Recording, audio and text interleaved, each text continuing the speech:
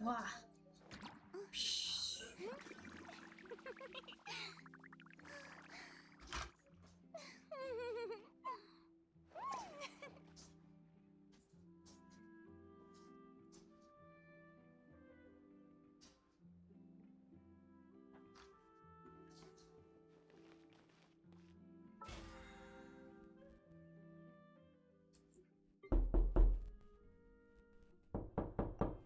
Ah. I do not order pizza.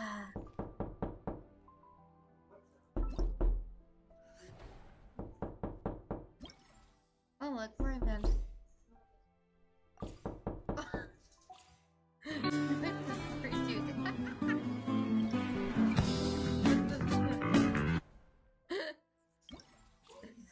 My friend was helping me do my stuff too. Holy hell, it's actually fun.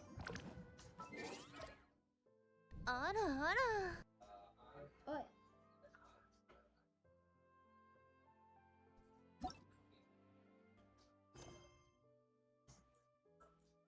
The fuck? What you doing, Gamer Shoes? What are you doing, Gamer Shoes? What the fuck? Gamer Shoes? Gamer Shoes, what you doing? Gamer Shoes. Dumb ways to die. Blah.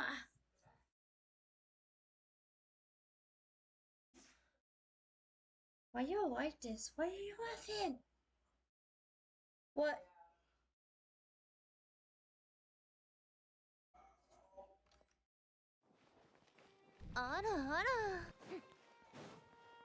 What? How? The Palais Mermonia sure is buzzing with activity. Halloween, this is Halloween, Halloween, Halloween, Halloween, Halloween. In this town we call home, everyone hail to the pumpkin song. Take a look at this report. Sorry, I've got my hands full here, but you can see yourselves in. Luckily my FBI stuff is sort of really bits. Everyone's so busy. Seems People a would lot use it with He fires. He fires, man. Yeah.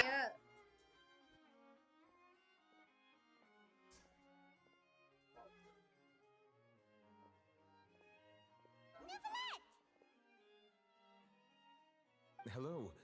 You've come at the right time, but you'll have to Wah. wait for just a Thanks. moment. Yay! As there Exotic butters. I must tend to first. In the meantime, please have a seat. Exotic If you'd like to have something Wiggy to drink, wuggies. let the Melusine outside know. That's all right. We just ate. Very well then. What'd you say? Take a break over there while we wait for him to finish his work. Boop. No. No.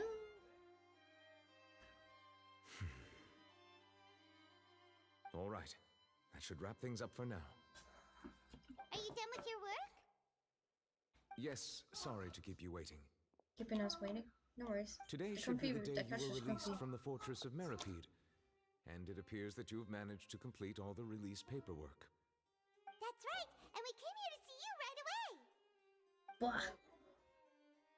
Yo, Piper don't know everything they ever said. Blah, blah, blah, blah. A massive whale. Do you have any idea what that might be? Yeah, Judging where's from there a your whale? description, that cannot have occurred in any ordinary waters, but rather Hello? something like the primordial sea. A whale of that size and shape cannot usually be found in the waters of Tevat. Yep. Therefore, we can only assume that Child is presently immersed in primordial seawater. Immersed in primordial seawater? But how? And is he okay? Most people wouldn't be capable of entering in the first place. I'm not completely sure how he could have gotten there myself. I don't know the place, but the fishy on me. Got a lot to be, but the fishy on me. Gotta do, I'll slap your knee. Fishy on me, fishy on me. I don't know the place, but the fishy on me. Got a lot to be, but I'll slap your knee. Fishy to be, but I don't know ye. Fishy on me, it's a fishy to be. What the hell? It turns Blah. out that I have just received a report about this particular matter. In fact, that's exactly what I was busy with a moment ago. The source of the tremor was here on the surface near Poisson. After the shaking Poisson. stopped, the water levels in the Poisson area rose at an alarming rate. Poisson. The water It almost sounded like Poisson. No. Poisson. There. Fortunately, the water levels only rose for a Poisson. short period of time and have already returned to normal now. Normal. However, I still have a bad feeling about the whole phenomenon. If the change in water levels is connected with the leaking primordial seawater, then the situation in Poisson may be much worse.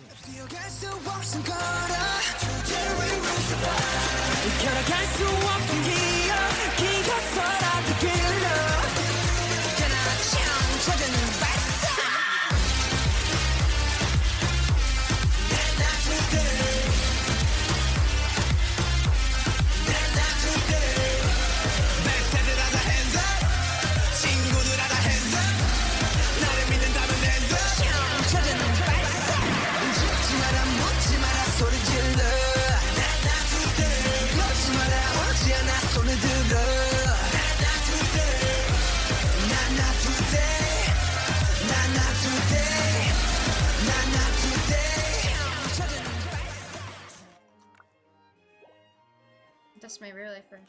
Hey yo, Nebula, what you doing? Wah!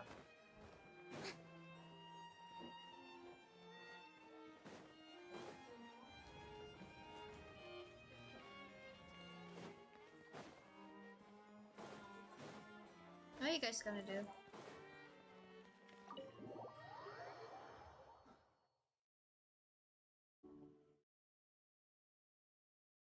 What are you guys gonna do?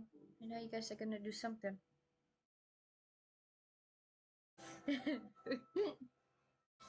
You're weird. Popcorn.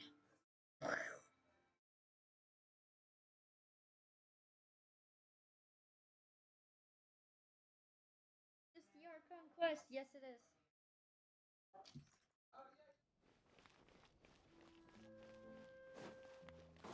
It is the Art Conquest.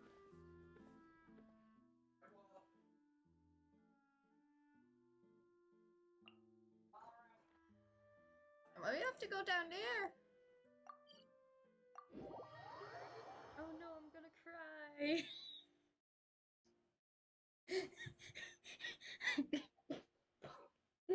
Really? You fool.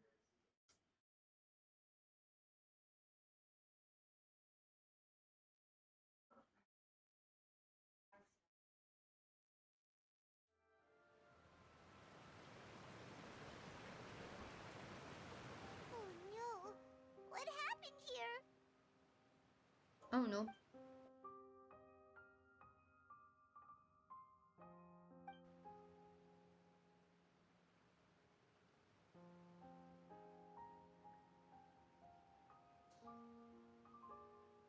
Nadia should be around here, right?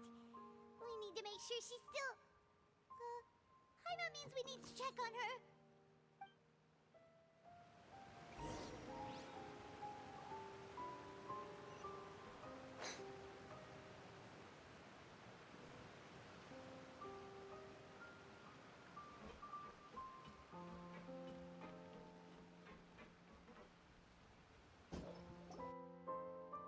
The tears are already We forming. haven't seen a single soul all the way here. Oh, this is getting scary. What will I ever do now? Look, there's someone on the roof over there. The hell? Just stay put. We're coming up. Watch your balance.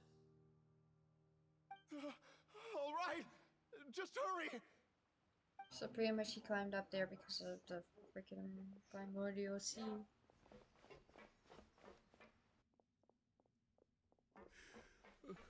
I'm not young anymore. How will I survive on my own? My Desiree! Oh, he looks pretty sad. My leg! My leg! How could this have happened? It hurts! just hang in there. Help is on the way. You can hold my hand if it makes you feel better.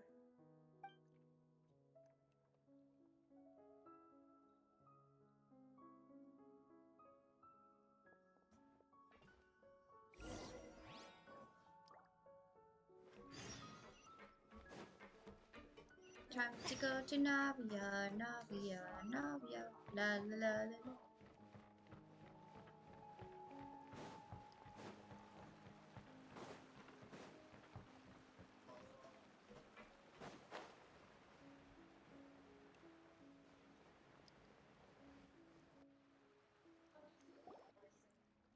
Wow.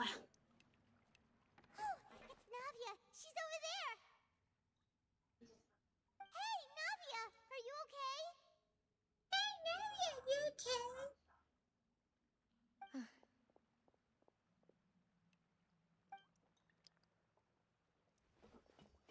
You're here. Yep. We heard there was a situation in Poisson, so we came That's as my quickly as we wife. could. Yes. As you can see, the water level suddenly rose. It caused quite the disturbance, in fact.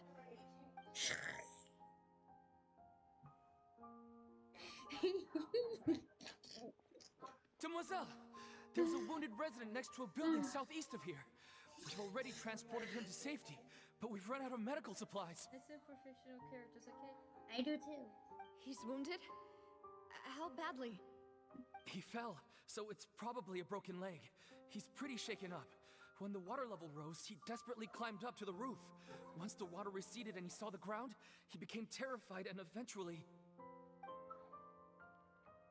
He jumped down then. Find the leader of Squad 1 and tell him to take the wounded resident to see a doctor. He should know where to go. Understood. I'll take over his search and rescue mission in the meantime. All right, you'll be in charge.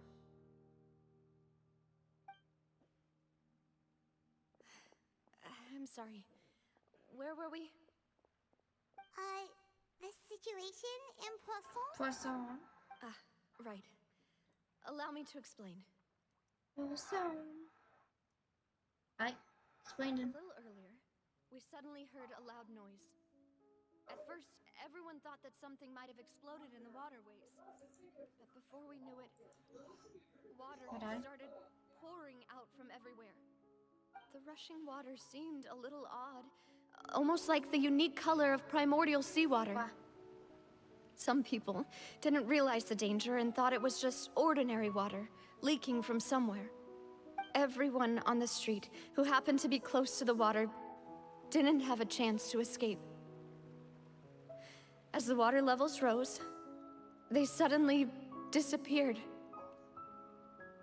They were all dissolved. Yes, she is right there. Those who realized what was happening started to flee in a panic, desperately trying to get to higher ground. Many were injured in the stampede, and some people fell from significant heights.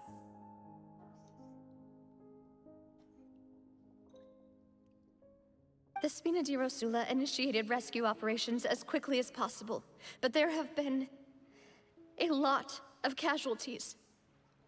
Fortunately, the water began to recede after some time, and the chaos came to an end.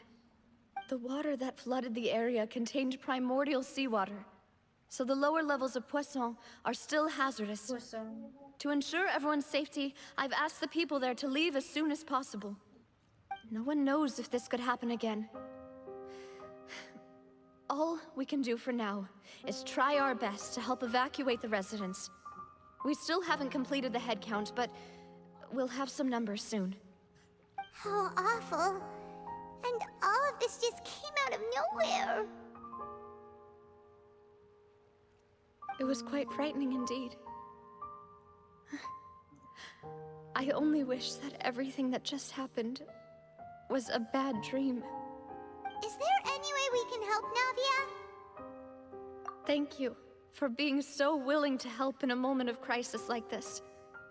You don't know how much it means to me. I really can't express how grateful I am.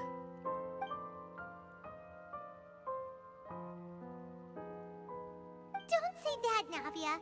That's That's what friends are for. Yes.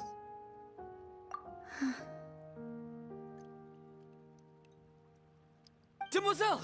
We've got a situation here! I'll be right there. You can't? Ew. Sorry, I need to go for now. No worries, Navia. And off she goes. Seems it might be a while before she can take a break.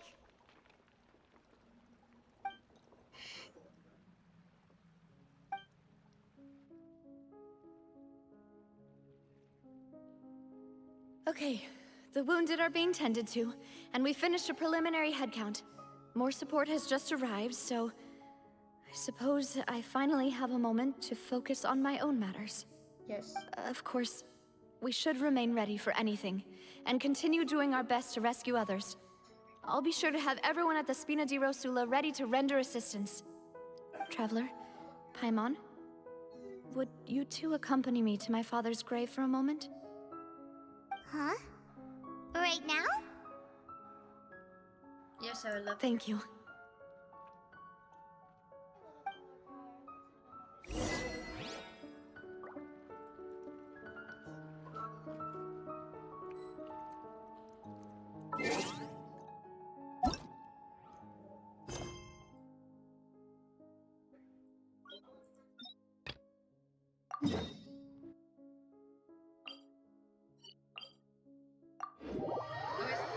There. What? Square's right there? Where we always do bounties at? What? It's pouring out here. No. Oh, wait, the water levels aren't rising, are they? Maybe let's check the first. Guys are trying to go grab it.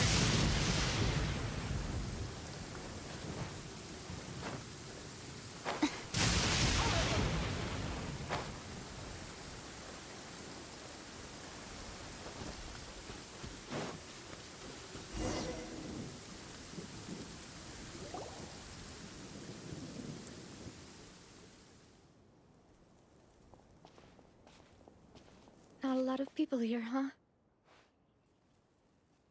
Well, given the time of day and the whole situation in Poisson, Paimon doesn't think there'd be a ton of people here visiting graves.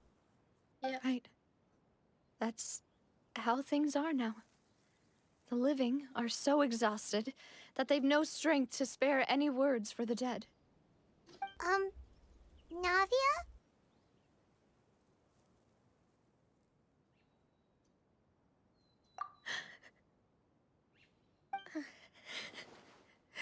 Oh no, she's crying. Navia, what's wrong? Sorry. I just... Maloose and Silver... They won't ever come back here again. What should I do, Papa? Huh? What happened to them? Everyone agreed on the rescue plan, but still... I was the one who initiated it. They were helping evacuate the residents, but they couldn't leave in time. They're mean to try to protect you. And they were caught in the seawater.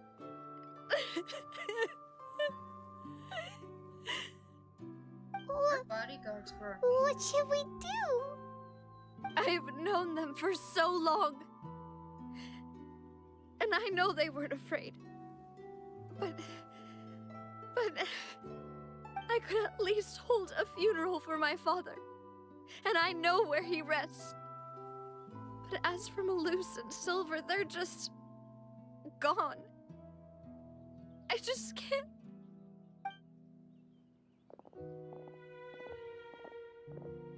Everything looks so clean after it rains. Even the gravestones. I didn't expect that you'd enjoy a glass of red wine in front of Master Callus's grave. I can understand. Besides, the scenery here isn't half bad. See, it's not just me. I always want to bring something when I visit Papa. Perhaps we might even have a picnic. He wouldn't be angry, would he? Yes. How could Master ever be upset with you, demoiselle? Yet the cemetery is the home of those who have passed, is it not? Everyone ends up here sooner or later, no matter who you are. Buying yourself a plot in advance, are you? But they don't have anything No right need yet. But when I do, I hope you'll let me be buried beside Master Callus, demoiselle. Hey, stop joking around. I'm quite serious. That way, it'll save us both the trip to see each other whenever you visit your father's grave. That makes sense. In that case, could I be buried on his other side? After all, besides you, demoiselle, the two of us could certainly be considered Master's closest companions, no? Personally, I believe we fill those shoes just fine. Why are you bringing this up all of a sudden? Seriously. All right. I'll remember your requests. But I'd really prefer not to talk about this stuff. And what do you mean by saving me a trip? I'd make the journey even if I had to visit you two somewhere else. I'd promised to let them rest in peace here. But here I am breaking that promise. Hey, it's not your fault, Navia. I'm sorry for letting you see me in a mess like this. I don't usually cry, really. Paimon doesn't know how to help you feel better. But, well, she understands how you feel. I'd always thought I could make my wishes come true. But now that I think about it, that never solely relied on me. Many things can only be accomplished with someone else's help. Malus and Silver have helped me so much. Holy hell. But by contrast, I could do nothing for them. I'm so sorry. You can spend as much time as you need here, Navia. We'll stay with you. He's like, Erica. Thank you. Right now, you don't know how much that means. By the way, you can have a look at this. It's a list of victims from the incident that took place here. Obena, Khan, Burnett, Giverny, Francine, Karina, Daisy Ray, Joinville, Julianne, Esson, as well as Malus and Silver. So, everyone else is safe. But still... It's okay. I know what you're thinking. And you're right. We lost Malus and Silver. But we were able to save more than we anticipated. The overall outcome indicates that the cost was... Right! Don't think that way, Navia.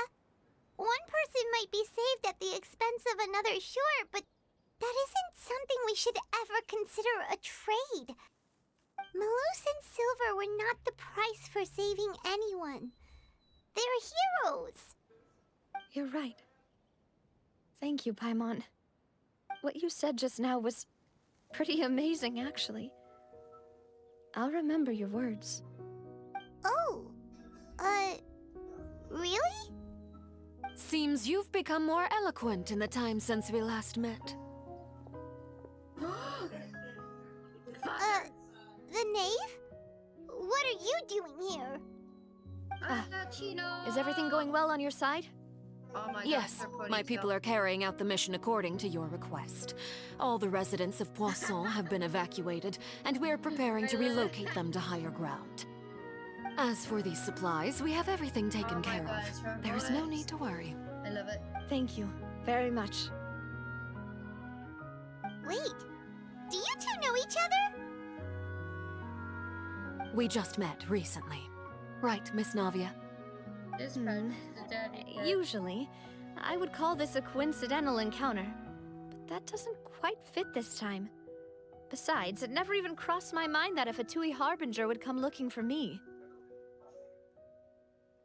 Thanks to the Knave, Spina di Rosula received generous support from the Fatui, which allowed us to complete the rescue and evacuation work so quickly. Mutual aid is essential to fostering positive developments. We were already in the area, in any case, so it was nothing. That said, I must say that you're a lot sharper than you let on.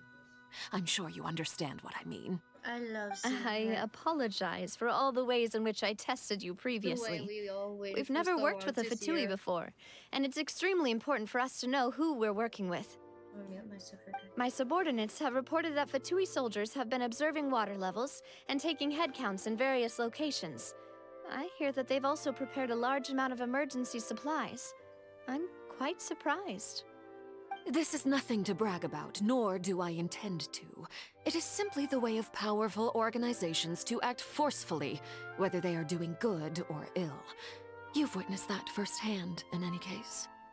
As I've told this traveler before, I know of the prophecy, and I intend to prevent the impending disaster. Lending your organization a hand was a natural first step in accomplishing that. As such, do not be troubled by this token of our sincerity. Perhaps one day, you'll also be able to help me in the same way. Without your help, there would have been many more casualties. I won't forget your kindness. Furthermore, I sincerely regret what happened to Malus and Silver. I only wish that my people could have arrived a little earlier to prevent this from happening. Don't say that. You and your subordinates did everything you could. As Paimon said, Malus and Silver didn't choose to sacrifice themselves for any specific person. And they weren't the price paid for other salvation. They chose to become heroes themselves. I've never liked hearing people put it that way. It's like trying to relieve pain by saying some noble-sounding words. But right now, there's nothing more suitable. They really did become heroes. You're right. I'm sorry for your loss, Miss Navia.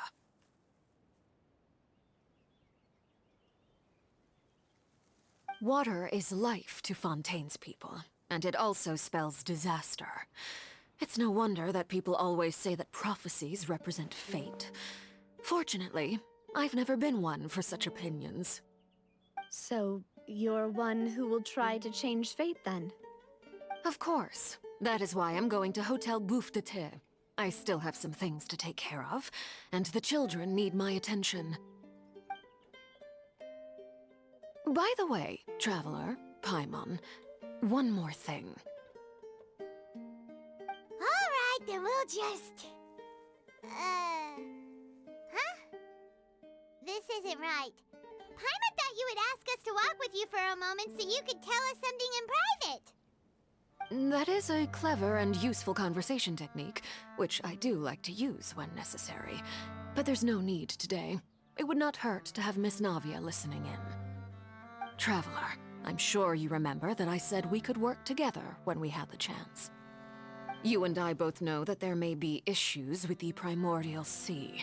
Previously, it was the Fortress of Meripede's sluice gate, and this time it was the water levels in Poisson. These are both signals.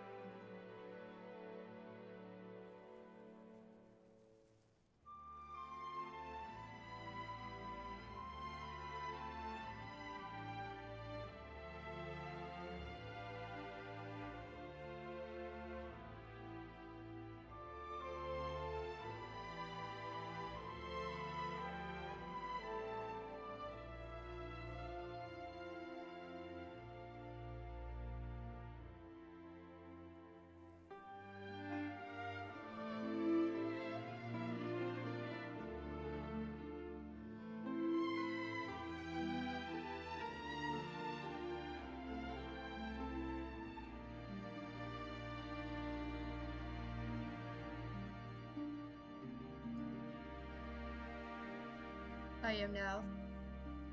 Blah. Indeed. Allow me to share the latest intel I've received from the House of the Hearth's intelligence network with you. During some recent investigations, a child claimed to have discovered some ruins near Poisson. The ruins date back to ancient times, and seem to be worth investigating in many ways. Judging by the dating of the ruins, they may be related to the prophecy and the coming crisis. The situation is becoming more urgent, so any pertinent information will prove extremely precious. My people initially came to prepare for ruin exploration. Unexpectedly, this disaster struck. And at present, we're all busy prioritizing the rescue effort. So that's why the Fatui were already in Poisson. I wanted to take the children along, but unfortunately, Linny, Lynette, and Fremine have all been dispatched to higher ground to assist affected residents. Linny told me that outside of the house, the person they trust most is you. Which is why I want to give you this task. The House of the Hearth's members see each other as family, but Linny, Lynette, and Fremine said that they also see you as such, even though you are not from the house. I'm sure you already understand how earnest they consider their friendship with you to be. Yes. Oh, that somehow makes Paimon feel kinda happy. The intel I just shared about the ruins could fetch a high price. But since the children consider you family, it's only natural that I freely share it with you. Got it! So all we gotta do is go to some ruins, right? We can handle that. Excuse me, but may I tag along? You wish to join, Miss Navia? But Let her do are you it. sure you're up to exploring some ruins? You need to rest. Well, I'm sad, yes. But I can't just go back and plop myself into a chair by the roadside and do nothing.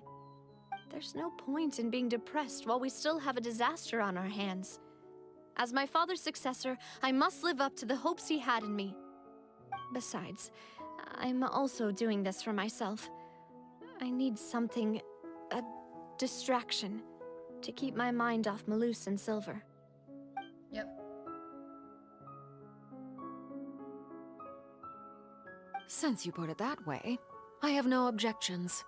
What do you say, traveler? All right. The ruins are to the south of Poisson. Here's the map. Okay, the three of us will handle it. Come on, let's pack up and get going. Yeah.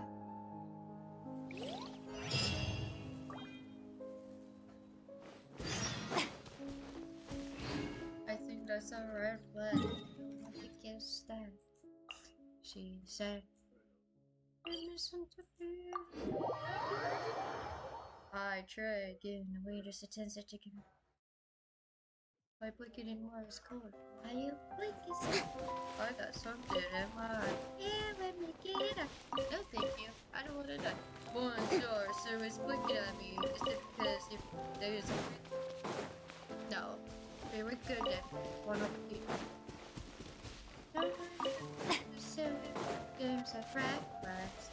And the best versus you ever had. Maybe you're lying, maybe I'm looking for excuses. My heart's got bruises, her duty's just as loud. Ooh. Wow.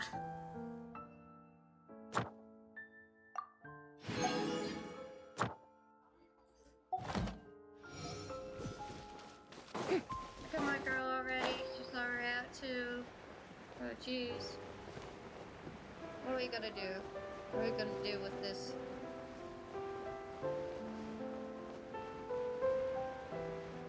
Is that gay flowers? Yes, these are the gay flowers. I don't need them anymore, but I still want to collect them. Wow.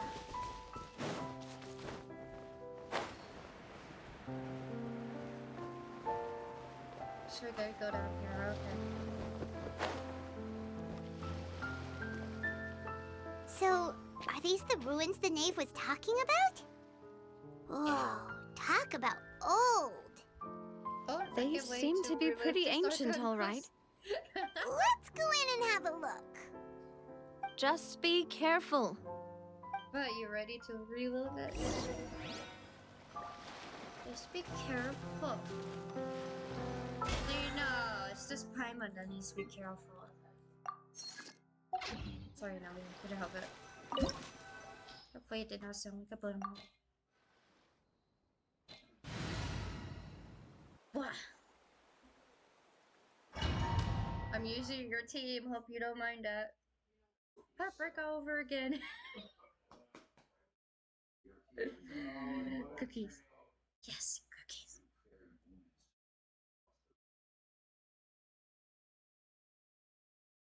It's a good team, it is?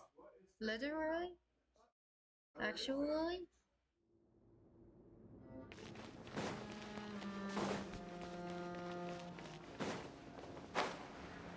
Ah! Ah! Oh no, I'm in a primordial sea! Oh no! Let me swim in it real quick. Primordial sea! Yeah! I...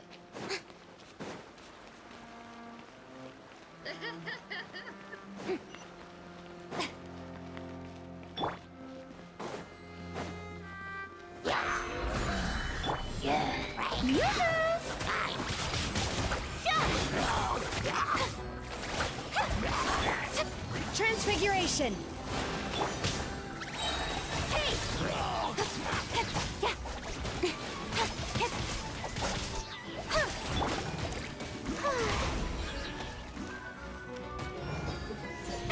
Oh, brilliant! Quake! Don't blink! With sword comes shadow.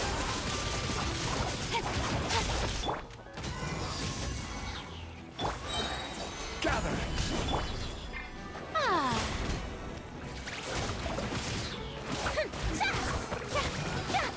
Let my name echo in song!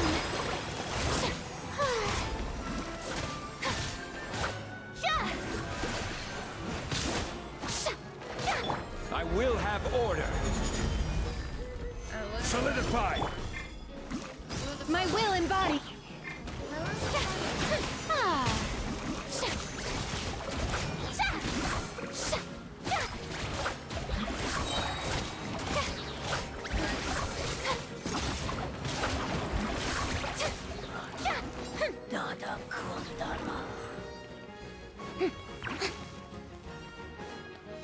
Shower me with praise!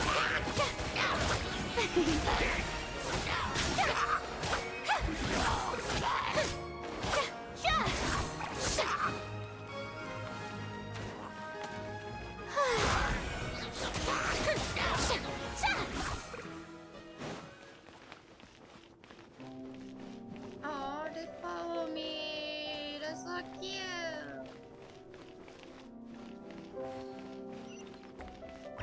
Wow. No, my body's conflicted. What? The floor here isn't safe.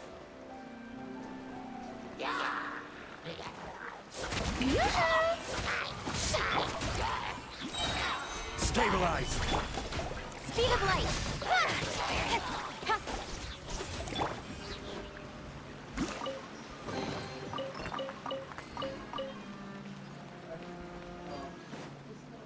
JDD, I almost died. You know what? I can just quit with Farina on your couch room. That's so true. Good guy. This place has also been contaminated by primordial seawater. Yeah. And a lot of it, too.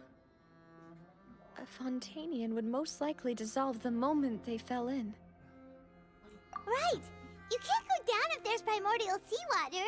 It's too dangerous, and it won't be any help for you to just stay here. Don't get by my wrong. We're not saying you're useless. It's just that... No, you're right. I can't do anything in this situation. I'll leave this to you. You need to make sure to stay guaranteed for her. That complicates things. Maybe the only way left is forward. In that case, do you want to wait for us here? The water levels here are unstable, and there's a chance the water will rise. So staying here wouldn't be safe either. I'll go together with you. Perhaps we'll find the exit just up ahead.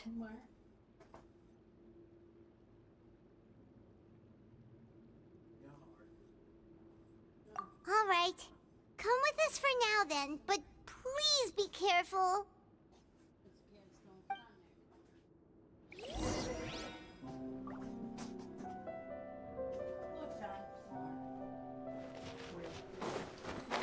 Oh no, it's a dead end! Let's try climbing over from the side.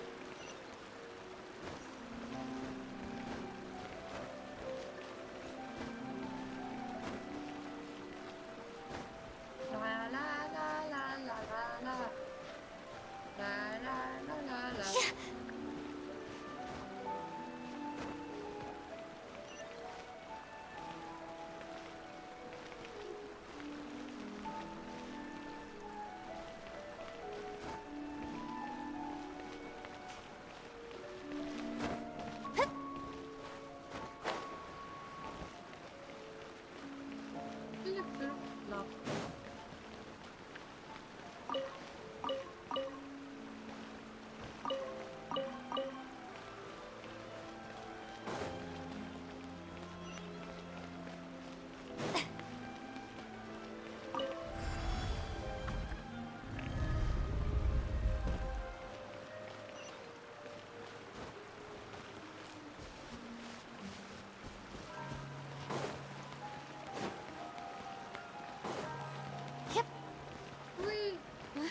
Wait!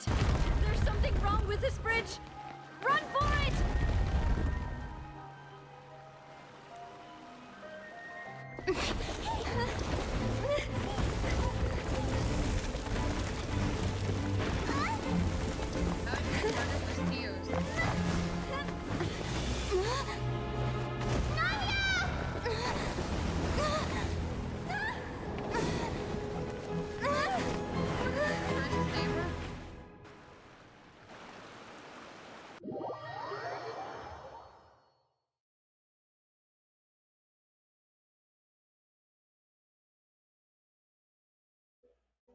Silence.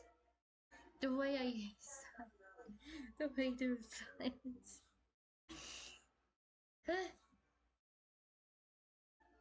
Oh, there goes Kelly and Garfield being on my bed.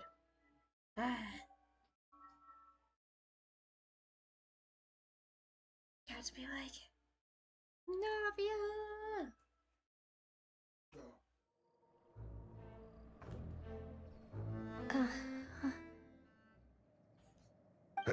Demoiselle? Huh? Demoiselle, what are you doing here by yourself? Would you be standing here till dark if I hadn't come to get you? Maybe she just wants some time to herself, Malus. Hmm? Oh. Was I sleeping? Yes, it would appear so. I must be tired. That's quite possible. However, you were the one that suggested we go out for a walk. Oh, right. I nearly forgot. It must have slipped my mind when I dozed off. I haven't had a nap today yet. True. Have I? This is a familiar feeling, yet something's a little strange. Is something the matter, Demoiselle? Oh, no. No, I'm fine. I was just trying to recall why we came out for a walk. Do you remember Mr. Giverny? He'd requested our help before with foreign merchants who had a debt dispute with him, and we'd resolved the matter not long ago. We were headed to see how things were going with him at the moment. Ah, right. Yes. I remember now. Oh? Miss Navia. Ah, Mr. Malus. And Mr. Silver, too. It's good to see all of you. Yeah. How have you been? I've been great. Thanks to your help, those bothersome merchants finally realized that I wasn't the one they were looking for. Why, I wasn't even the guarantor for that person. Yep. They were knocking at my door day and night. Even my neighbor, Obina, was getting fed up with them. Sometimes force is required to calm someone down and get them to listen to what you have to say. That's right. Oh, by the way, Burnett, what was it that you wanted to give to Miss Navia again? Oh, yes. One moment, I have it right here. Miss Navia, these are some flower seeds that I prepared. Please take them. They're a very good variety, and they'll become very big and beautiful once they bloom. I don't know what we would have done without your help, so this is a little token of our appreciation. I hope you won't refuse. Ah, did you cultivate them yourself? Thank you so much. I'll certainly take them. Malus, we do still have some empty flower pots at home, right? Why, we can have as many pots as you'd like, Demoiselle. Perfect. In that case, we'll swap out some of the decorative plants for some of Mrs. Burnett's flowers. Very well. Wait. Something seems to be off here. Excuse me, madam. If I'm not mistaken, your name is Burnett, correct? That's right. Is something wrong? No, it's nothing. This is the first time we've ever met, but your name seemed familiar to me. I must have heard it when I was discussing things with your husband previously. I I've heard this name before. Sometime recently, I'm sure of it. And why are there so few people around here? Where did everyone go? We must mind the time, demoiselle. We still have important things to attend to today. Huh? We do? Like what? Well, now, did you forget? Miss Navia, here you are. I've been looking for you. Please, come to the Opera House. Your trial is about to begin. My trial? Wait, why would I need to go to the Opera House? Yes, she's right, demoiselle. It's just about time now, so we should get going. Oh? All right then.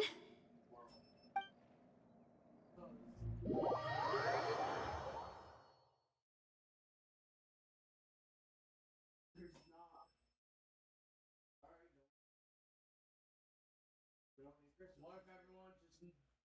Does Christmas still a thing because little kids... Santa, okay? So...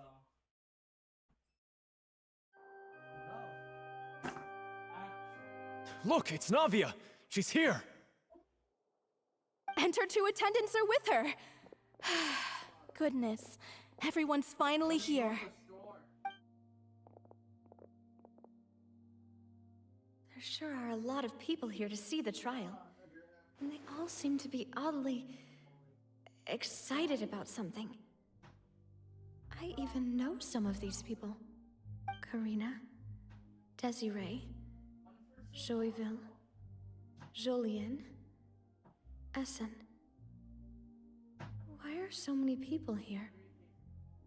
And why do I have no recollection of this case? And as for the judge... huh? Where's Monsieur Neuvillette? Please sit in the defendant's seat. Don't worry, Silver and I shall accompany you. All right. But are you sure you can stand behind me? Typically, it wouldn't be allowed, but today is an exception.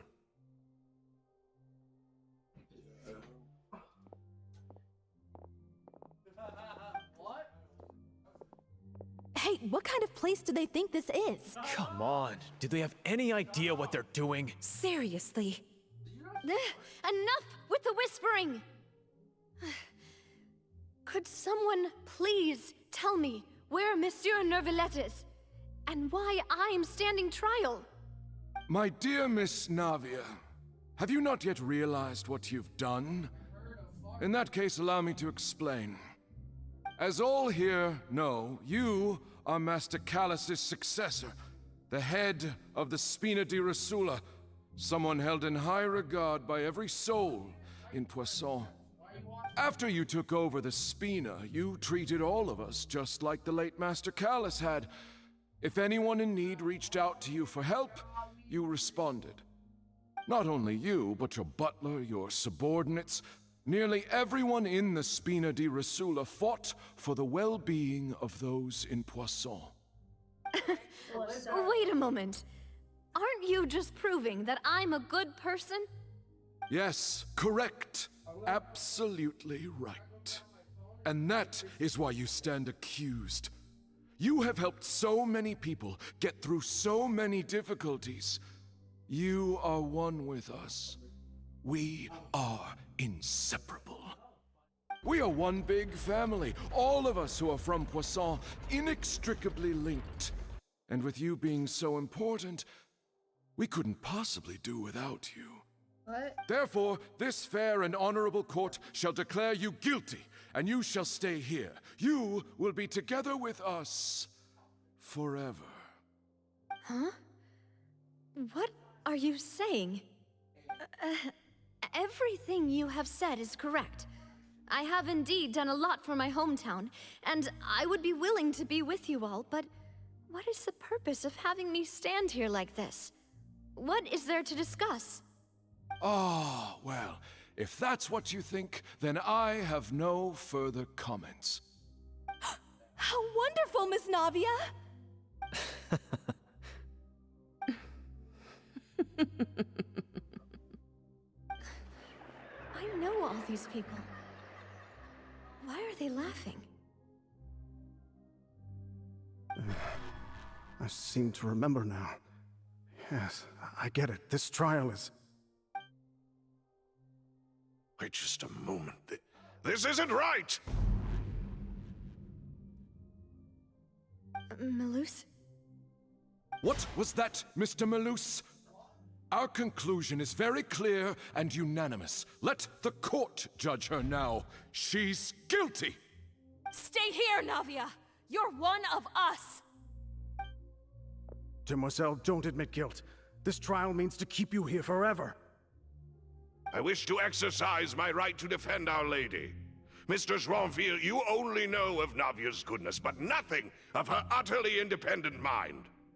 She was born a free and independent spirit. She has never been tied down by anything. Indeed, even the death of Master Callus couldn't stop her. Her actions cannot serve as proof that she identifies herself as part of any group. She merely acted as an individual, extending her hand to help others. Please do not mistake her actions as being otherwise. Really? As an individual, you say? Don't forget, we are all Fontanians here. This is the nation of justice, the nation of Hydro. Even if Miss Navia only voluntarily rendered her assistance, that doesn't change the fact that her beautiful soul must return to everyone. Water accepts all, blends with all. It will surely accept her kindness. What? Everything is measured here in the nation of Hydro, and in the end, everyone shall meld together. Thus, when a unanimous opinion emerges, that opinion represents justice. Now, I speak for everyone. Our opinion is consistent. Navia should stay. We and Navia are one. And you would call this justice? Preposterous. You are merely jealous that Demoiselle still has a chance to exist as an individual. Have you forgotten how much you all once longed to become individuals, to become independent? Do you mean to defy our justice? If your justice is flawed, then why should we acknowledge it? As you said, we can also have our own justice. Silver and I shall defend Demoiselle. And that is how we will enforce justice. Yeah. My head... It hurts. Demoiselle. Silver, it hurts. My head is spinning. All I can see is stars swirling in front of me. I remember now. Everything that seemed odd from the very beginning.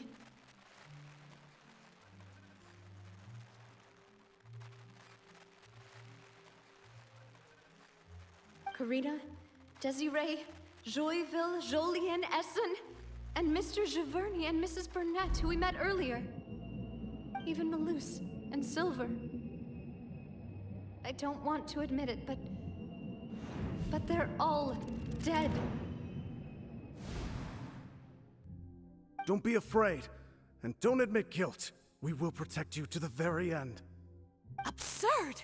Who are you to say that she cannot be judged? True. We are the majority, and in the nation of trials, the majority is absolute justice. We are the will of all. Don't let them escape! We shall keep Navia here with us! Mr. Malus and Mr. Silver, must you be so stubborn? How could the two of you possibly hope to stand against the collective? Do not resist. This judgment is fair and just. Navia belongs to us.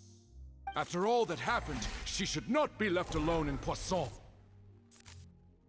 What are you saying? No more excuses! He says we're jealous. Jealous? How could she possibly be an independent individual? What's with these people? Who's jealous of her?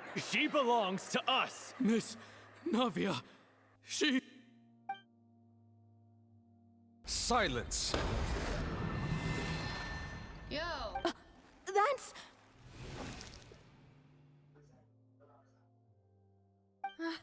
Monsieur Neuvillette! Such commotion is prohibited in the court. The accusations you just presented are nonsense and cannot constitute a proper trial. The court will adjourn for the rest of the day. In this, I shall hear no objections from any unauthorized party. Our thanks, Monsieur Neuvillette. Please leave with me, Miss Navia, while there is still time. But... Go on now, demoiselle. This is your only chance to leave this place. What, can't bear to leave us behind or something? Malus. My apologies. I couldn't resist making one little joke once I realized that this shall be our last goodbye. Malus. Silver. Quickly, you must come now. Goodbye, demoiselle. Demoiselle. Demoiselle.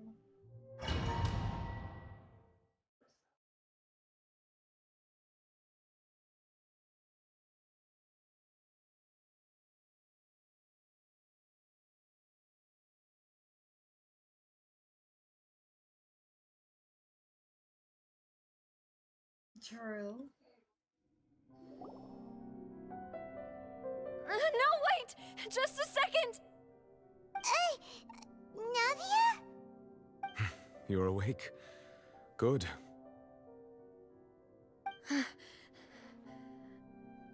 I must have been dreaming. Malus and Silver were still alive, and they were defending me at some insane trial. It looks like you're all right. Did all the sad feelings cause you to have a nightmare? Paimon could give you a hug. The ruins you were exploring suffered a cave-in.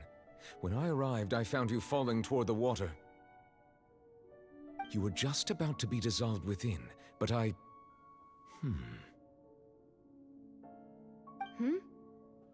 What is it? I think I saw 2 Oceanids protecting you. It was only for a moment, perhaps even a fraction of a second, but they gave me the chance to retrieve you. Were it not for their intervention, I would not have been able to rescue you before your consciousness dissipated. Wait, did you say Oceanids? You mean like what happened with Vache? Perhaps those 2 Oceanids were the people you saw in your dream. I always told them that they didn't have to protect me. To think that they'd keep doing so even after death.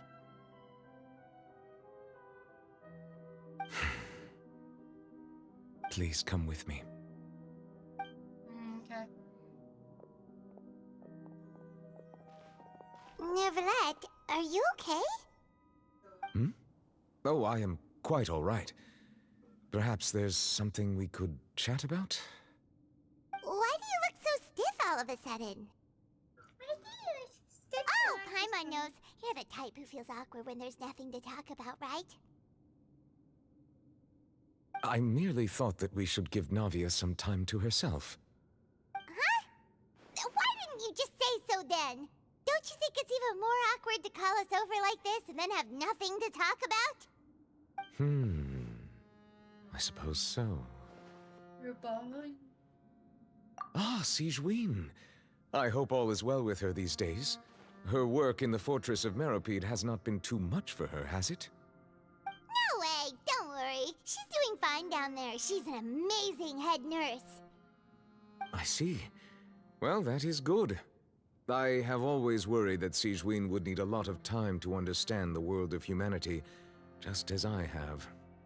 Oh, and the Duke also says hi. Even though Sigewinne made him do that. He hopes that you haven't been overwhelmed by all that's happened lately. Thank you. I have indeed been busy lately, and I also hope that everything is going well in the Fortress of Meropide. He still doesn't know what to talk about. Let's chat about something else then. So, Neuvillette, you're probably quite the swimmer, huh? Yes, of course. This isn't going anywhere. Let's try something else. How did you find these ruins? Did the knave tell you? Yes, in fact. I had arranged to meet you in Poisson, but when I arrived, I discovered that the Fatui were helping the residents evacuate. They had even transported a large quantity of supplies to the area. Amid my astonishment, I ran into the knave, and we had a chat. She informed me that she had asked you to investigate the ancient ruins here. Yeah, we originally planned to meet up with you, but we thought you might still be busy with all those official documents. We didn't think exploring the ruins would take very long, and who would have thought you'd wrap things up so quickly?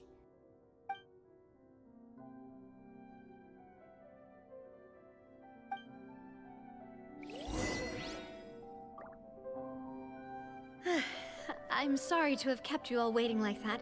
I'm feeling much better now. I guess we should get going again.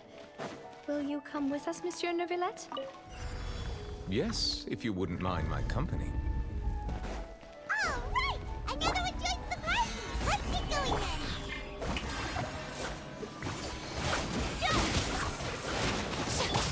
Unleash! Hey!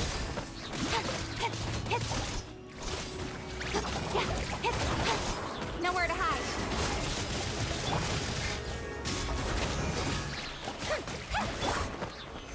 Solidify!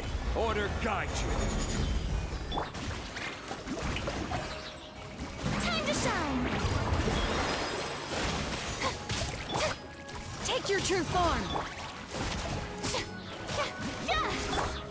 Cryo Incarnate!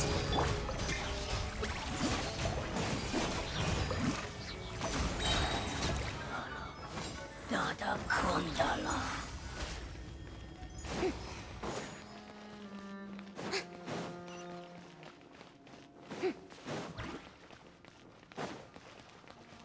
Oh no, another unstable path. Watch your step.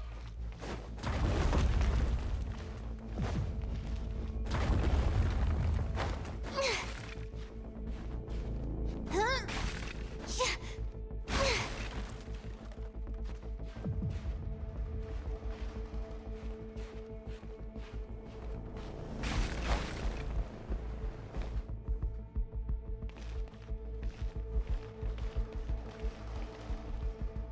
Blip, blop, blop. Blop.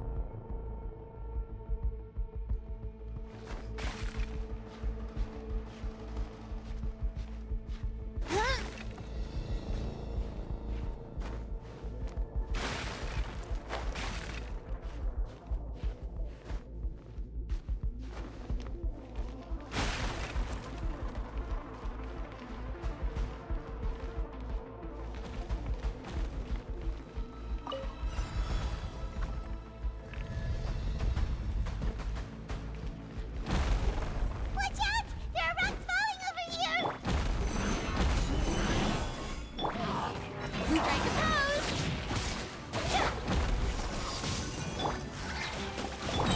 Don't blink! With swords and shadow.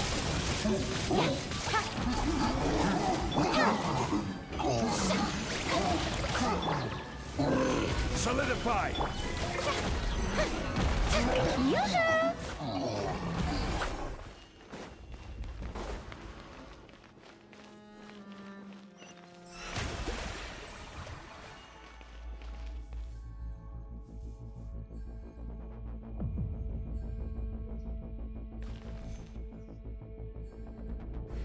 May I present?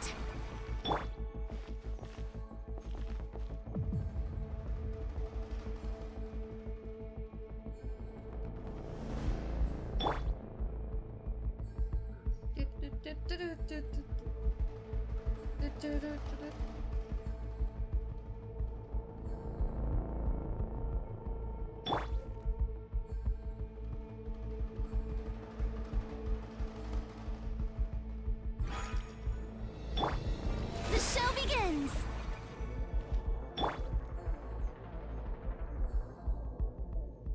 Yes.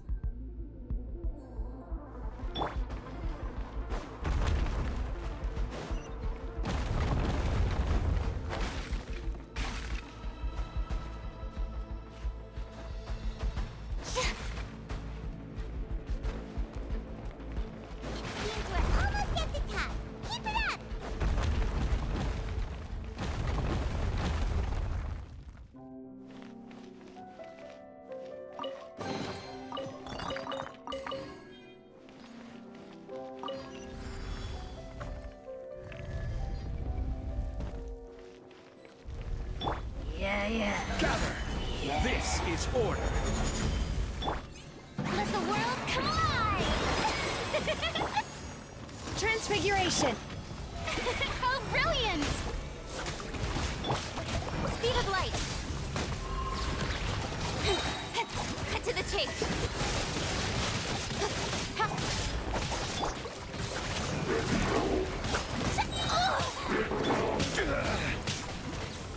Solidify! Order guide you! Don't blink! With sword comes shadow!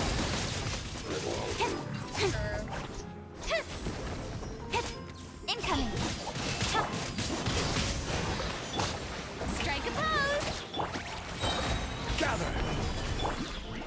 Let my name echo in song!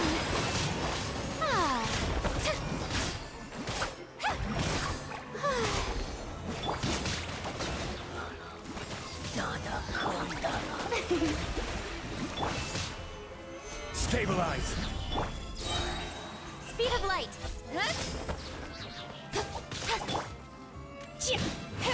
By ordinance divine! The show begin! Obey!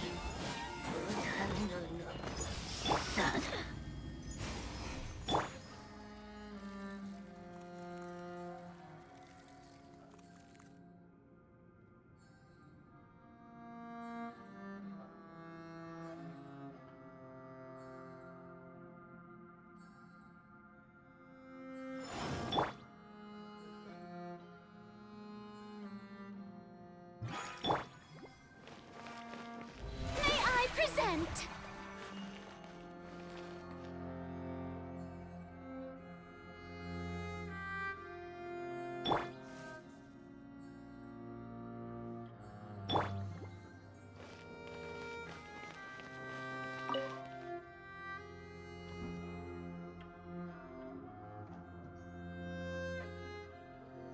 What is this gonna be?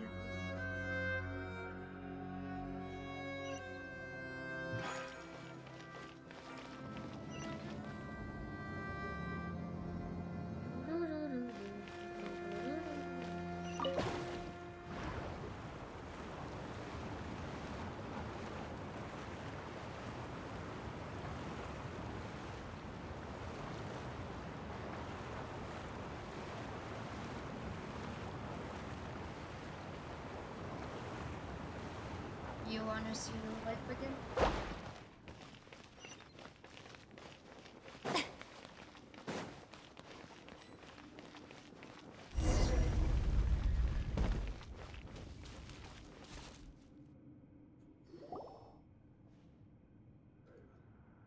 Looks like we've reached the end. This is the place. There should not be any other hidden spaces in the vicinity. The path sure had some twists and turns, but it turns out that this place isn't actually that big.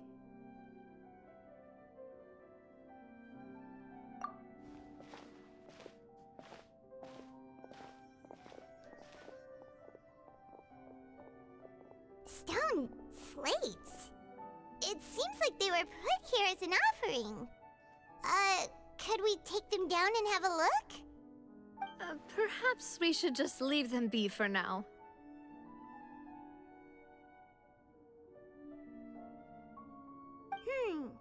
There are 4 locations in total, but only 3 stone slates. The slate that should be in the first empty spot is missing. The surrounding walls also show signs of damage. There's something written below. Let Paimon see. Reason dictates that this nation be destroyed. I shall record the history of its future here in its past. Say what? It feels like someone left these slates and these words here for a purpose. But does he mean that Fontaine should be destroyed? That would fit the circumstances dictated by the prophecy, yes. Indeed, the slate's contents correspond to it. Take the second slate, for example. There's a person kneeling here. She seems so dedicated. And there's a whole bunch of other people behind her doing the same. She's facing this What is this? Some kinda island in the sky? And is that Lady Farina in the third image? Did the Hydro Archon fall into the water? And is that a ring of people around her? Paimon doesn't quite get it. Are they all in the water? The fourth image. I know this one. This exactly matches the content of the prophecy.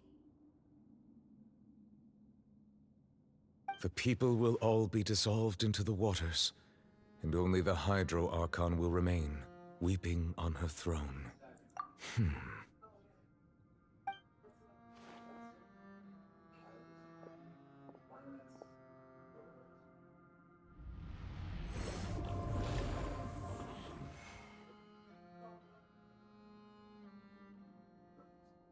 More information should be hidden in these slates, but I fear I cannot easily uncover it, most likely due to us missing the first slate. I am very sorry. Don't blame yourself, Monsieur Neuvillette. Deciphering ancient stone slates isn't one of your duties. Ooh, Paimon's getting the chills just looking at these slates. This says that it's the history of the future, right? That means the prophecy's sure to come true. I really hope it doesn't mean that. Still, Paimon feels like these images are kind of weird when you look at them together.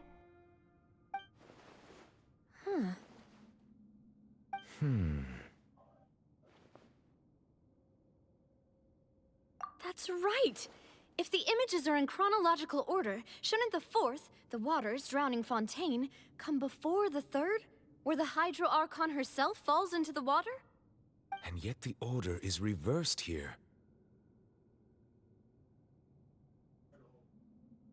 If we go by timing, Lady Farina only emerges in the third image.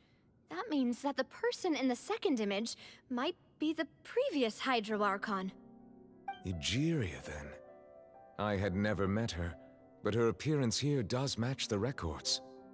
The previous Archon kneeling before the floating island in the skies, as if confessing a sin. Did she herself commit that sin? And if not, why would she be in such a posture? Also, I'm still wondering why these ancient stone slates are here at all. Judging from their contents, could this place be the origin of the prophecy? Does that mean that someone, or some people, once saw these slates? But who would have created these slates and left these words here? I don't know. Maybe the first god? It seems that any further clues will have to come from Farina. In that case, there's no time to lose. There's nothing else to be gained here, so let's head back first. Yeah, we better get somewhere safe for now.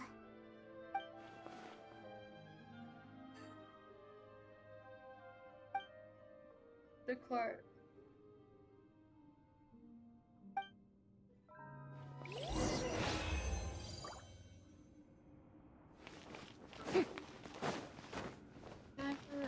Go to the cart.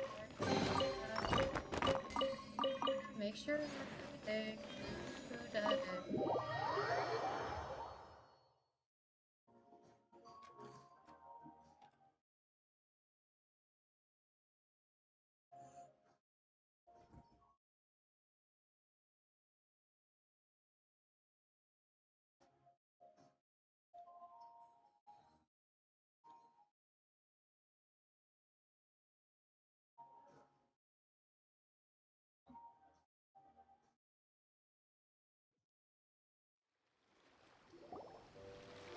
Let's split up here. I'm going to check on what's happening with the Spina. You know how it is. There's some things you just need to be there for yourself. Yep. You still have energy for that, Navia? Paimon's already beat. I don't know how she has. Just head back to the Fleuve Cendre and have a rest then. Thanks for keeping me company all this time. I'll depart as well. Thanks for your hard work today. Rest well, everyone. Yeah. Traveler, I will go talk to Farina tomorrow morning to ask about the stone slates. I'm sure that you're concerned about this matter as well. If you have time, drop by my office. I will share the results of our discussion with you. Are you really gonna talk to her about this directly? Will that be a problem? Paimon's getting a little scared now that it's come to this. She has long been harboring secrets and will not give them up easily, which makes it all the more my duty to ensure that she understands the present situation. Yes. Alright, we'll leave it in your hands then. You're probably the best person to talk to her anyway. I will be carefully considering my words tonight. Traveler, Paimon, our safe house at the Fleuve Cendre is always open to you, as ever. So please don't think you're an imposition. Fleuves. Okay. All right. I'll be on my way then. Yeah, we gotta wait to see Arena.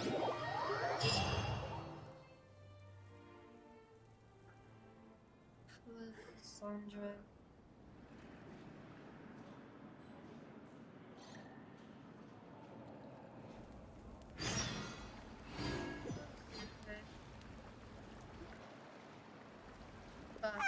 We're finally back! Welcome back. We've got a special menu prepared for you two tonight. Yay! And there's good food too! No, the boss is the best. Ooh, desserts! Yes. Nice! These are all Paimon's! Paimon's already starting to forget what happened today. Still out of food. Oh, that voice. Is that who I think it is? Mona! Huh? It's you two. What are you doing in Fontaine? What are you doing, Mona? I thought you were broke. Did you need some money? Mona?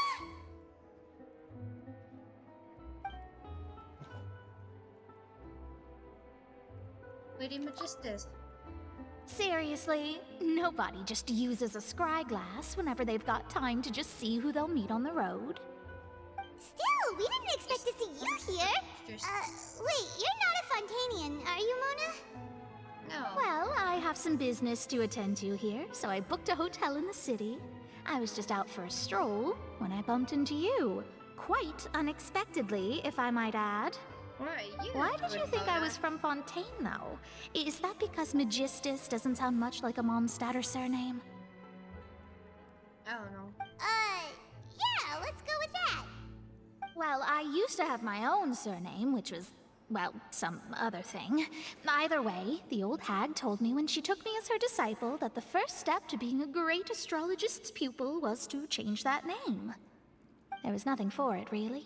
She really is amazing at astrology, so I changed my name to what it is now according to her wishes. To my surprise, however, Magistus is not the name of some ancient house or clan. Yeah, we still need to know that. It isn't? Nope. We still Although haven't it is used used by that us for in this place day. of surnames, it generally just means great. Wow! Imagine including a boast in your name. Wait, are you gonna have to put that into your genealogy as well? I reckon so. In any case, I'd give my disciple a name like this as well, if I were to take one. Take what? Astromancer Barbeloth Trismegistus. Whoa, that's a long one. Does it also mean great or something? My name means Mona the Great Astrologist. As for the old hag, hers is, in plain speech, the thrice-as-great Scholar of the Stars. Just take it as a title specific to astrologists. Yep. Thrice as great? That's so petty. I know, right? That's just how she is. She used to call herself Magistus, actually, but when she took me in, she changed her name to Trismegistus. Talk about excessive. Magistus is thus the calling card of our school, so to speak, which makes it about the same as a surname. It's all right if you don't get it. You can look into it further should you need to study astrology more deeply. Terrible! But anyway, you're not Fontanian, are you, Mona? You're from Mondstadt, right? We all know she's Well, I from was Mondstadt. born in Mondstadt, yes. My parents migrated to Dorman Port, and I traveled with the old hag for a while, after which I settled down in Mondstadt City.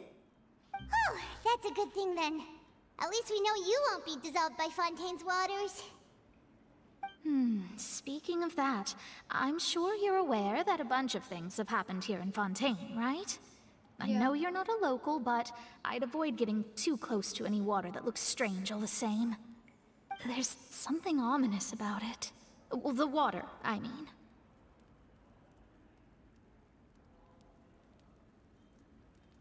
That was the main reason, yes. Just a while back, the Steambird invited me to take part in a panel and speak about the circulation of the prophecy as an astrologist. The invitation was sent quite early on. I don't think anyone expected Fontaine to be in this much trouble. What do you make of that prophecy, Mona? Just tell us what you think as an astrologist. Your word would go a long way to make things more certain and less scary. What I can tell you is that I'm an astrologist, and that this prophecy concerns the fate of Fontaine, even that of Altivat. Ascertaining this is akin to reading the fortune of the whole world. I'm afraid that this is not something that just anyone can do. If I could do it, you would no longer call me an astrologist, but a visionary. But on the flip side, the prophecy is so huge and powerful that it must surely come from a powerful visionary. Its contents involve the fate of the world. Disregarding it would be a mistake. A visionary? Sounds really powerful and all, but does such a person really exist? Of course. The old hag could do it, and I'd bet there are others amongst those Hexenzirkel colleagues of hers who could do something similar. Huh? Are you sure? All right, I'll help you. It isn't often that I see you with such a serious look on your face. I'll tell you once I hear back from her. Thanks, Mona. You're amazing as always. Oh, well, this is something only I can do after all. So yes, your praises are quite welcome. That's the greatest of astrologists for you! Of all the people we know, you know the star's the best! Indeed. That's the spirit. Oh, sorry. I came to see what all the commotion was about. If there's anything you need, do not hesitate to inform the Spina di Rosula. Oh, whoops. Guess we were getting a little too carried away there. Well, I'll go tend to my own business now. If I receive any news, I'll be sure to come find you two again. And there she goes, quick as rushing water. And here we are with the Spina guy giving us suspicious looks. Right, but we were able to recruit Mona's help, didn't we? Our Fontanian friends will thank us someday. Girl, don't slap that energy out of your face. Good morning. To be honest, I'm still feeling kind of sleepy. But it's time to get up, Traveler. We agreed to go see Neuvillette, so let's pack it up and get going.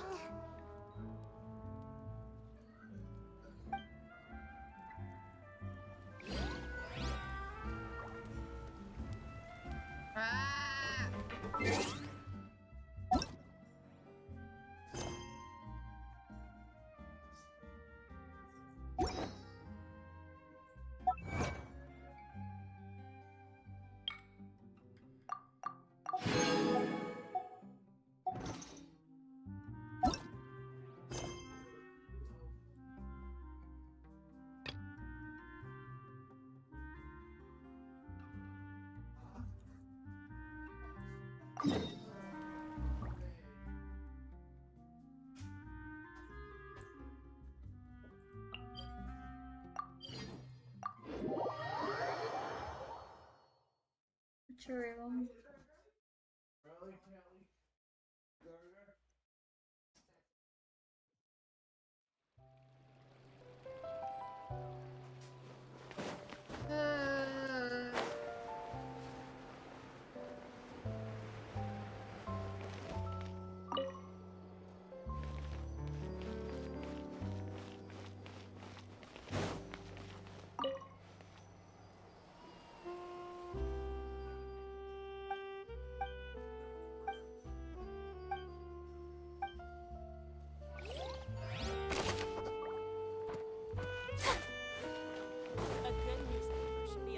House of Truth.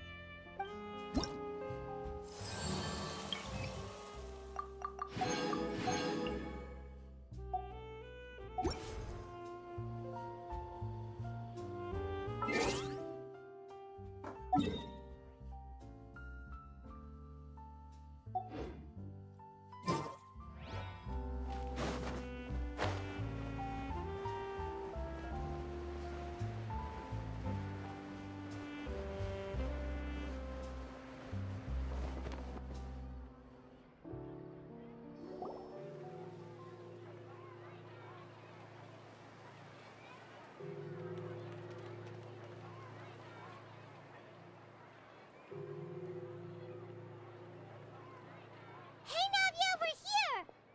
We're gonna have a whole mixed quest right now. Oh, jeez. Whoa. Check out all these people. Hey there, are you Navia's friends too? These are the people who have had recent dealings at the Marechaussee Phantom. They're usually hidden in the Fleuve Cendre, but I sent for someone to invite them over. Invite them over? Exactly. Now, I heard there's great coffee here, and so I asked them if they'd like to come and have some. Yeah, it's our pleasure to be guests of the Spina di Rosula. I've wanted to have a meetup like this for ages. Something feels off.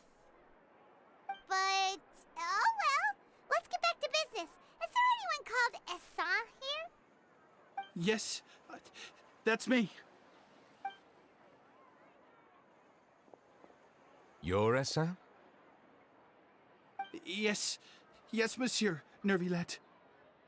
Did you write that threatening letter to Kiara? I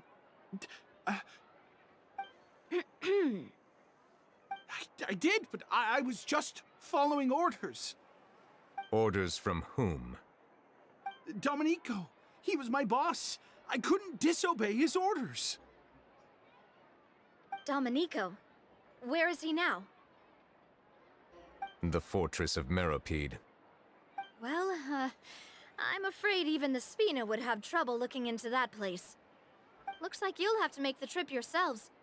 This was as much as I could do. You've done more than enough. I'm extremely grateful for your help. Leave the formalities for later. You should find Domenico first. If he really is the one setting up the conspiracy, it'd be best if he's exposed as soon as possible. All right then, let's head to the fortress right now. Yeah.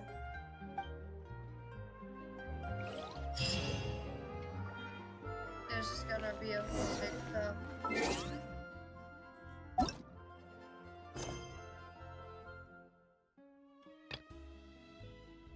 This is a huge mix-up.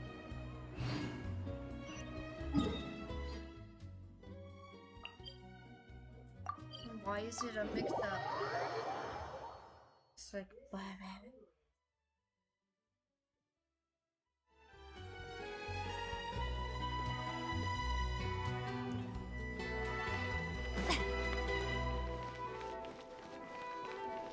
Looks like we're gonna do two different quests at the same time. Oh, jeez.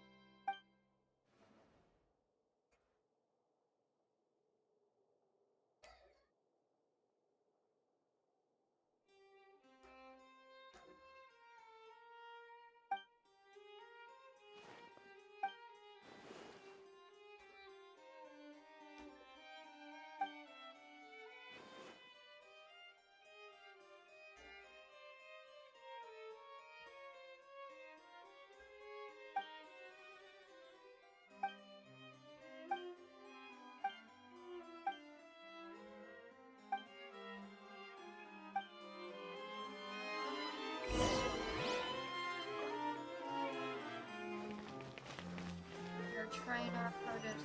These newcomers are full of enthusiasm.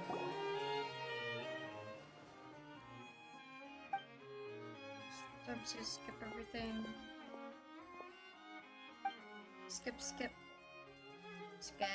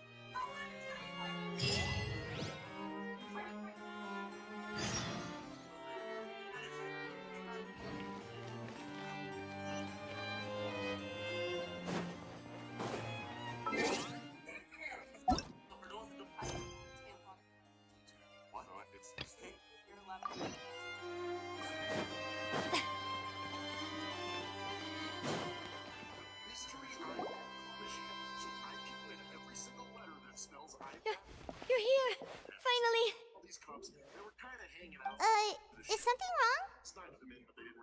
Monsieur Neuvillette and Lady Farina, they seem to have gotten into a dispute. Please go see for yourself. Dropped it right in, and I grabbed out my mystery cup to see what letter I have acquired. This time I have a D, so now we have an I and a D. Like I said, I've already explained everything. And yet the problem has... It is not my intention to offend you, but please, tell me where you stand. You are the Hydro Archon Focalor, are you not? Look at this. This is a list of the victims from the recent Poisson incident. And I got $1 and a $5 gift card. No, this other cup straight up picked it right up. Easy grab. Dropped it right in. You mean they're all... We did not arrive in time to avert this disaster, and I will not have it happen again. I will say this once more. You must tell me everything you know. Yesterday, I found 3 stone slates in some ancient ruins near Poisson. Do you know anything about those? Seriously? You're questioning me like this is a court case now. I don't know anything about that. But you found them in some ancient ruins, you say? That's correct, which is why I came to ask you some questions. There should have been 4 slates, but one of them was missing. The other 3 feature different images that seem to correlate to the prophecy. The prophecy? The second of these slates depicts the previous Hydro Archon Egeria kneeling before a floating island in the sky, as if confessing something. Do you know nothing of this either? I don't. I've never seen such slates. I'll ask you again. Do you really have no information regarding the previous Archon? My deciphering of the slates indicates that the Hydro Archon Egeria once had to confess to, or apologize for, a certain sin. If anyone would know about it, it should be you. All gods don't have the same secrets, you know. She was herself and I'm me. Is it really so strange that I know nothing? I understand your concerns, but I'm sorry. I just don't have anything to tell you. Forgive me for saying this now, Lady Farina, but I have long known of your various secret investigations into certain matters. There are several indications that you have been investigating the prophecy on the sly. This is not strange in itself, considering that you are the Hydro Archon. Yep. But it is strange that you should also claim to not know any of Egeria's secrets, as well as do nothing following your inquiries. You have never been as superficial as you have presented yourself to be, nor are you a fool. And yet, your behavior is very inconsistent.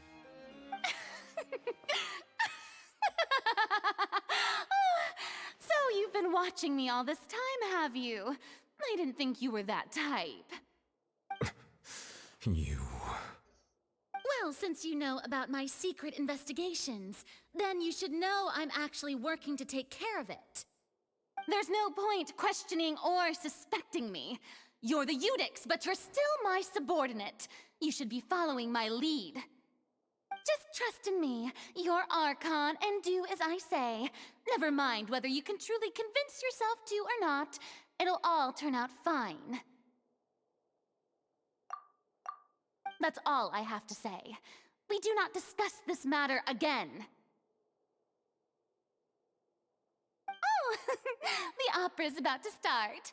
Toodles!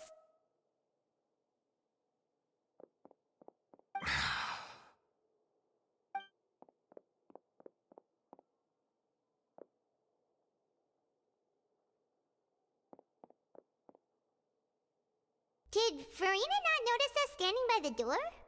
Wonder what's up with her. She was smiling. Huh.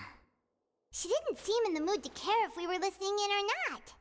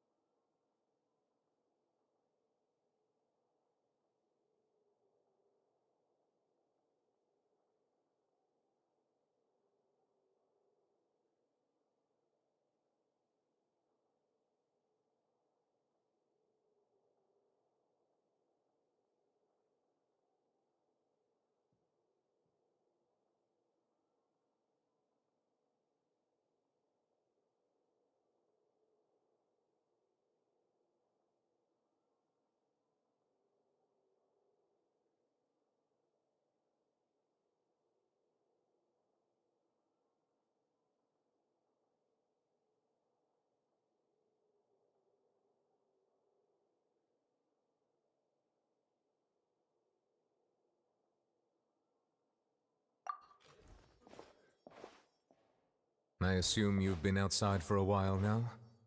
Oh! You noticed! Seems Farina didn't even realize we were here. She was in a great panic, though I cannot discern the reason. Our discussion reached impasses time and again, a state of affairs that we cannot allow to continue. Still, I do not understand. Dialogue is the basis for understanding, so why did she keep refusing to engage?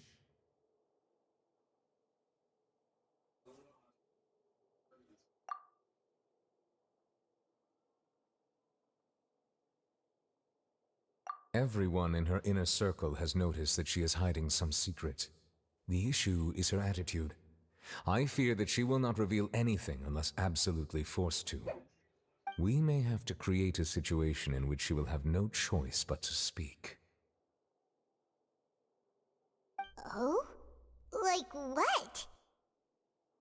Normally, people will only reveal the truth when standing trial. Perhaps we must have the Hydro Archon experience just such a scenario. But Farina's seen so many trials, and she's really good at dodging questions. How do we make sure that she won't just slip away at the first chance she gets? We will need to consider this thoroughly, join forces with various parties, and then do what we can.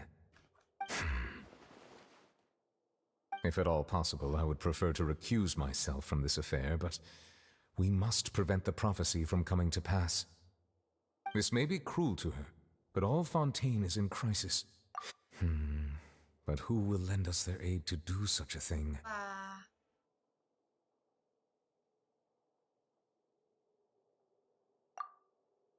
Ghostbusters!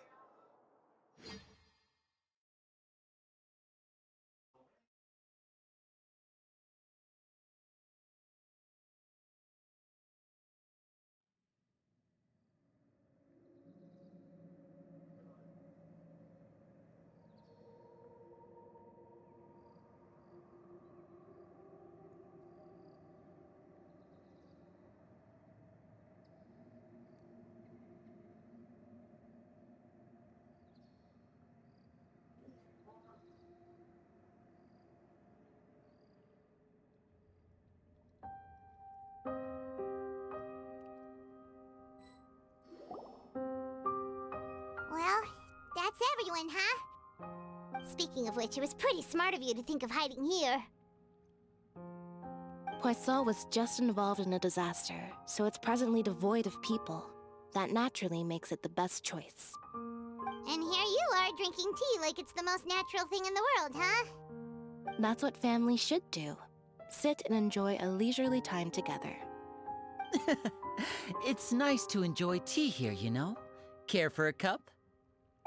Lend me your ears, everyone. Or perhaps one of you might like to start us off. How about you, friend? Me? No, I don't think I can. Then, how about you, good sir? I fear that I will cause the mood on this boat to become as somber as it is in court. Well then, I guess we're lucky we've got a local like me to organize things. Wonderful, the spotlight at last. I guess I'll be facilitating things from here. That was a little long-winded, don't you think? Oh, you might be right. Anyway, to cut to the chase, our friend here, the Traveler, has brought us together to discuss something. As for what that is, well, let's start by saying that we'll be pooling our efforts together to create a series of traps. Oh, how intriguing. Well, it's just an expression, really. One that I just learned from Chlorand, and used on the spot. So, let's invite her to explain in detail. A round of applause, please.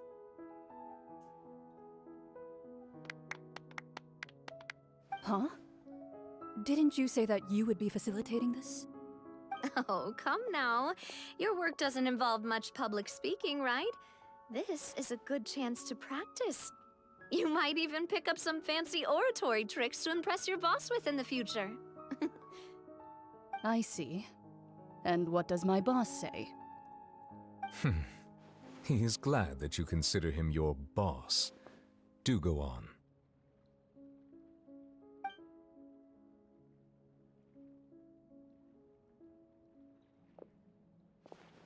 In that case, do any of you have experience hunting? Not that I recall. Fremine and I once used a wooden stick in a basket to catch wild rabbits when we were younger. As for Lynette, oh, right. You were sick that day, weren't you? I've also gone diving to catch some fish before. Does that count? I'm afraid not. You may or may not have heard, but Fontaine once played host to a group known as the Marechaussee Hunters. Though that was their name, they did not hunt animals, but rather various monsters left behind by the ancient dynasty of King Remus. Today, Fontaine's monster population has already thinned greatly, so the hunters have blended back into society, taking up arms in other lines of work. They even left a unique methodology of hunting in their wake. A trap comprises of the following components: bait, a trigger, and a containment device. Sometimes a lethal implement will also be necessary to... So, if we were to build a trap together, right now, what would you choose to... For me, our line of work requires a deft hand, and we're some of the best in the industry, so you can count on our techniques. You used some of those techniques while moving the people of Poisson, didn't you? My subordinates mentioned that you even performed some magic for the bawling children. Yes, and I even managed to gather some intelligence in the meantime. I'm quite the multitasker if I do say so myself. I'm afraid I can't claim that as my strong suit. I prefer more stable methods, like placing bait in the water and waiting for the fish to come within reach. That's the kind of method I would count on. Calm and steady. Exactly the kind of person who would catch loads of fish. And I can be their assistant. With discretion, I'm sure. I'd probably use some sort of mechanical animal. Papa once bought me some small clockwork squirrels, mice, and such. When placed in the forest, they can attract others of their kind. I remember that you liked those too, didn't you? I did. And that would be a good way to go about it. If they're realistic enough, animals of the same kind will follow them all the way to the trap. What about you, Monsieur Neuvillette? I fear I do not have any related experience. That makes sense. You usually solve problems directly, without the use of any such tricks. But I do have one more question for you, Monsieur. If we were to create a trap now, how would you design it? I would like for it to be effective, but bring no harm to the prey. A more gentle trap would be ideal. Kind, as always. However, our intention doesn't necessarily change the containment device and the type of implement we need. If we wanted to kill the prey in one strike, we would need a powerful implement. However, that also goes for prey that must be captured and safely contained. Wait, why's that? Only a hunter who's a true expert at subduing their prey can snare it without harming it. The line that divides life and death is often exceedingly thin. So are we going hunting together? Huh. We hadn't thought of seeing ourselves as hunters.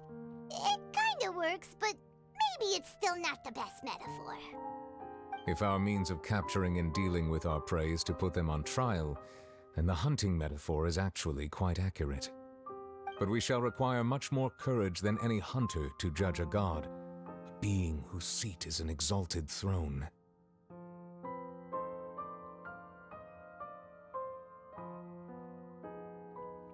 Oh, so that's what's going on. Sounds very interesting.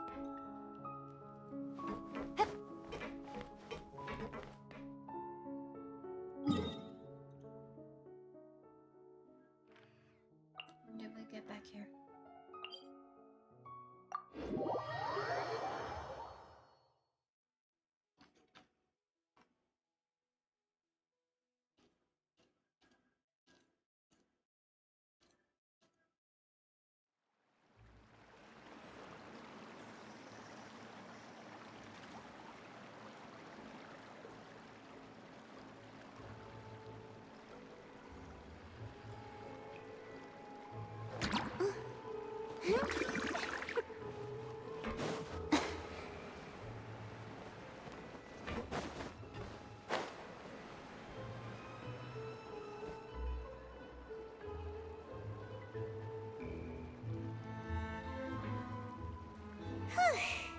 been a tough few days, hasn't it? So much has been happening.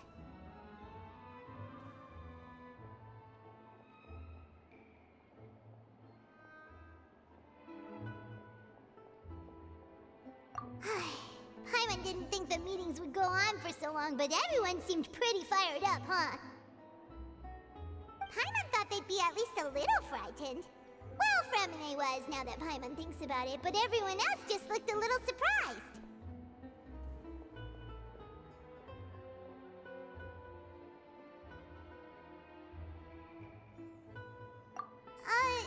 Well... It's hard to say. Paimon doesn't have any experience with this sort of thing. But with you around, Paimon sure will do great. After all, you're the most reliable person in the world, aren't... Did you just pour some tea? Paimon didn't notice you doing that at all.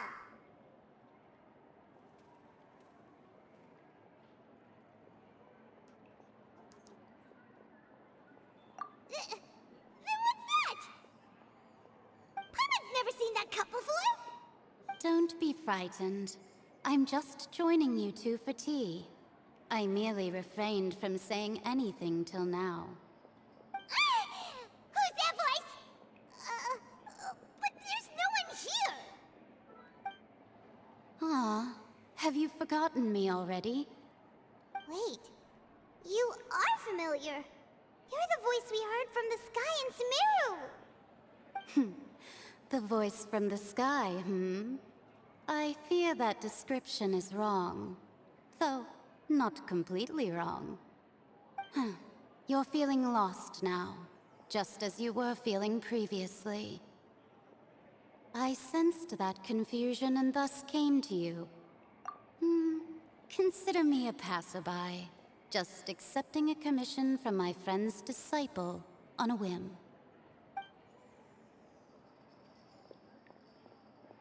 The prophecy. Yes, what has been prophesized will be fulfilled. You may view such things as the history of the future. What? Then is there any way we can stop it? I believe you have witnessed a failed attempt with your own eyes. Can everything in Tevat so easily be changed?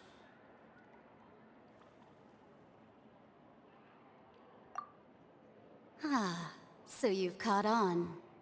Just as prophecies are usually only the future as seen from the perspectives of the gods, could things be happening in hidden corners where the gods' gaze does not fall?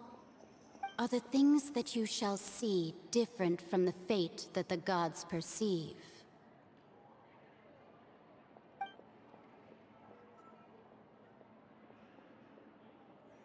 What is she talking about? It all sounds really impressive and important and stuff, but it also sounds kind of scary. I believe that you understand, right? Some things are insignificant, but others you must reach out to change. Ultimately, fate shall serve as your only guide, no matter what will happen in Tevat's future. This was good tea, by the way. Thank you for your hospitality. Well, that'll be all for today. The voice. It's gone.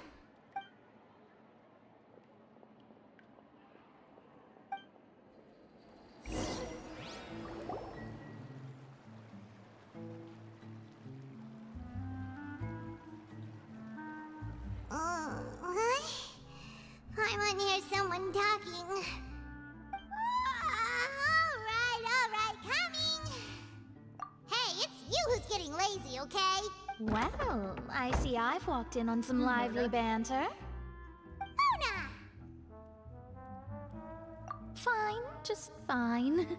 I went to take part in that Steambird panel. It turned out to be more interesting than I expected. Not all Fontanians are pessimistic about this. One journalist mentioned that sitting around and waiting for the end to come would be wrong, and that they should make their own rescue preparations. I agreed, so we had a brief chat with her. Did she have pink hair by any chance? Why, yes! It was Charlotte. You remember her, right? That daredevil journalist? I'm in full support of her view. Prophecies are very important, but how can people allow their lives to be commandeered by just a few words? That's right! Paimon's glad to hear something sensible for once. Ah, yes. About what we had discussed before. I did try, but I'm afraid I couldn't reach the old hag. I'll try again tonight, but I wouldn't get your hopes up. Huh?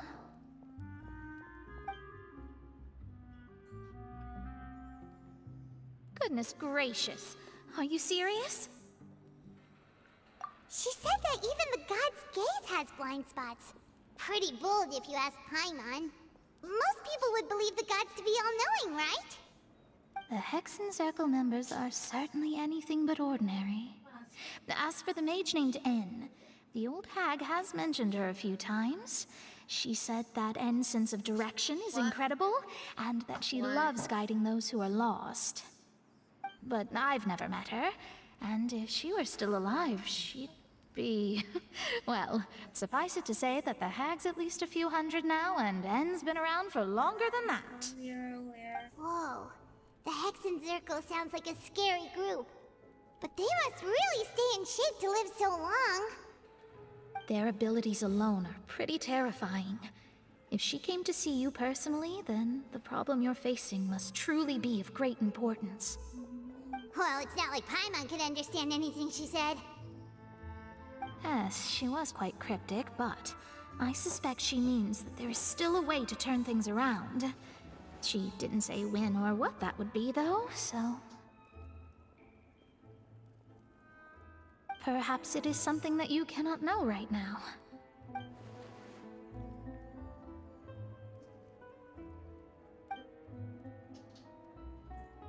Traveler, Paimon, are you two all right? Oh, we're fine. We're just a little down right now. It kind of feels like the end is coming, you know? I see. I feel that same sense of desperation, too. I guess you could consider me someone who has often witnessed fate. So far as I have seen, it cannot be swayed.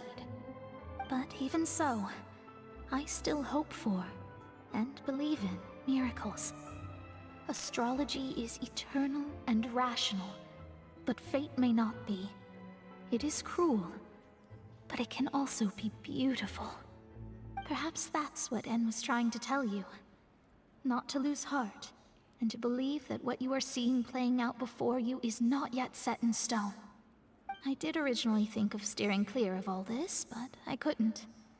Even if this is all futile, I still wish to help everyone. If we don't struggle to the last, then how can we face the end when it comes? Huh. You do have a point. There I go, talking about astrological principles again. Sorry about that. The moment I start talking about work-related stuff... oh, I need to get going. It was worth trying to comfort you, even if only a little. I believe that you'll help those who are struggling in the same way I did. I suppose that might be why we always seem to meet by coincidence. Good night. Bye. Paimon feels kind of moved by what Mona said. But also kind of sad, too. Hey, Traveler. Paimon suddenly feels like going outside for a walk. Let's go. Let's walk around the city, shall we? There's a few spots we always like to walk by.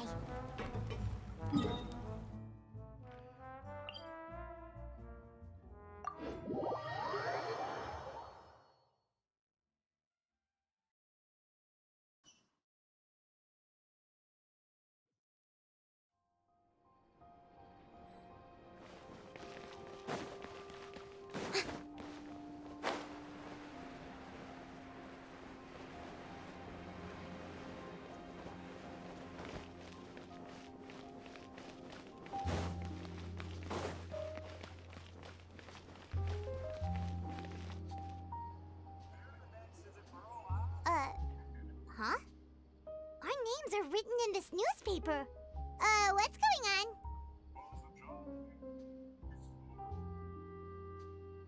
Let Paimon see! The underwater stronghold, the Fortress of Meripede, has continued in its noble autonomy, but that does not mean that others cannot interact with it. My recent attempts to enter the fortress bore little fruit. Huh.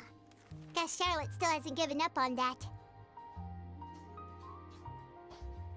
Thus, did an Outlander friend become the focus of this report, a blonde adventurer with their white fairy legends trailing in their wake. It is said that this mysterious traveler once visited the underwater fortress. So while the fortress's interior remains a mystery behind closed doors, do not fear, for the tales of the traveler contain surprises in spades. Journalist Charlotte's biggest scoop yet, the Traveler's Trail, Huh. Charlotte took so many awesome photos of us and we never even noticed her! She hasn't been able to get a hold of anything at the fortress, so since we're easier to find, she's using us as the subject matter instead? Ugh, seriously? Well, fine. Those headlines and photos do look cool, so Paimon will forgive her this time.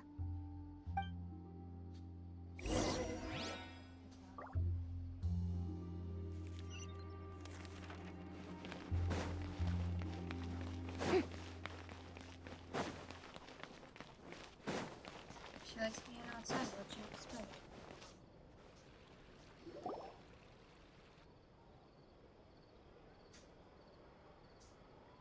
We're here! Paimon's hungry. Should we go in and get something to eat?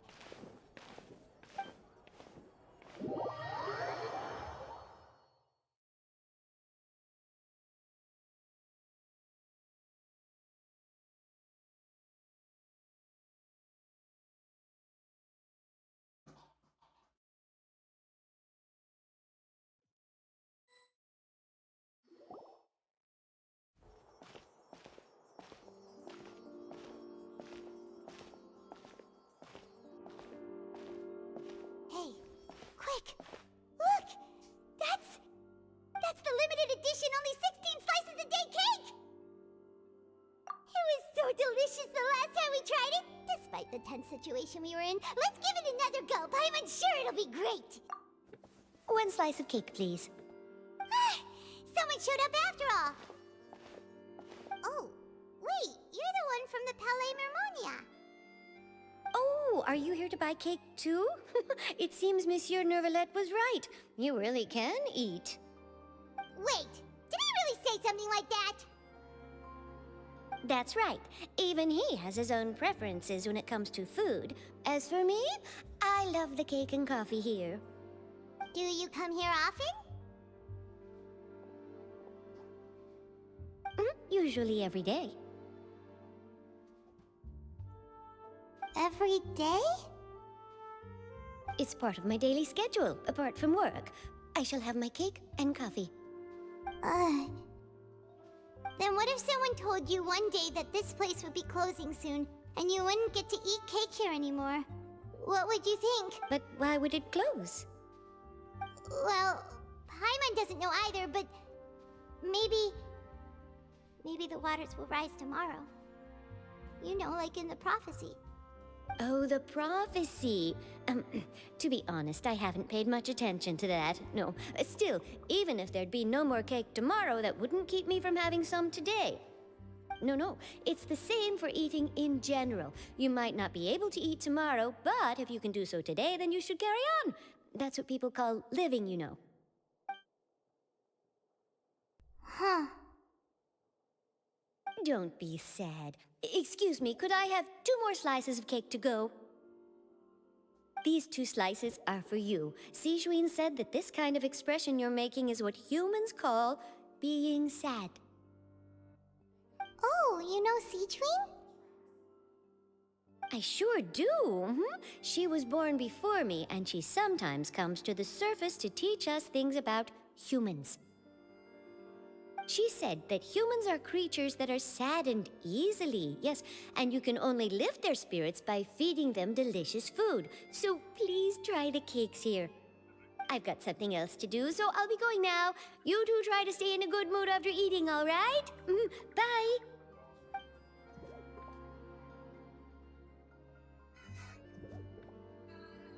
there she goes. All right, let's dig in. Paimon's sure this cake will be delicious.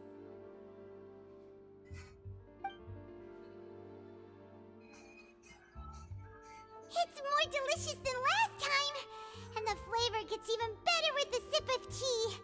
Sure would be nice if we could always eat delicious food here.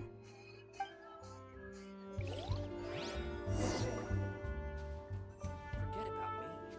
This is about what you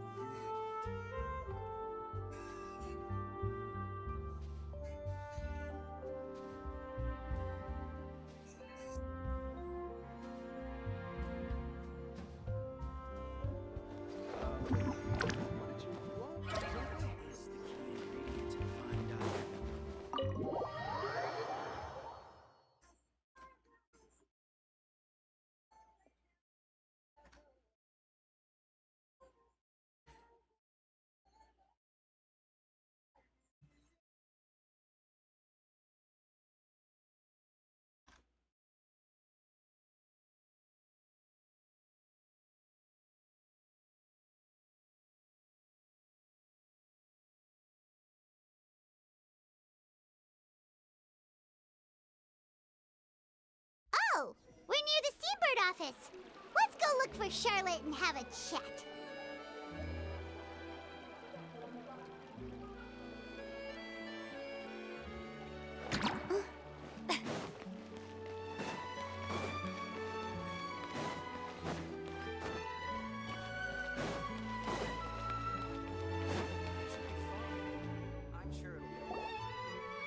Wow!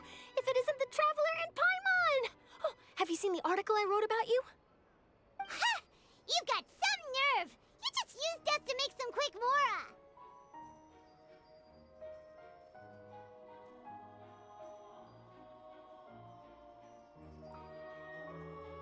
Oh, you needn't worry about that. I heard that you were in Poisson some time back, so I sent you a letter to discuss. It's all right, though. I've set aside the amount intended for you. I've even set the table with some food. Really? Oh, you're the best! You're almost a little too easy to win over, Paimon. If I were a journalist with ulterior motives, you'd be in trouble now, you know. Oh, Paimon knows you're not like that. Still, what brings you here all of a sudden? Were you looking for me? When Mona mentioned you, we thought of coming to see you at work. I see! It seems you've already bumped into Mona here in Fontaine. So she mentioned me? What did she say? She said that you're a real daredevil of a journalist. Nice. In which case, can this daredevil journalist dare to request an exclusive interview with the legendary Traveler and Paimon? Yes. Huh? So your article in the paper today doesn't count? Oh, of course it doesn't. That was more like live photography. What I'd like to do is dive deeper and ask you to talk about the things you've seen and experienced.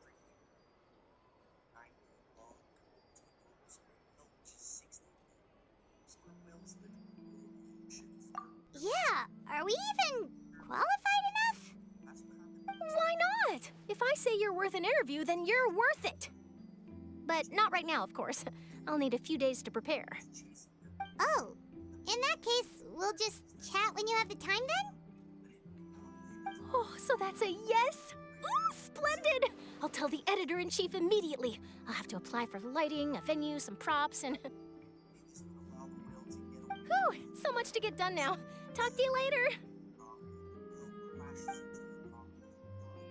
Wait, Charlotte, Paimon's still got a question for you. And what's that? If, just for example, Fontaine were to be flooded tomorrow, what would you do today? Huh, that's the prophecy you're talking about, isn't it? I mean, I do hear about it often, but I've never once thought that the day could be tomorrow. If you're seriously asking, then I might try and think of a way to leave Fontaine. Oh, but I'm still a journalist first and foremost. That means I have a duty to be reporting from the scene. And secondly, I wouldn't forsake my homeland that easily. From what I've seen, most people don't know what they'd do should the worst come to pass. In truth, it might be better just to behave like normal rather than worry over such an end. So in all likelihood, I'd probably still be prepping at the office for that interview of ours. I know what you're thinking. That sounds a bit sad, but I've always believed that it's best to do what you enjoy. Just think about it. If this nation really were to be suddenly destroyed tomorrow, but I still successfully finish an exclusive interview with a truly unique person, then the story I would wind up writing would truly be timeless. And then do you know what I'd do? Well, I'd write that story, send it for printing, and use messenger pigeons to get copies out to the various nations as soon as possible. I'm not a dreamer, nor am I a workaholic, but I do love my job, and I'd be proud of leaving such an article behind. I guess you could say that I was born to be a journalist. But anyway, that's my answer. And on that note, I'll get back to my preparations. That's so nice. All of a sudden, Paimon actually kinda envies her. Anyway, let's go and take a look at the sea, shall we?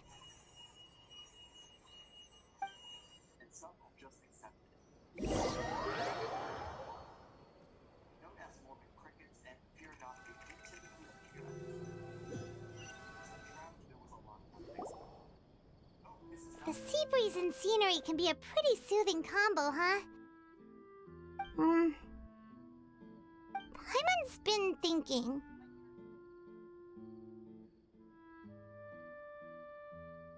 If it wasn't Fontaine, but all of Tevat that would be destroyed tomorrow, where would we go and what would we do?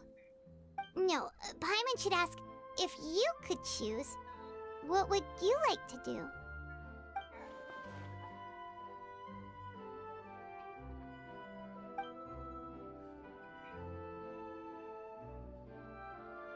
We've always been moving to the next destination, so we haven't spent much time thinking about these kinds of things. We didn't have to either, with us always being on the road and whatnot. You mean, still traveling?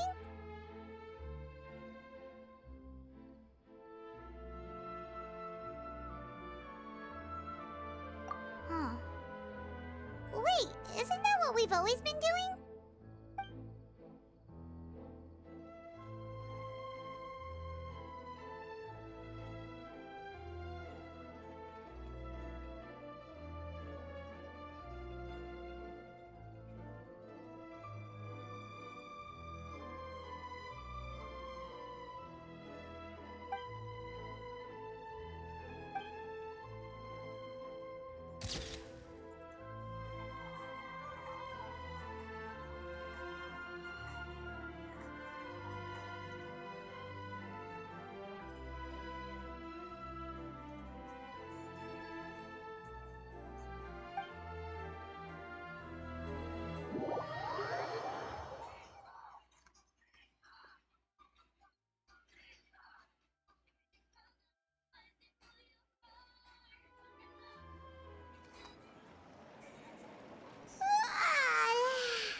Feels like you'll grow mold if you stay here long enough.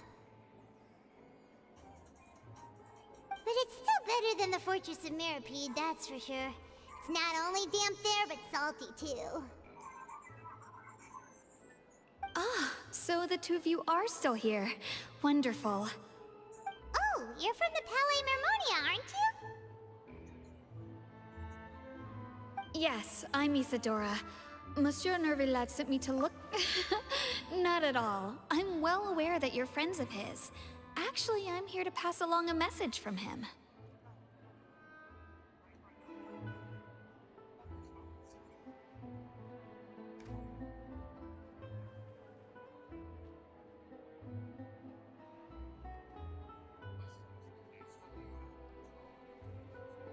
Yes, inside the Opera House. The Maréchaussée Phantom has declared the incident a small-scale riot. A riot? Well, that said, I don't personally think it was that serious. Lady Farina was watching a performance at the Opera House, and while she was resting during an intermission, some other audience members suddenly started harassing her, loudly accusing her of doing nothing about the prophecy crisis. And before she could respond, others started to join in. The crowd continued to grow, and protests against the Hydro Archon started to break out. So people have started to put the blame on Farina. Guess they finally found an outlet for the pressure they've been under due to the prophecy. I agree. People will naturally rely on gods, as is customary. But the moment people feel threatened, gods are also the first to be blamed. So what happened after that? Is Farina okay? Seeing that the situation was spiraling out of control and that further argument was pointless, she claimed that she'd gotten tired of this and left in a hurry. The Marechaussee Phantom had their hands full maintaining order and did not catch where Lady Farina had gone. Only when things had stabilized did we realize that she had gone missing. So, you mean she's still missing? That's right. The Marechaussee has dispatched many people to search for her, but we don't have any leads yet. That said, I don't think there's much to worry about. She is a god after all. Even if she were to fall into the hands of rioters, what could ordinary people do to her? Good. Monsieur Nervillet sent me to tell you about the situation, but he didn't say anything else. Don't worry, this is more than enough to go on. Thanks for keeping us informed. Ah, is that so? Well, all right then. In that case, you two take care. I'll be heading back to the Palais now.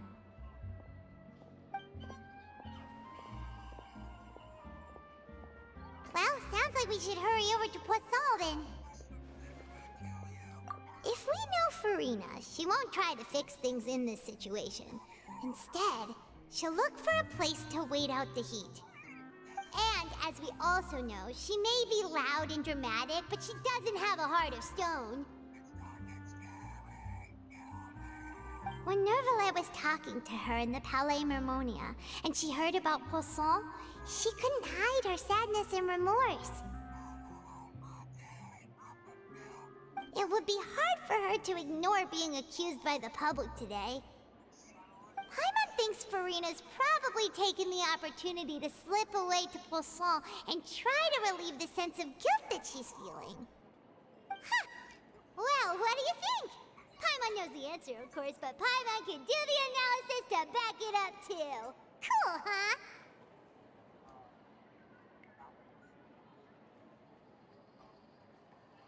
In that case, there's not a moment to lose. Poisson, here we come!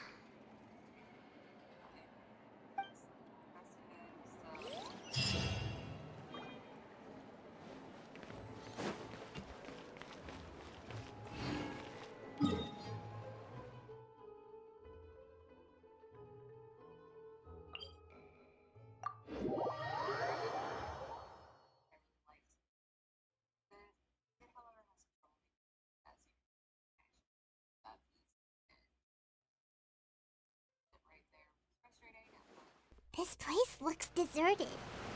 Guess all the survivors must have evacuated already. All that's left here are signs of devastation.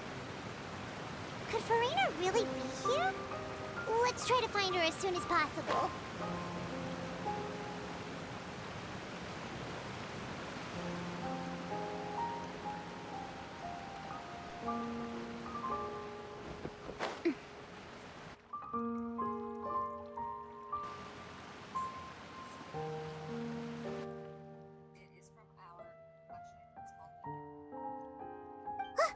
That's Farina, right over there! She really is here all on her own.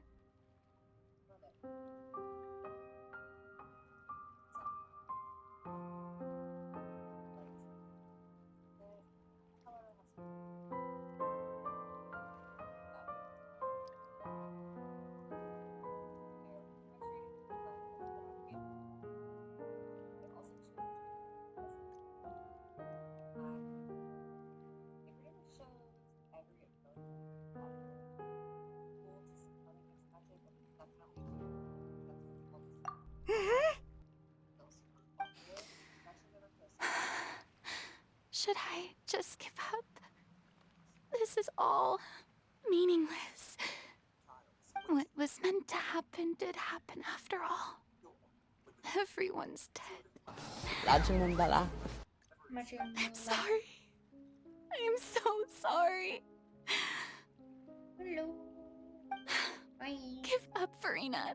There's no point in holding out. I'm sorry. But what can I even do other than to repeat meaningless apologies over and over? Who's that? Don't worry, Farina. It's just us.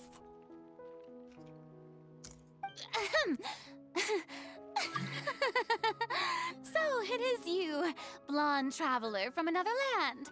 Why, I almost thought you were someone from that mob of my ignorant subjects, come to kneel and beg for my forgiveness. Farina, you were crying just now, weren't you? The tear stains on your face are obvious. What do you mean, tear stains? Oh, I remember. The show at the Opera House earlier this morning was so moving. I'm still trying to process it. Who did that uncivilized rabble think they were, disturbing my enjoyment of the arts? They even dare to tout their Archon! I must teach them a lesson. I can just imagine their twisted and frustrated faces once they realize that I'm nowhere to be found. Oh, and I'm sure Nouvellette and those people from the Maréchaussée Phantom are freaking out right next to them, too.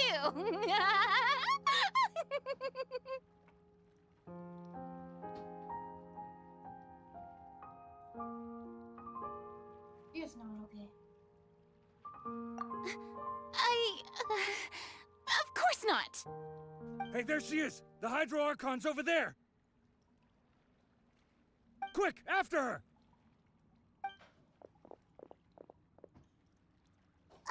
Farina, those people seem to be after you. They are? They're just some rabid fans who want to cut the line because they haven't been able to meet me in person, aren't they? That's against the rules. I can't let them get their way. Farina just ran off! Quick, we have to catch up with her!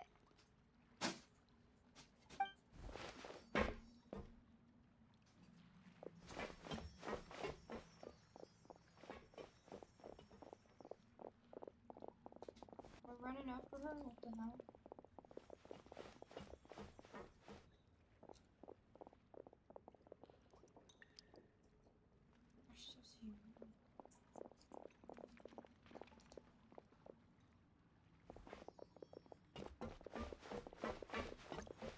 This should be the place, right?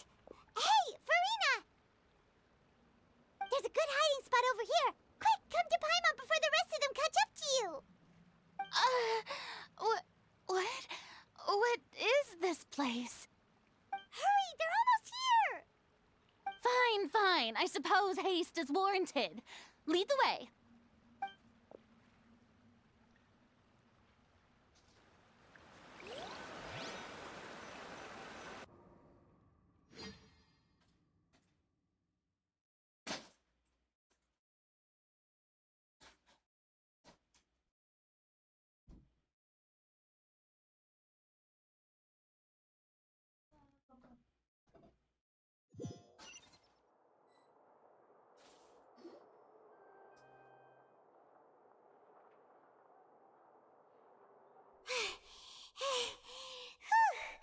Paimon's exhausted.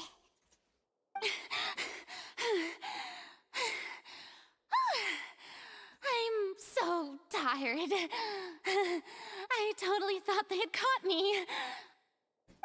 No, I mean, I merely gave in to the sheer enthusiasm they displayed.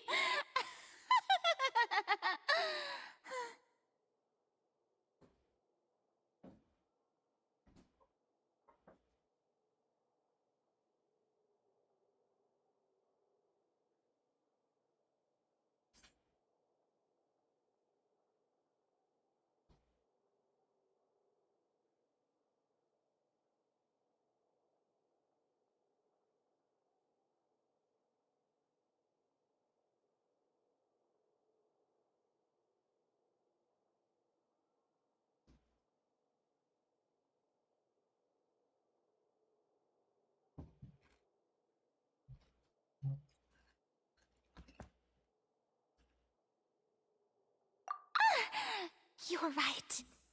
Yep, that's a good girl.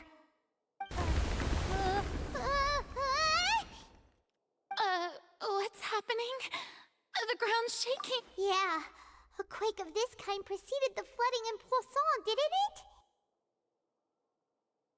It can't be. It's happening again. Well, there's no need to worry too much about that. Novelette's made some emergency plans, so the evacuation should go a lot smoother this time. Yeah, I hope you're right. But the people of Poisson, they've already...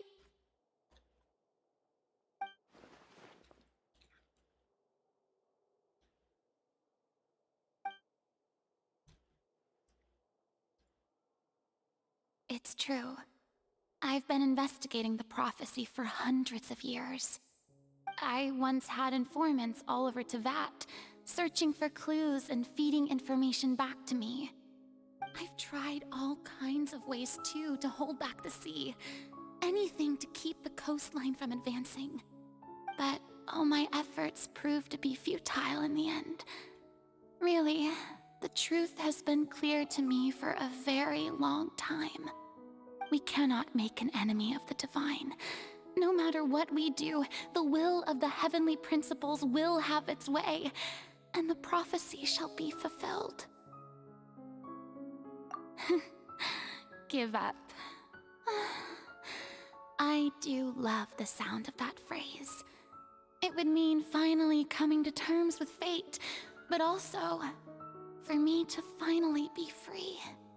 Indeed, I've thought about giving up so many times, especially after we almost lost Poisson. Fate is really unreasonable, isn't it? It has no heart and obeys no rules.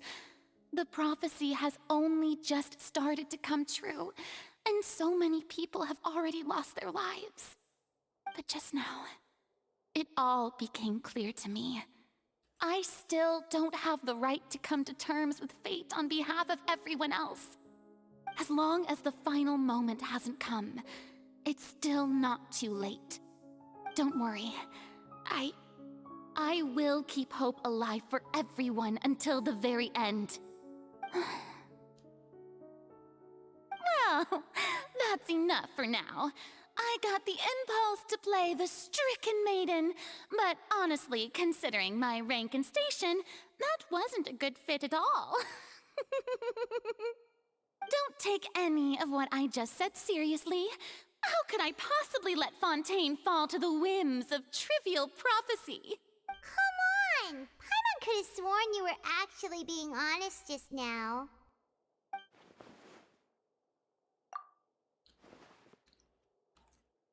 Share my burden. That's impossible. It was fated right from the start that this would be my duty alone. A witness. Yes, I've heard that you came to Tevat from beyond the stars, yes. In other words, you never belonged here. And if Tevat is, in its entirety, a show on a stage, then you're just a spectator, aren't you? If that's the case...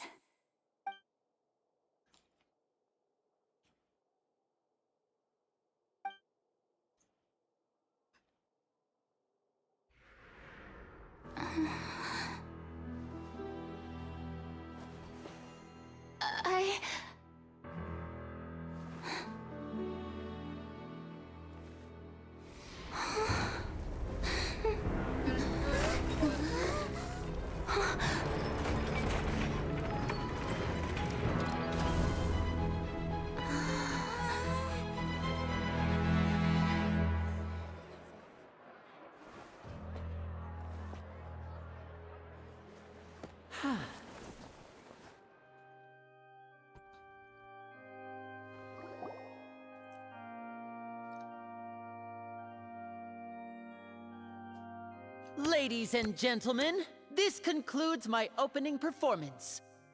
Now, without further ado, we may proceed to the trial of our god. So, So, this is what it is.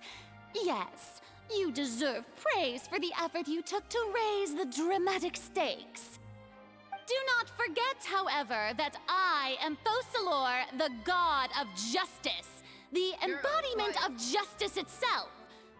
Does it not strike you as even the least bit absurd to bring the very concept of justice to trial? May I interpret these words as your refusal to stand trial?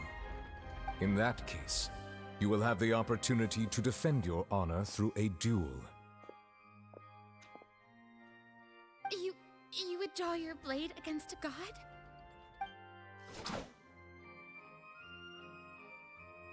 Holy shit. I see. It seems like you have made up your mind.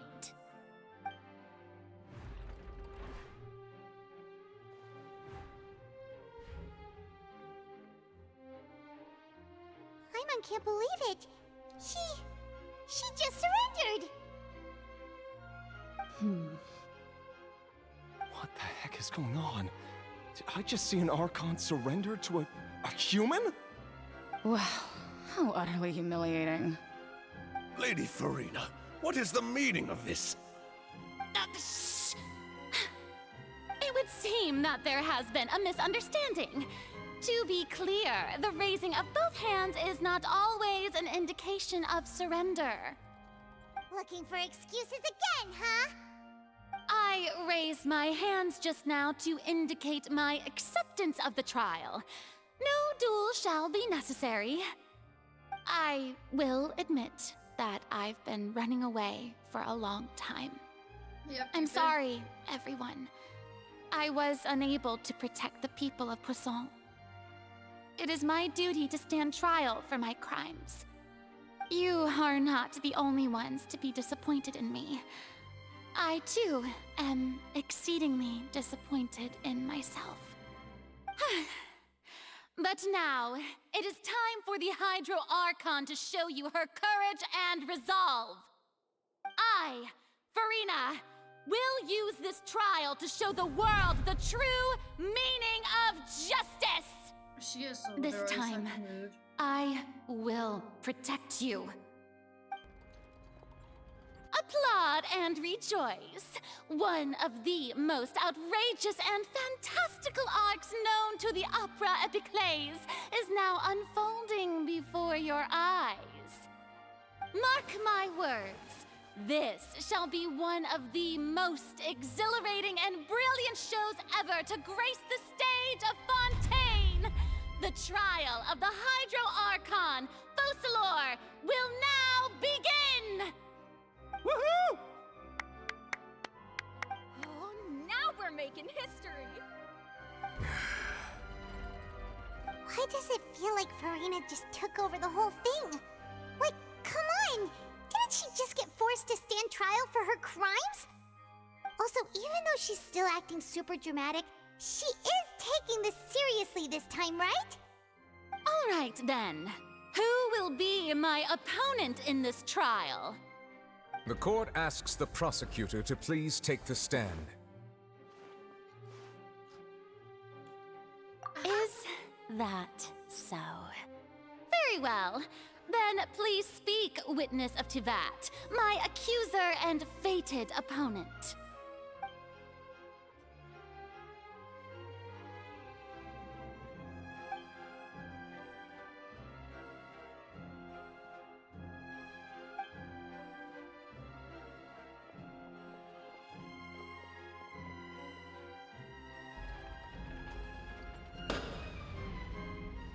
Also, please allow me to ask, as a final question before the trial begins.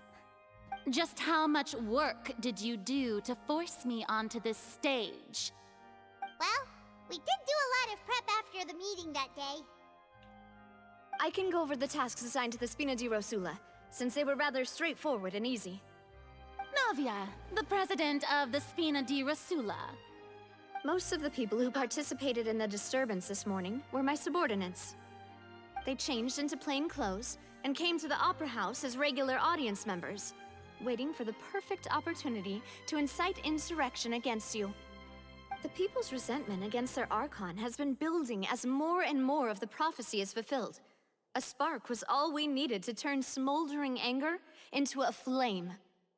Moreover, according to our understanding and analysis of you, when something like that occurred, you would likely flee the scene and head to Poisson by yourself.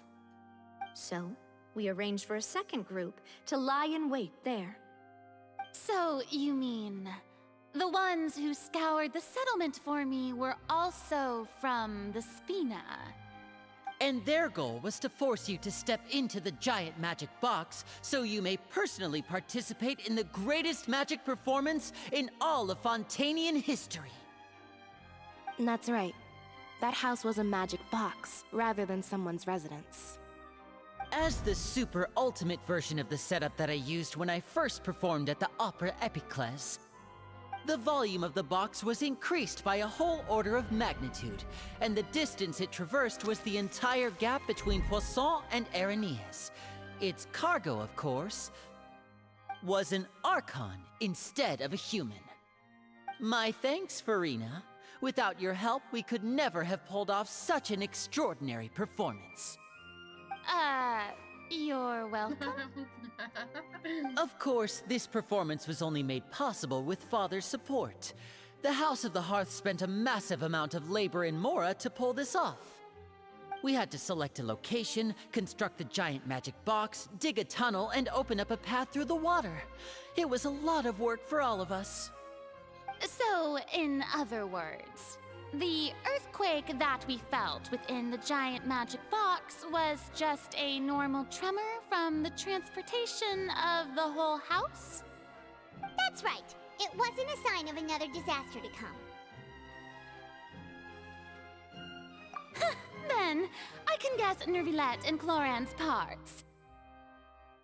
You gathered a crowd, prepared a stage, and made sure that the champion duelist would be immediately ready for a fight. Also that as soon as I appeared on the stage, the trial may commence without a hitch. Am I right? Yes, that is correct. Well, Clorand, I must commend you for your courage. Only the most outstanding champion duelist in all of Fontaine would accept a duel with an Archon without flinching. Thank you. As for you, Traveler, I suppose your role was to keep me distracted with conversation once you found me in Poisson. You'd make sure that I didn't notice anything amiss before revealing yourself as my prosecutor once we'd arrived onto the stage.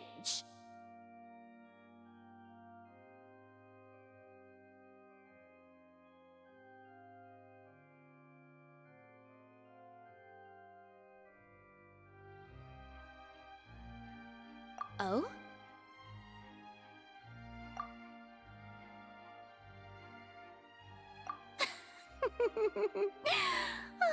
Is that so? Then I suppose I must have missed my final chance. It's fine. It matters not. What's done is done. The stage is already set, so there's no reason to disappoint the audience. Let's see this trial through to the very end. Oh, jeez.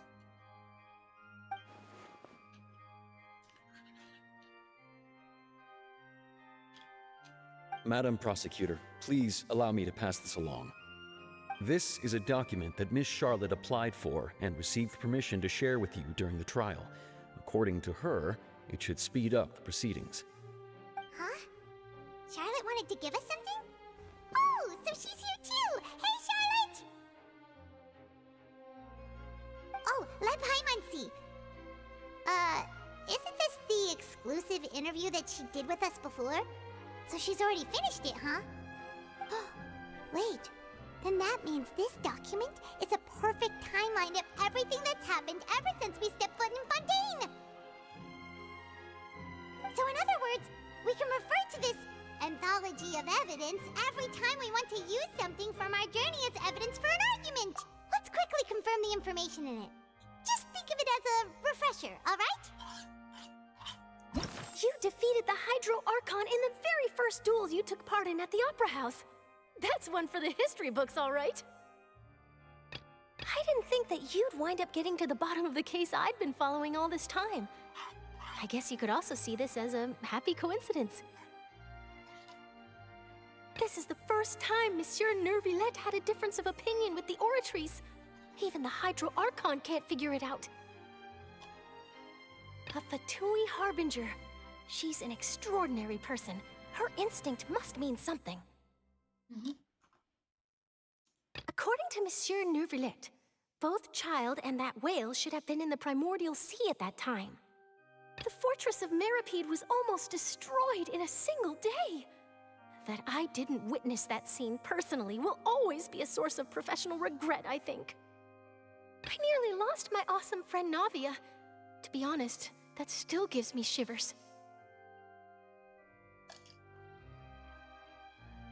The words of someone as extraordinary as a witch can probably only be truly understood when something surreal happens to you.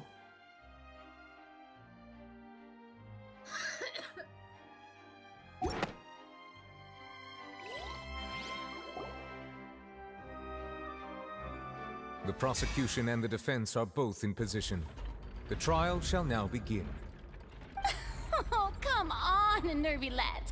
There's no need to repeat all the unimportant legalese. Just fast forward to the part where the prosecution lays out my offenses. As the defendant and the lead actress of this performance, I still haven't even been informed of my supposed guilt in all of this. Of course, it is only natural for humans to struggle to understand the actions of a god. However, you will need more than that to convict me of a crime.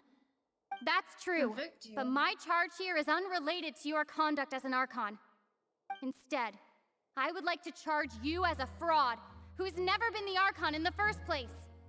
Wait, what was that? Lady Farina's a fraud? Hey, I came here thinking that we were going to try the Hydro Archon for forsaking her duty, but did I hear that right? She's not our Archon at all? Charge accepted. Lady Farina, do you plead guilty to the charge? Lady Farina. I plead not guilty. How can I be guilty? There is no way that I, Focalor, otherwise known as Farina de Fontaine, a member of the Seven and the Regina of all waters, kindreds, peoples, and laws of Fontaine, could be anything other than your true Archon. Yeah, even though Lady Farina can be rather eccentric, isn't it going too far to doubt her very identity? Yeah, I've never questioned her identity either. Sure, Lady Farina can be super irresponsible, but what grounds does that prosecutor have to make such a huge claim? I have cause to believe that common sense will prevail in this case. Many of the members of the audience have known me as the Hydro Archon ever since they were born. There would be no fooling their memory. See? Even the Oratrice has decided to show me its favor. Are you sure you want to commit to a charge that will never be upheld? If you wish to drop the case, I can promise you as the god of justice that you will not have to face trial for making a false accusation. We will treat everything that's happened as a dramatic spectacle and move on with our lives. What do you say to that? Denying. An argument with near impossible odds, huh? You have to not only refute Farina's claims, but also overturn the long-held beliefs of the people. Well, I tried to give you the chance to surrender. If you must persist, then let me ask.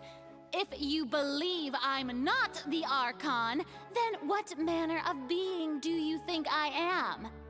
And if I was not the Archon, then how did I manage to live for over 500 years?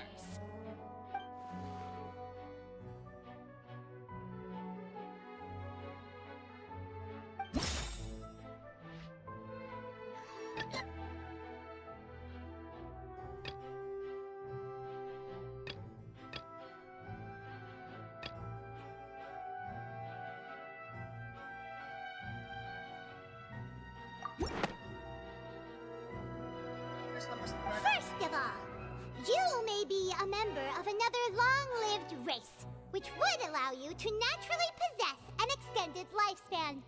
And second of all, even if that wasn't the case, there could be other ways to extend your life.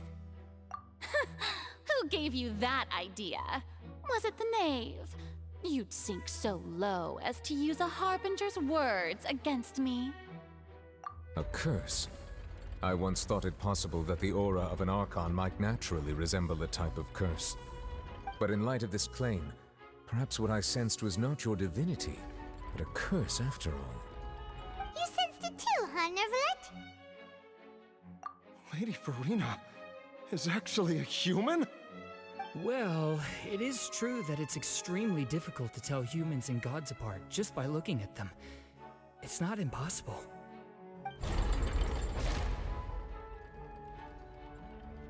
Holy shit. Well, don't start celebrating too early now. Even if I have been carrying a curse like you said, how does that prove that I am merely a human being? Because you are. Besides, everyone knows that the main difference between a human and a god is the possession of authority. Gods can do what humans cannot. That's why they're worshipped as gods. For centuries, manifestations of my authority have served the nation of Fontaine.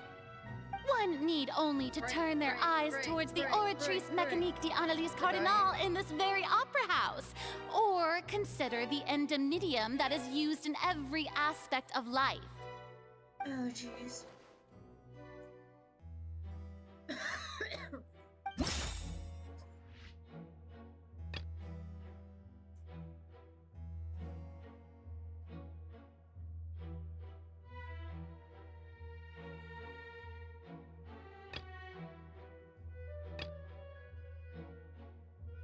Isn't Kyle the one?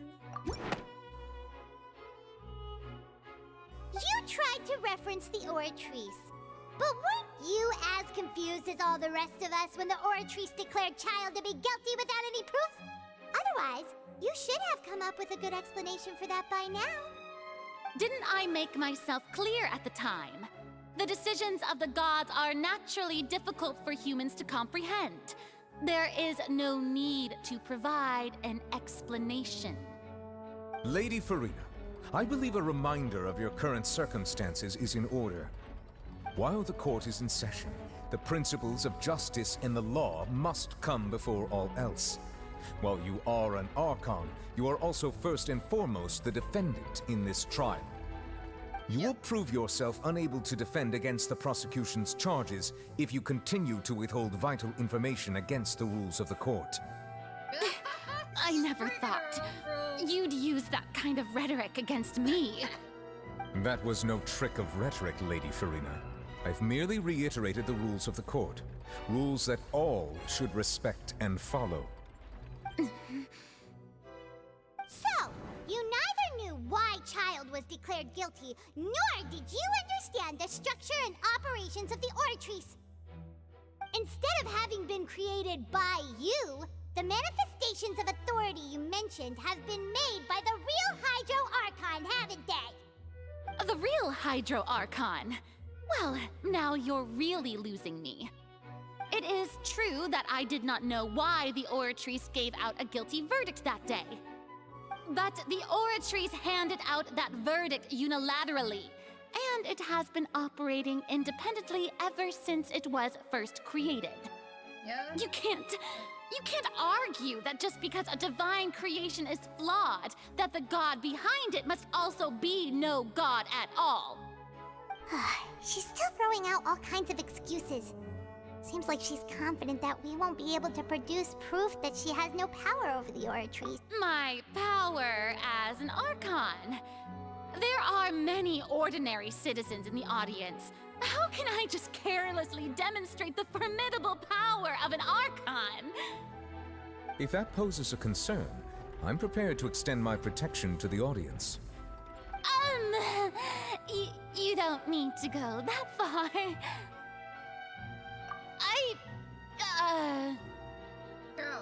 Aren't you the Hydro Archon? Or is it that you can't even wield the power of Hydro, much less the authority of a god? Indemnitium! Yes! It's all because of Indemnitium! All Archons derive their power from the faith of the people, and I've converted the people's faith in justice into Indemnitium! Thus did I give up all of my divine power to provide everyone with energy for their daily lives. Have you ever seen a more magnanimous god? Isn't that a huge stretch? Yeah, no matter how generous an Archon can be, how could they give up all their power? Can a god with no power even still be called a god? Is indemnity even a fucking word? It seems like nobody's buying Farina's excuse. Hey, come now, everyone. Please don't stare at me as if I was a liar. I'm still the same Farina you knew, right? The one that you loved. Shouldn't you want to believe in me? Please? You've got to believe me. If what the prosecutor said is true, she really has committed a grave offense. Did she deceive all of us? And all of our parents and grandparents too? And then all of our ancestors? Ever since they were born? Enough! That's enough. Tell me then, if I'm not the real Hydro Archon, then who is? If you have no evidence of another Hydro Archon's existence, nor can you find anyone who can back up their claim to be such, then what grounds have you to say that I'm not actually the real deal? Wow, she came up with yet another argument. How can we refute her now? Seems like she really doesn't want to give up. Yep.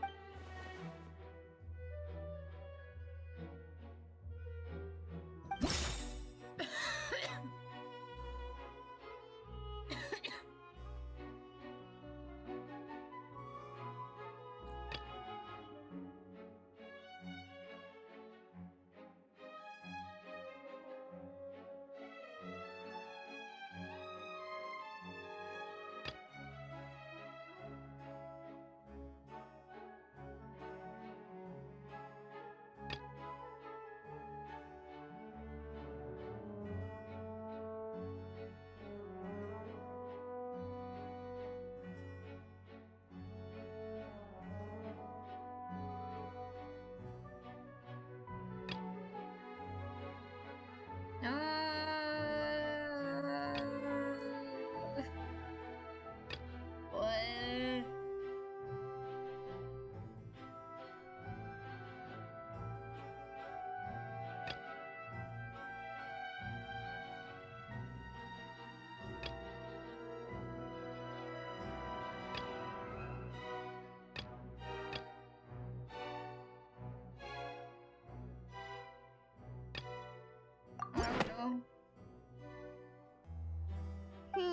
That doesn't sound right. Paimon doesn't think this clue can be used as compelling evidence to build our case. What is it? I forget. It has been established that all Fontanians can dissolve in water from the primordial sea. And that means... Since you insist on claiming to be a god and not a human, then there's a method that you can use right here and now to eliminate all suspicions of you being the latter. Miss Navia, please apply to serve as a temporary attorney for the prosecution before addressing the court. Though you act in partnership with the prosecutor, you must still adhere to proper procedure. Super sorry, Monsieur Chief Justice. I swear this really will be the last time that I'll speak out of turn.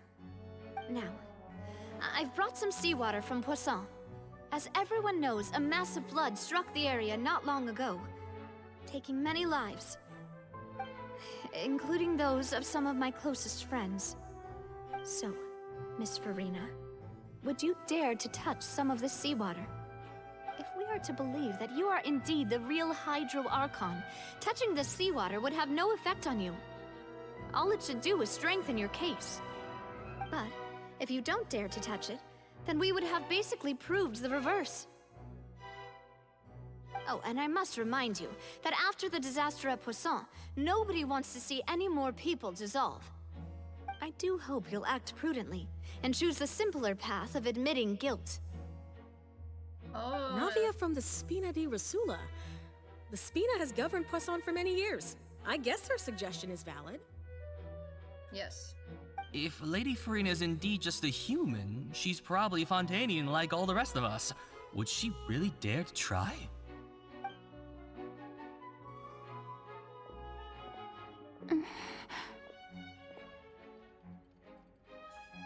That girl is not giving up. Lady Farina, this test has been unilaterally proposed by the prosecution. As it falls outside the realm of standard court proceedings, you possess the right to decline participation.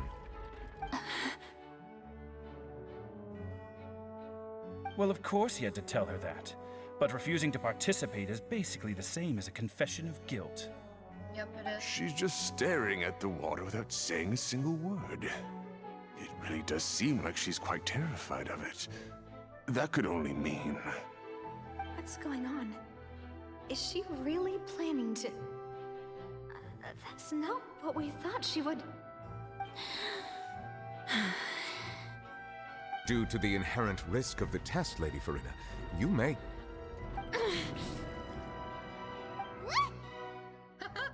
Hey!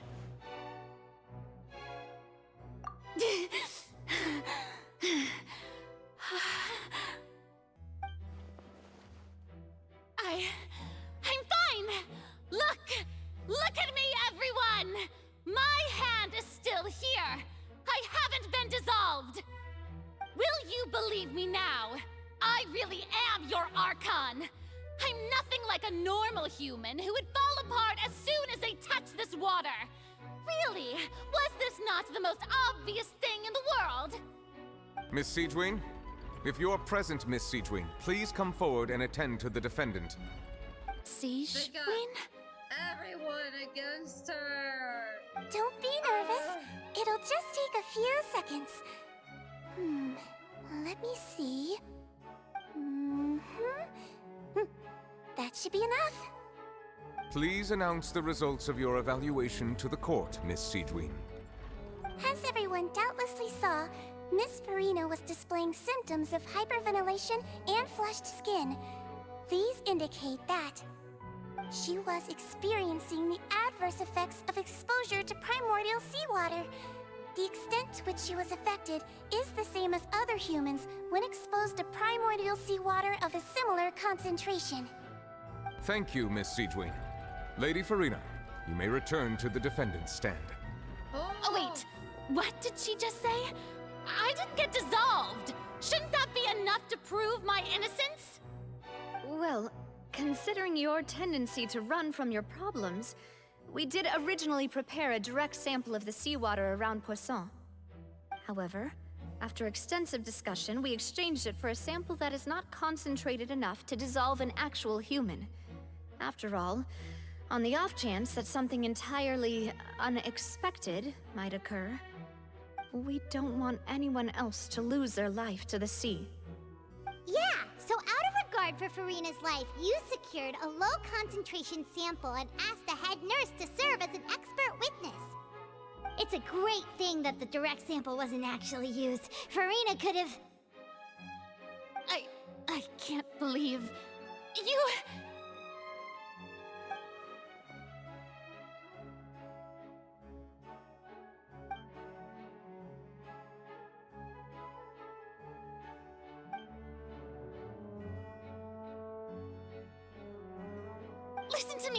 Listen to me, everyone!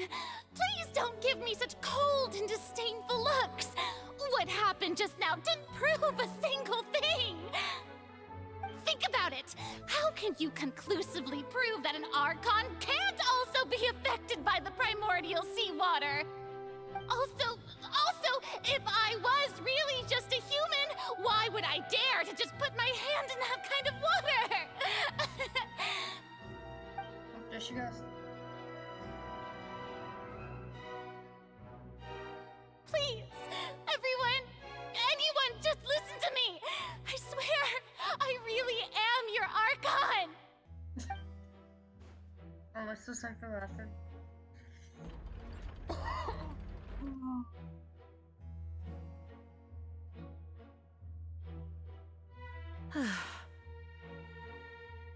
I don't think anything she says at this point will sway anyone. The odds are just too stacked against her now. With all the things that have been said, Paimon doesn't think there's any way left for Furina to win. I believe the time for arguments and presentation of evidence has come to an end. If there are no objections, we will move on to the final judgment.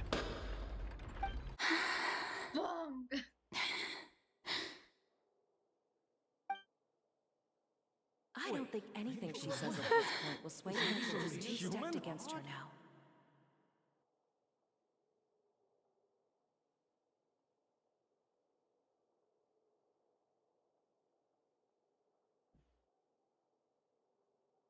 In my capacity as Chief Justice, I shall now render judgment on Furina's misrepresentation of herself as the Archon of Fontaine.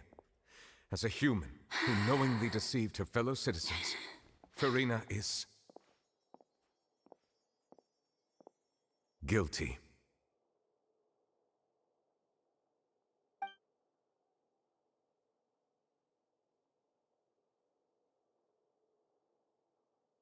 Nope, there she goes, actually crying. Holy shit. We shall now turn to the Oratrice Mécanique d'Analyse Cardinale to render the final verdict on the charges.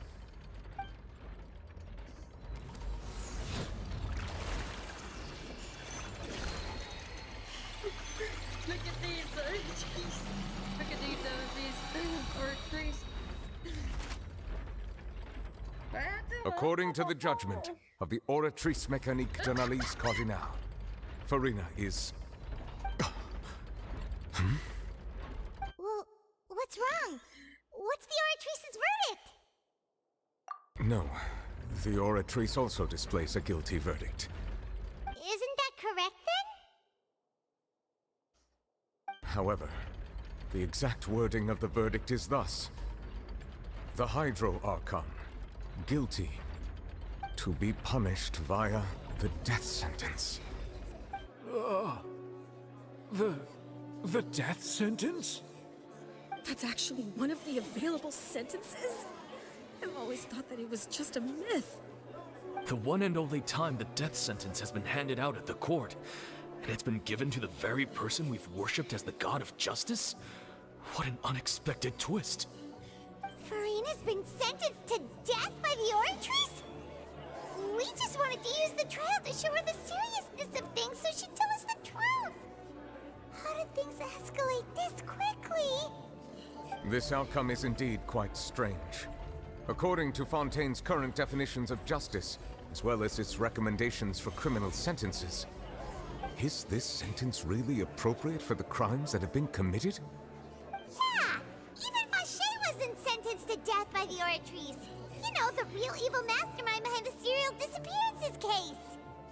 Indeed. Not only is Furina's sentence overly excessive, the very point of our trial today was also to prove that Furina has never been the Hydro Archon in the first place. But now, the Oratrice seems to have deliberately invoked the title of the Hydro Archon. What does this mean? Isn't she a human Archon? Even though she's not actually the Archon? Excuse me, if I may interrupt. Is the trial still going? Fremine! Oh, you finally made it. I assume this means you've completed your mission? Mm-hmm. Any mission Father assigns to me will always be top priority. Yes. Oh, my baby! Is that the first prophecy slate? Huh. So the knave privately arranged for Fremine to try and find the missing slate. I looked everywhere and finally found it at the bottom of the sea. It took me a long time to get around some dangerous stretches of water. But has the trial already concluded? Then doesn't that mean I've come too late? Oh no. Father will be disappointed in me. Thank you for your hard work, Mr. Fremine. Please allow me to review the record left on the slate. Traveler, I believe that you have already seen the other existing slates, and would like you to come here and confirm their contents.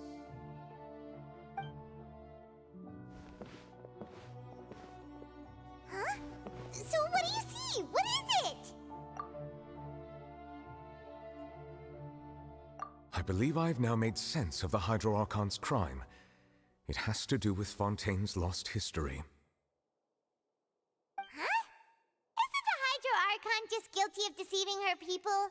Oh, wait, no, that's Farina, and we've already proven that she's not the Hydro Archon. So when you say Hydro Archon, do you mean the real Hydro Archon we've been kinda talking about? In truth, everything that you've encountered in Fontaine up until this point can be traced back to the contents of these stone slates. However, I'm uncertain as to how much sense they currently make to you. Okay, let's try to recall the contents of the other 3 stone slates. Paimon will do her best to help you remember. First one was her begging because of a sin.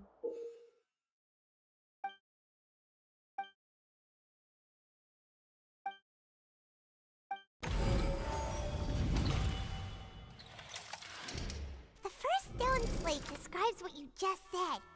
It seems to show the previous Hydro Archon. Does that mean that Fontanians are transformed Oceanids? Oh, Paimon wasn't expecting that.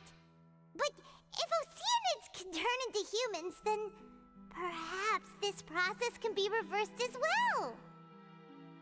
The second stone slate shows Celestia floating in the sky, and the Hydro Archon and her people worshipping it together. But the heavens still brought judgment down upon them. This must be the point when the Hydro Archon and the Fontanians were branded with their original sin. Does this mean that the original sin and the Hydro Archon sin are the same thing? The third slate shows the Hydro Archon sinking into the sea surrounded by many people.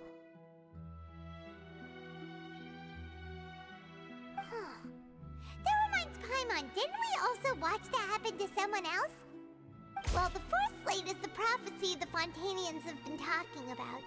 People dissolving into the sea, the Hydro Archon crying on her throne, and so on. We didn't believe that such a crazy disaster could happen at first, did we? But after that incident, it was just a question of when and not if.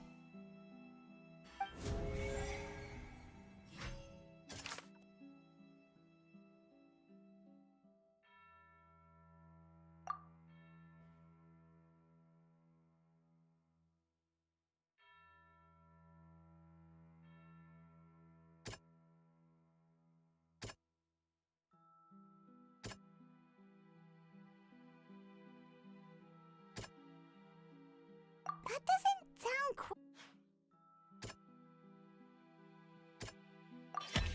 We know from the case of the serial disappearances of young women that Fontanians can be dissolved in primordial seawater. And the first stone slate tells us that long ago, the Hydro Archon used her power to turn Oceanids into humans.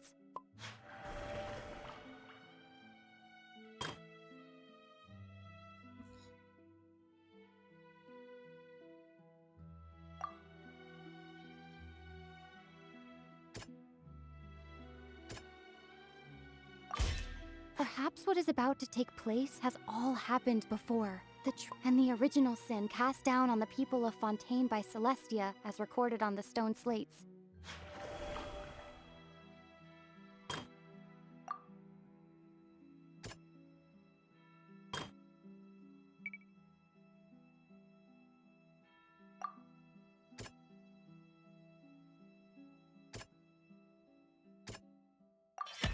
It's not as simple as falling into the sea. When Navia fell into the sea, her consciousness was subjected to judgment. The stone slates show the people gathered around the Hydro Archon in the sea.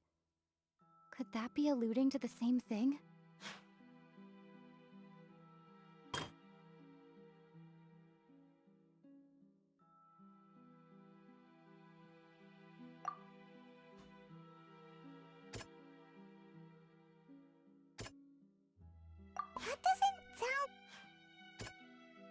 You feel it? The Yes, it prophecy is. from the stone slates found its way into society, but not many people believed it at first.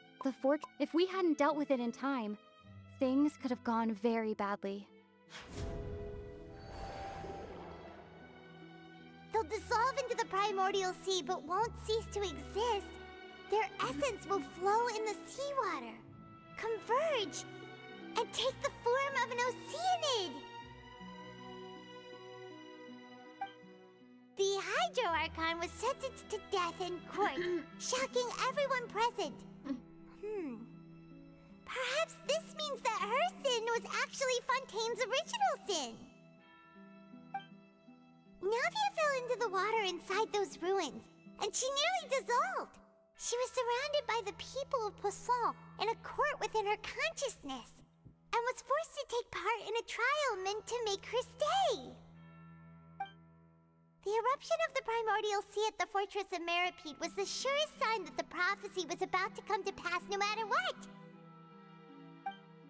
The prophecy's contents can all be verified by recent events. If we combine what we know together, loads of truths should come to light.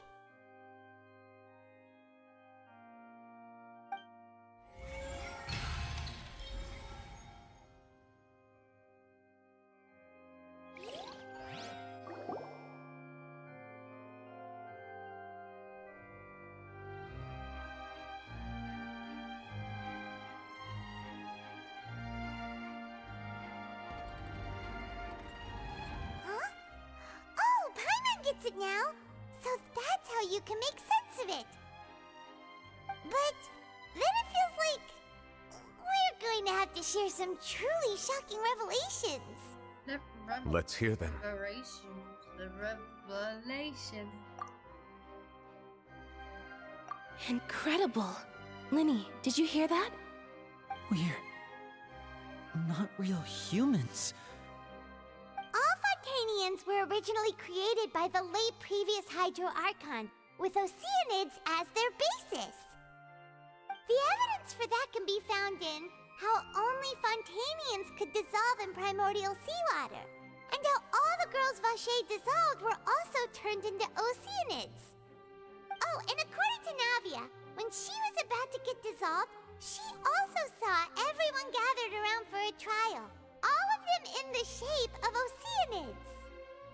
Indeed. Yeah, and it follows from the content of the first slate that she probably angered Celestia by creating humans without prior permission. That could also explain why the Oratrice judged the Hydro Archon to be guilty. It's to account for that ancient sin.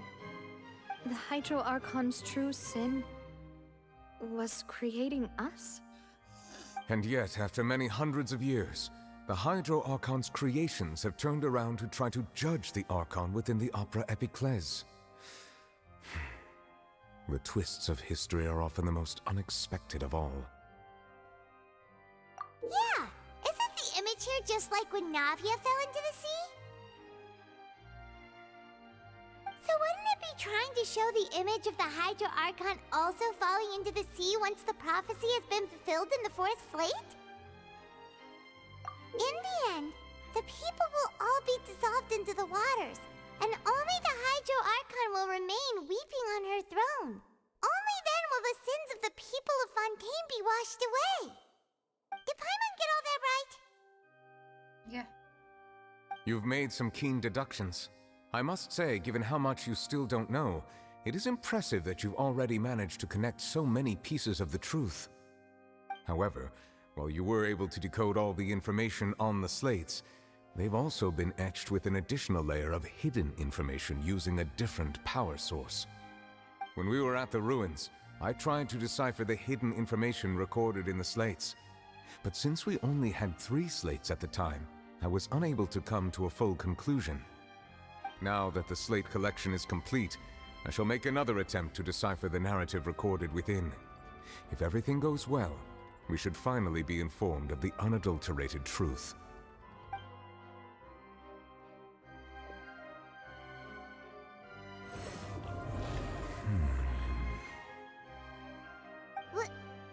Well, you get it?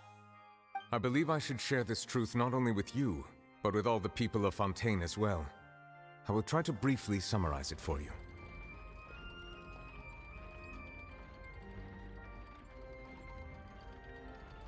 Your hypotheses regarding the origin of Fontainians and the sin of the Hydro Archon were both correct.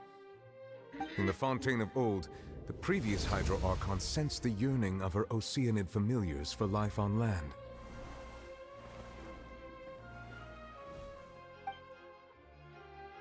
The Oceanids were enamored with the beauty and romanticism of human beings, and wishing to have those experiences for themselves, expressed to the Hydro Archon their desire to become of a similar kind.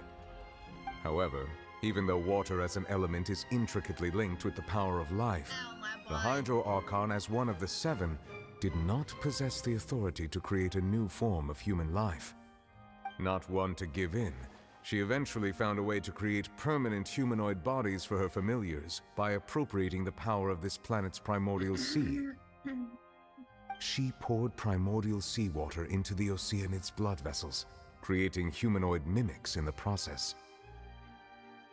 But if Fontainians were to ever come into direct contact with water from the primordial sea, the power within their bodies would escape these artificial restraints and return to the sea.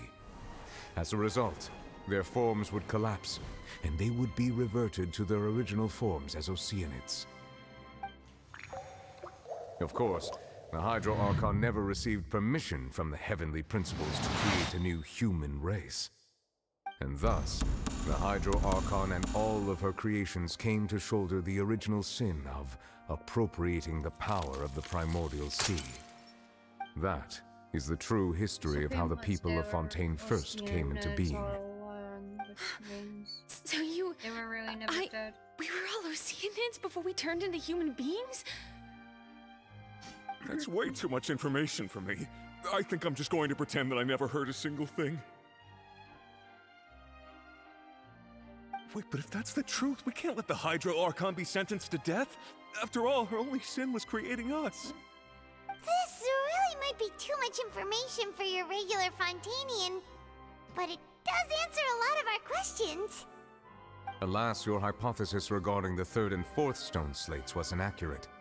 The slates' respective positions are, in fact, correct. A key point of the visual on the third slate is how all the individuals depicted in the water are humans rather than Oceanids. They have not been dissolved, which implies that the water depicted in this slate is not water from the primordial sea. The nation of Fontaine is the nation of Hydro, as well as the nation of trials and justice. Instead of being the literal element, the water in the scene symbolizes judgment and justice. You may also recall Navia's experience. When she fell into the sea, her consciousness was surrounded by that of many others who intended to hold a trial to determine her fate. Therefore, the meaning of the third slate is that the people of Fontaine shall try the Hydro Archon at the court of justice. Yes, it refers to our present situation. I think I'm following now. So, what you're saying is, even though we decided to put on this trial to avoid fulfilling the prophecy, in truth, everything we've done has happened exactly as the prophecy foretold. So now, it seems, we're the ones making sure it comes true. What should we do? Huh. No matter what, the prophecy will be fulfilled. Is this what it feels like to be a prisoner of fate? If that's the case, does that mean the scene in the fourth slate will also be fulfilled soon? Traveler, I would like to point out another small fallacy in your deductions. About the fourth slate, you probably thought that the eruption of primordial seawater beneath the fortress of Meripede served as the surest sign that the prophecy was about to come to pass, yes? However, I believe that rather than being a sure sign, that eruption could in fact only be a small warning of something far worse to come. As for the root cause of the catastrophe, I believe you've already encountered it once before. We did? Oh, it almost came true. Boy, how? What could I have? This eruption was just a small warning of the things to come. We must find the root cause of the disaster.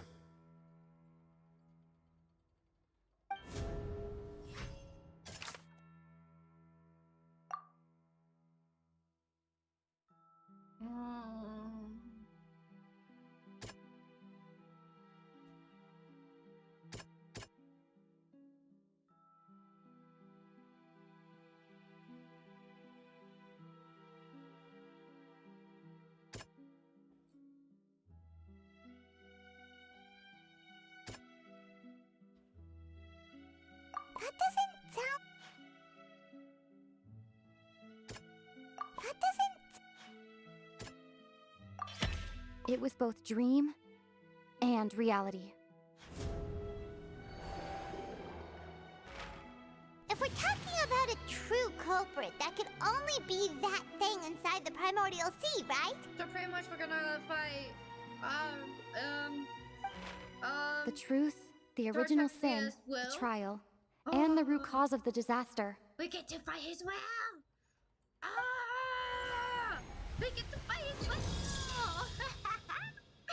Oh, I'm so happy. Happy, happy, happy! We get to fight his will! La, la, la, la.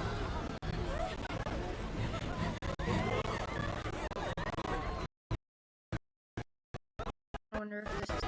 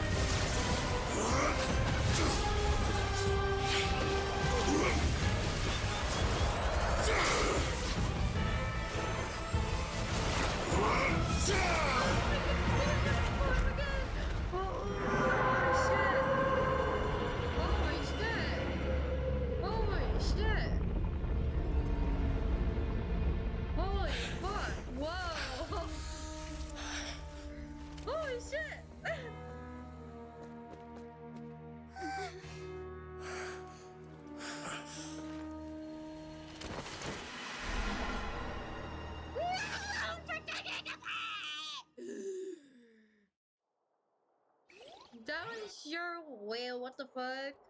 Holy shit. That was way too close! How did that thing just burst into the Opera House? Wait, was that the huge whale you saw in your dream? So we've met it at last. I understand very well why it has chosen to make an appearance here. That whale does not belong to Tevat.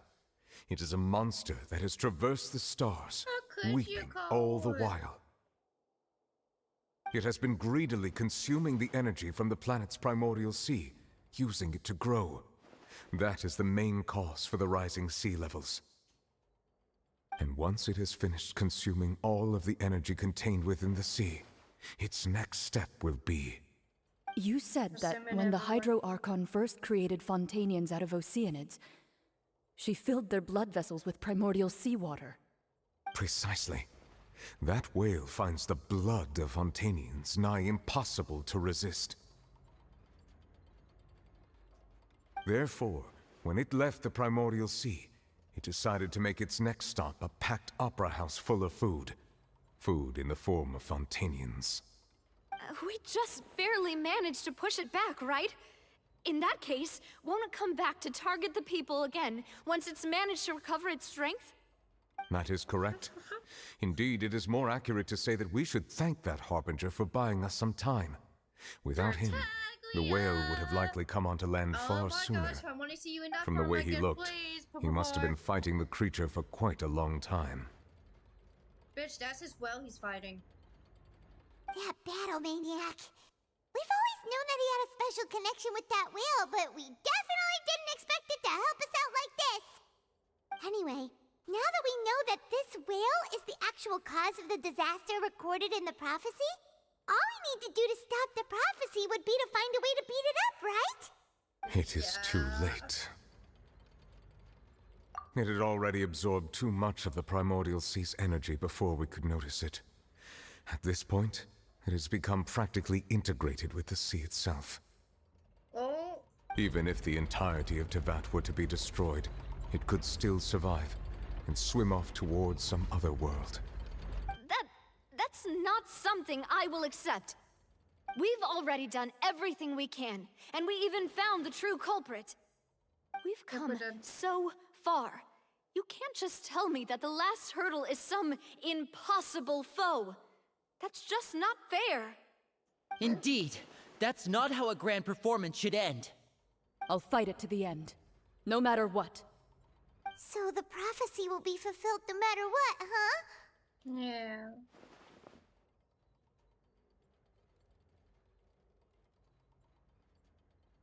The prophecy. Yes, what has been prophesied will be fulfilled.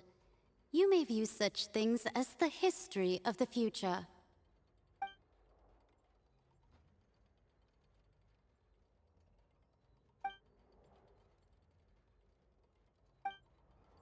Just as prophecies are usually only the future as seen from the perspectives of the gods, could things be happening in hidden corners where the gods' gaze does not fall? Ultimately, fate shall serve as your only guide, no matter what will happen in Tevat's future.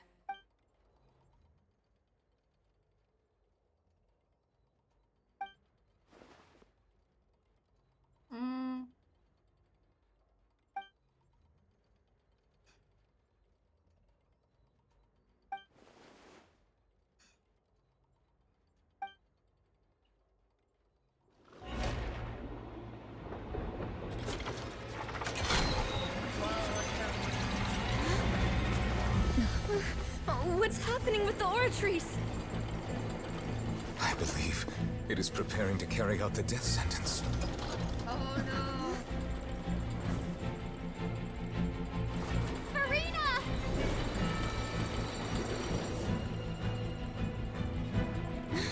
No, I still need answers.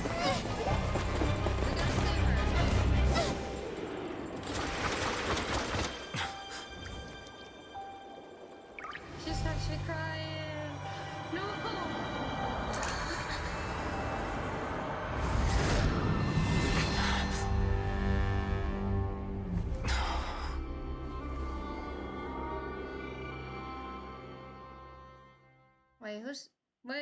Oh, hello. Hey, girl. I've seen you on TikTok a few times. So sorry, I can't help it.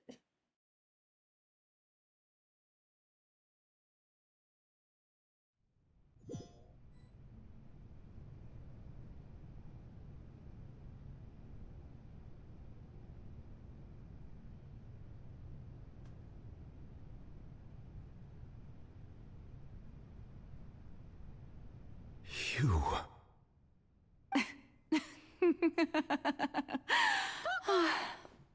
Sorry. That shocked expression on your face is just too amusing.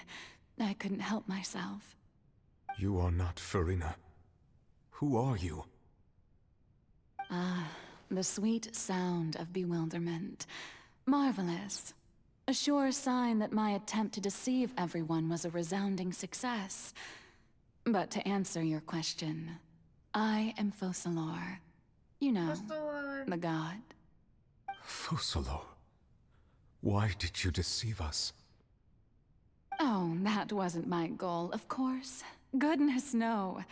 But I had to fool everyone else too, if I was to stand any chance of deceiving the heavenly principles. Deceiving the heavenly principles? It's all because of that pernicious prophecy. Dreadful, wasn't it? Everyone doomed to dissolve. Fontaine condemned to be flooded. One was not amused. In fact, one was positively bemused when that problem was thrust upon me by my dearest predecessor. That's the former Hydro Archon Egeria for the uninitiated. It hardly gets more disastrous than a preordained national catastrophe, now does it? She knew full well that the prophecy would surely come to pass. And as one of the seven, she also knew full well that one defies the heavenly principles at one's peril. So yes, as you have no doubt surmised, it was a rather impossible situation that I found myself in. I spent a terribly long time mulling it over, alone on the ocean floor.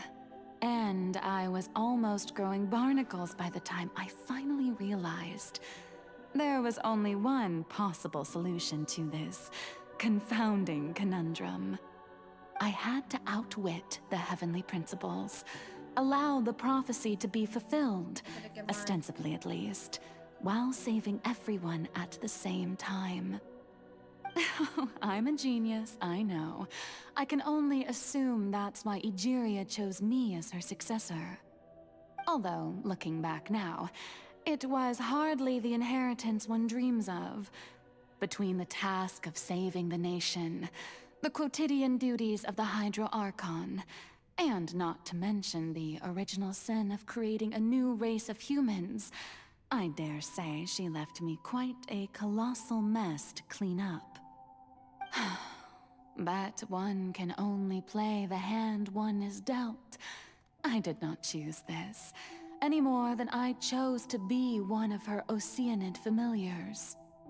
So you were also once one of the Oceanids, transformed into a human by Egeria's hand. I mean, I thought it was Yes, I was. I always dreamed of becoming human. And I still do, even now. In my eyes, to be human is to be part of the greatest opera ever known. After becoming a god, I separated my divinity from my body and spirit, leaving behind only a self that was as naive and bewildered as my past self on her first day as a human being. The me you see before you now is that divinity. And the human counterpart I left behind, I named Farina. She could feel joy, sorrow, and everything in between. She could be as vain and conceited, or as meek and vulnerable as she wished. Her strengths were of a kind only a human could possess, as were her shortcomings. But in my eyes, Farina's humanity was what made her perfect. She was perfectly human in every way. The person I always wanted to be. I don't know the place, but the fishy on me. Anyway, gotta let so the bee, then but the I fishy cursed on her. me. All Gotta do, part of the I'll plan, slap of your course. knee. Fishy The plan on to me, deceive fishy the on heavenly me. principles. I don't know the place, but the fishy on me. Gotta let the bee, but I'll slap your knee. Fishy to be, but I don't know me. Fishy The on me, Hydro it's a fishy to Archon, be. alone, weeping on her throne. How are you? In order that the prophecy might appear fulfilled, I invited Farina to be an actress, to play the part of the Hydro Archon in the prophecy. Under the curse I placed on her, so long as I, You're doing Focalor's okay. divinity, continued to exist, So pretty she much could you're not kinda die. doing good, yeah? But nor was she free long to you're live doing her okay, life then in the you're pursuit fine. of happiness. Instead, she was forced to take the stage in the opera house, I wish you still to doing well. embrace the role of leading lady, Half, am I right? to forever play the part of the god from the prophecy, all to create a deceitful appearance of that prophecy coming to pass. I suppose now you probably understand why your court is called the Opera Epiclese. But Farina is only human, isn't she? Even though she has had a long life, her mind is no stronger than that of any other ordinary human being. I cannot begin to fathom what she has had to endure. It must have been torture for her. It has indeed. And And although she is, in a sense, me in human form, I most definitely owe her an apology for it. It's been 500 years. And all along, she's been playing her part in the most unimaginably long, unbearably lonely, and agonizingly painful opera of all time.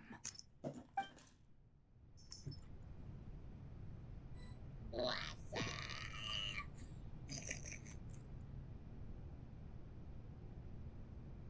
up?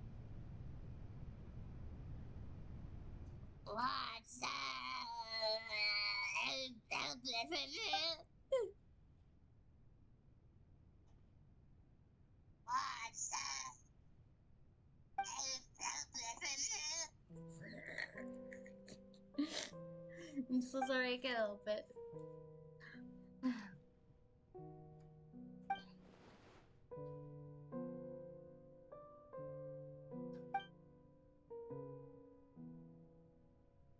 Yep.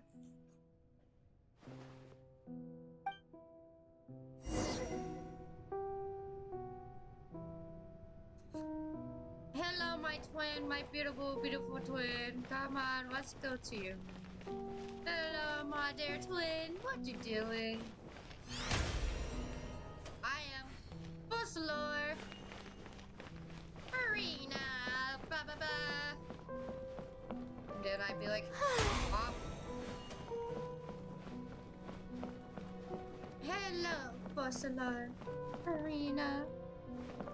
I'm your twin today. Oh, look how gorgeous we look. Look at us. We're twins now. I want a photo.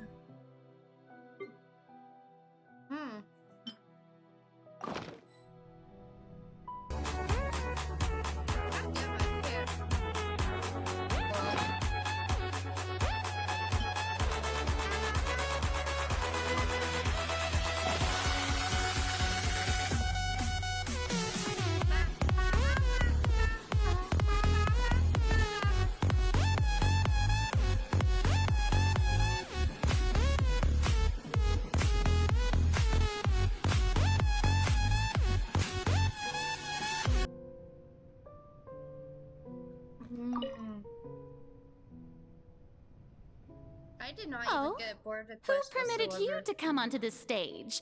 Now, I understand your admiration for my august self, but I must ask you to keep to the rules. All right. It is not my intent to reprimand you. There is no need to state your name. Just be off with you. Do not distract me from my performance. Oh, do not jest. Can you not feel it? I am Focalor. The eyes of countless Fontanians are upon me. I must, at all times, display the utmost elegance and nobility.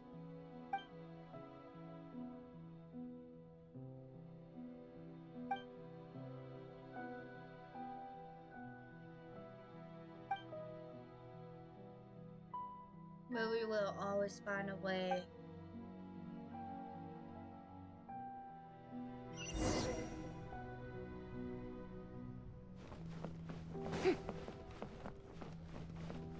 Dear audience, the performance is experiencing a technical difficulty, but worry not. The guards shall resolve it soon enough. Time to shine! Nowhere to hide. Don't blink!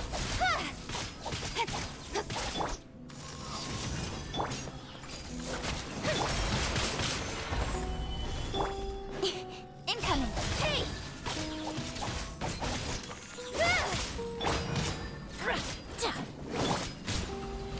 How brilliant! Gather!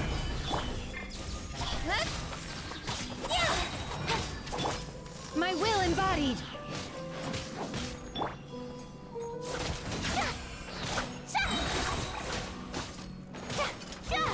The show begins! Don't blink!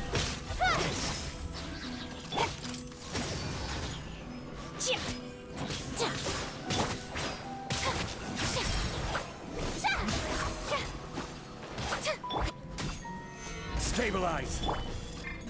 Speed of light. Take your true form! How brilliant!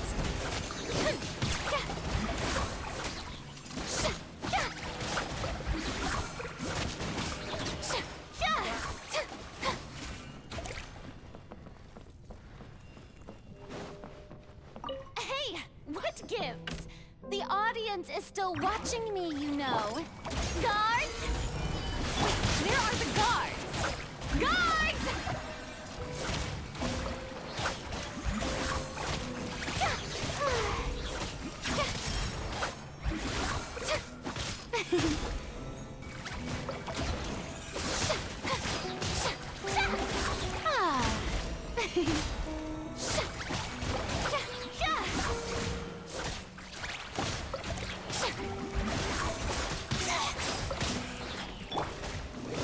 Stabilize! Strike a pose!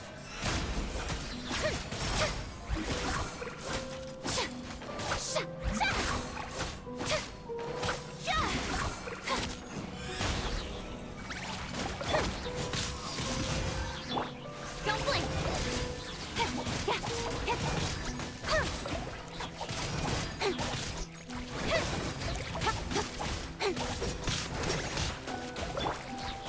Gather!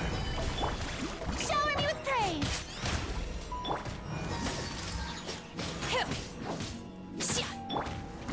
Incoming!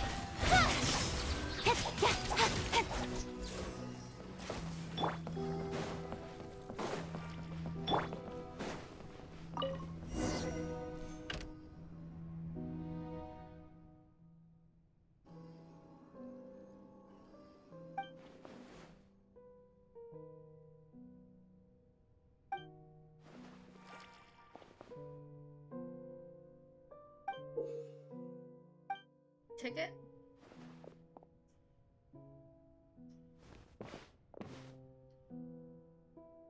Ticket.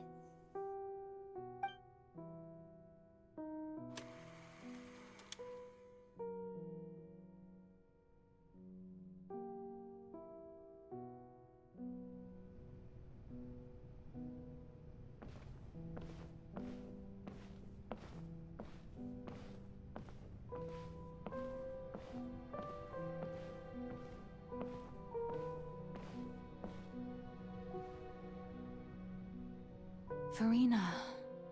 Farina. Huh? Who's that? Who's calling me? Where are you? Be not nervous. Be not afraid. I am before you. Wait a moment. You're mirror me? How can this be?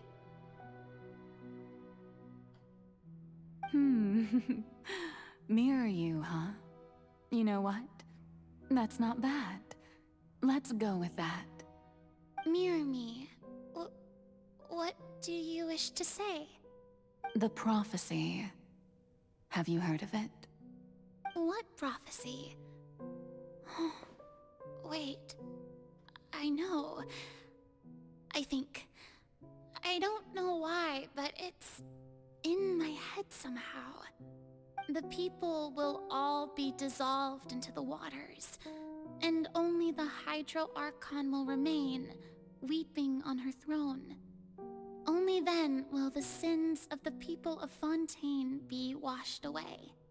Oh, very good. You know it well.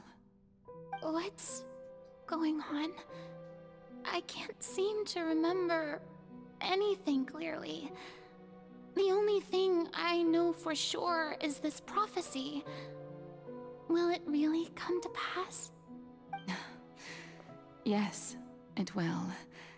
And that is why I've come to you. Disaster will come to Fontaine sooner or later. Things will develop just as the prophecy declared. There is no escaping it. But doesn't that mean everyone will die?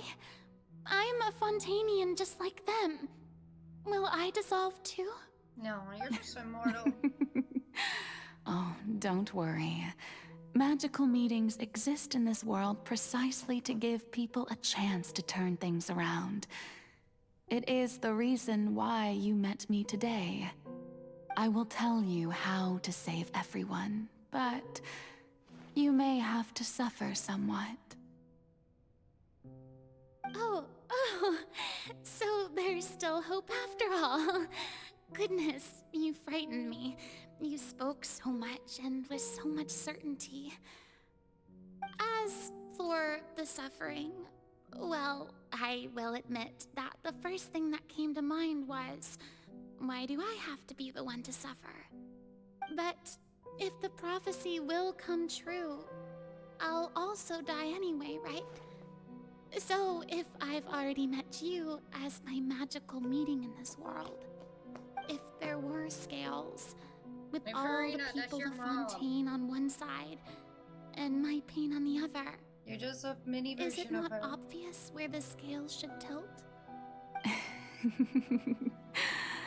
You truly are the perfect human. My ideal.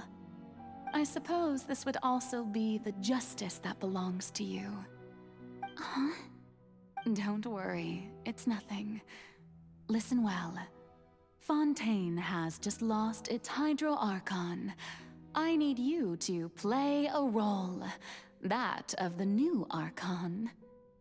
Play as a god? That's right. You must begin a never-ending masquerade. You must never let anyone suspect your identity. If you can keep it up, then I shall have my way of defying this prophecy. But should your identity be revealed, then all hope will be lost.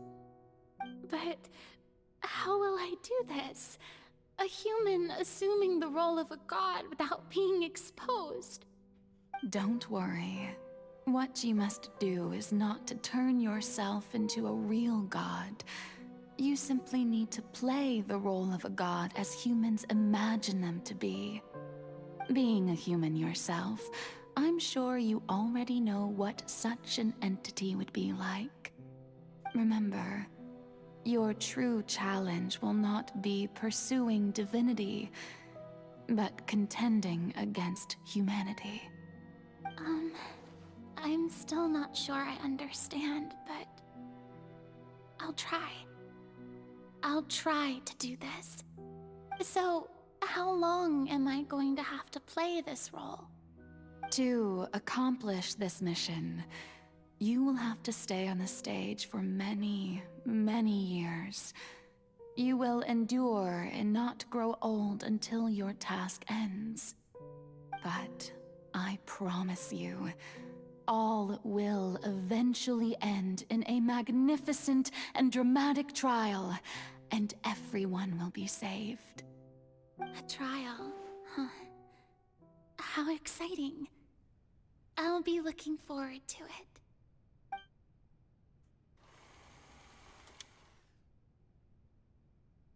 Listen to the sessions which Farina. Wow.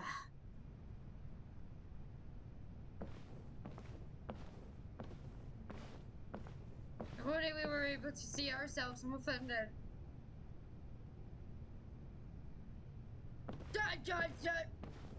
Oops.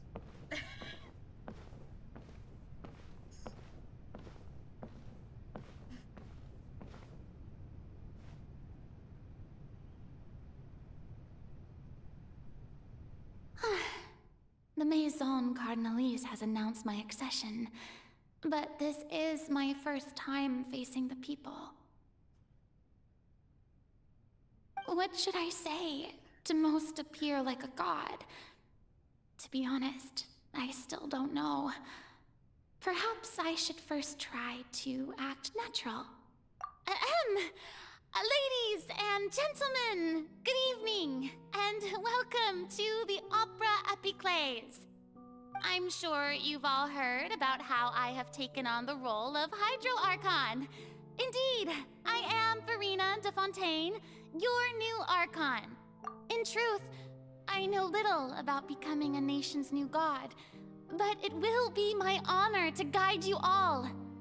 As the god Focalor, the god of justice, I shall do all within my power to lead you into an age of fairness and justice. Once again, thank you all for coming. If you should have any questions or suggestions, please send them to the Maison Cardinalise. The future of Fontaine will require us to work together, after all. This should do it. I thought I might stammer, but thankfully, I was able to convey my thoughts just fine. Okay, and next. That's the new Hydro Archon. Is this some kind of joke by the Maison? I would have thought that a being that surpasses humanity would be a bit more assertive. Hey, did you hear that? She even told us to send her suggestions there at the end. Shouldn't gods be all-powerful? She's being so modest. What's the difference between her and an ordinary person, then? If you ask me, perhaps the succession didn't actually happen. She might just be a Maison-back puppet.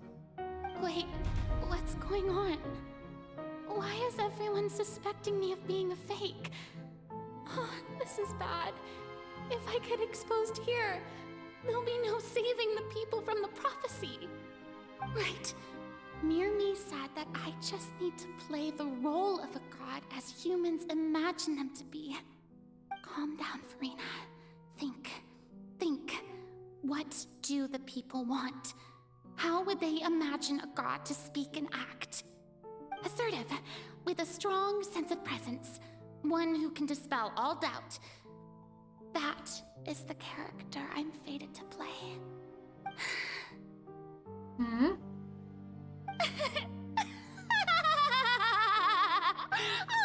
Oh, very good, my people. Only ones such as you are deserving of my rule. Now, I was wondering, if some weak puppet were to one day come onto the stage and claim ownership of this opera house, would the children of Fontaine follow them? Well, it seems that you would all see right through them. Having passed my test, you are qualified to witness wondrous trials alongside my august self, here in this opera house. You may consider my previous act a door gift of sorts. I thought it was a debut that suited the atmosphere. Now then, let us be reintroduced. Ah, so that was just a performance. How could I have forgotten that we were inside an opera house? Her personality. It's quite shocking, to be honest, but I suppose it's a better look than before. Such a fascinating and bold deity. How wonderful! Our future may yet be bright after all. It seems I've turned them around. Best follow this flow and restart my accession speech. My dear people, whether you acknowledge me or not, whether you trust me or nay, I say to you, keep faith in your ardor for justice. We have heard it said that this nation's sins can no longer be washed away. Well, I say that justice is most fragrant when it blooms amid sin. No, this won't work. They'll suspect me again. I must play the role that they want me to. The scales of justice should not weigh heavy in the hands of its god. On one side, it must carry fairness and justice. And on the other, praise and applause. May law be the prayer on our lips. May judgment be our worship. Let us light the fires and drink to the future of Fontaine!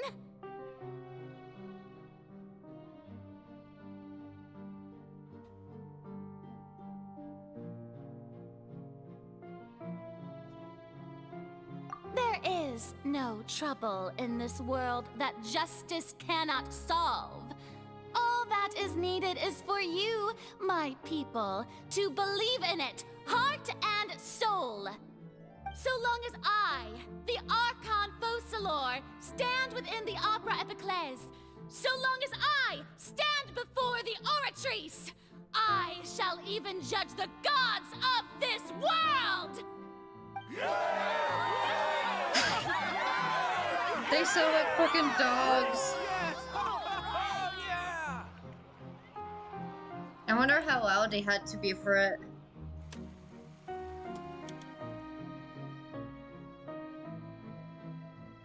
Scene 3. How many scenes are there?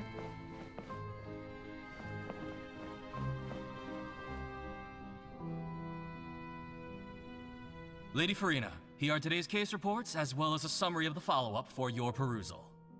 Come now, was I not just at the Opera House in person? Leave these kinds of things to Neuvillette. Besides, none of these trials were the one that I'm looking forward to the most. If I may be so impertinent, what kind of trial are you truly looking forward to? A magnificent, dramatic, and wondrous trial. A trial to end all things. How could you hope to understand? That's true. I fear I lack the ability to grasp your divine thought, Lady Archon. No need for fright, and do not take what I said before too seriously. Go now, do your duties. The trial I await. It will come one day.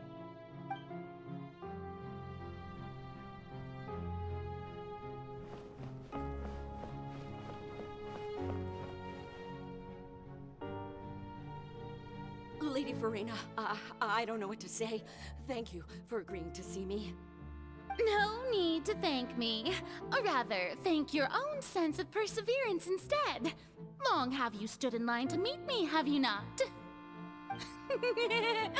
Oh, I'm afraid that's just an inevitable consequence of my divine charm. Consequence? All right. Deoteria, is it? How is your son's illness? Diarrhea. You remembered me, and you knew of my family, too. He is doing much better now. In fact, he is far more of an ardent believer than I. He was the one who forced me to seek an audience with you, and to bring your words back to him. Oh, good. Very good. If this should happen again in the future, please do not hesitate to come and tell me. Going down to citizens' homes every so often, while not usual practice, should serve as a fine change of pace. Ah, you're such a gentle and wise God. Thank you once again, on behalf of my son. Aww.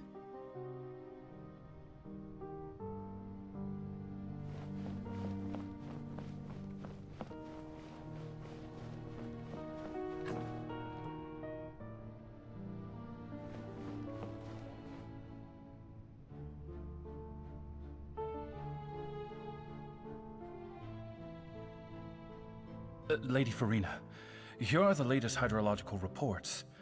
As for the specific parameters you asked to take note of, I'm afraid things still don't look good.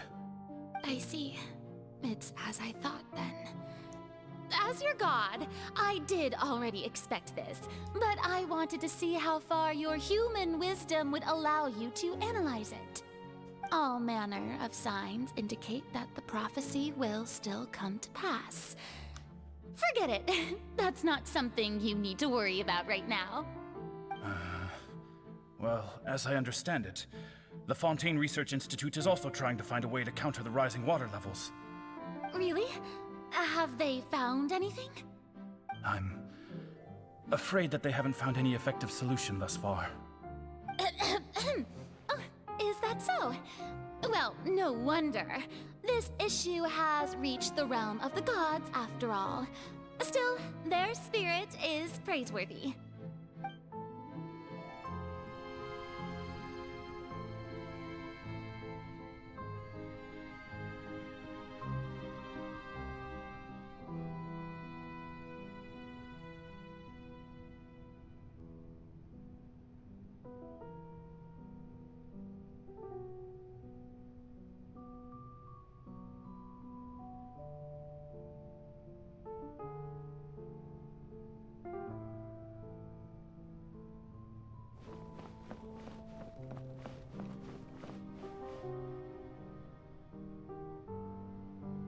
The day is finally over. I haven't had a moment to breathe this whole time.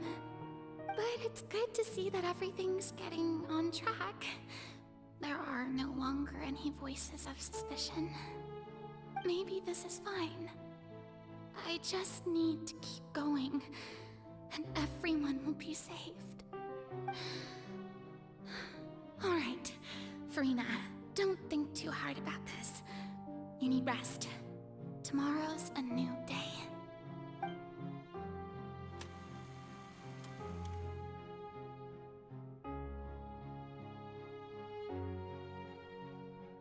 Lady Farina, here are the new trial reports for the latest cases, as well as a summary of the follow-up. There'll be no need for that. I've seen them already. There's no need to go back over scenes I've witnessed. Lady Farina, I've waited so long for this chance to see you in this manner. Indeed, my dear, loyal citizen. This joyous moment is an honor for us both.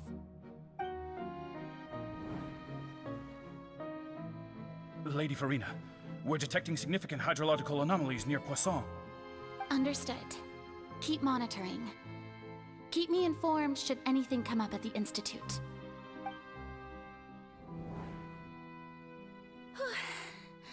I don't think I let anything slip today. I must show the people that there is nothing to worry about. I just don't know when these days will end. I feel utterly exhausted. Best to rest early today, too.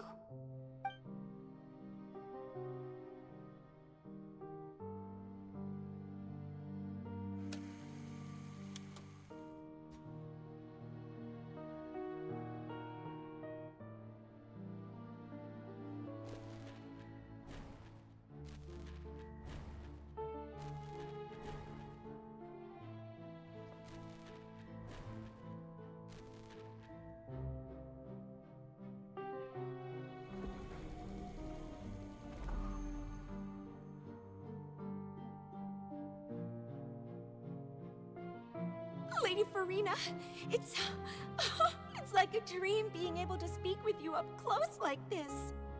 I've heard that the first member of our family who was honored to receive an audience with you was Madame Deoteria, almost 20 generations ago. And what a fine family yours is indeed. It brings me great joy to meet such a faithful believer. A descendant of a line most ardent. Surely you exaggerate, Lady Farina. My lady? What is it, good citizen? Oh, are you crying? Uh-huh. Oh, really now? I didn't even notice. This must be the overflow of hydro from my person. Well, can't quite help being the god whose dominion is the waters, can I? No wonder. No wonder. A manifestation of your power, then. Oh, Archon, I am honored to have witnessed it. Honored indeed.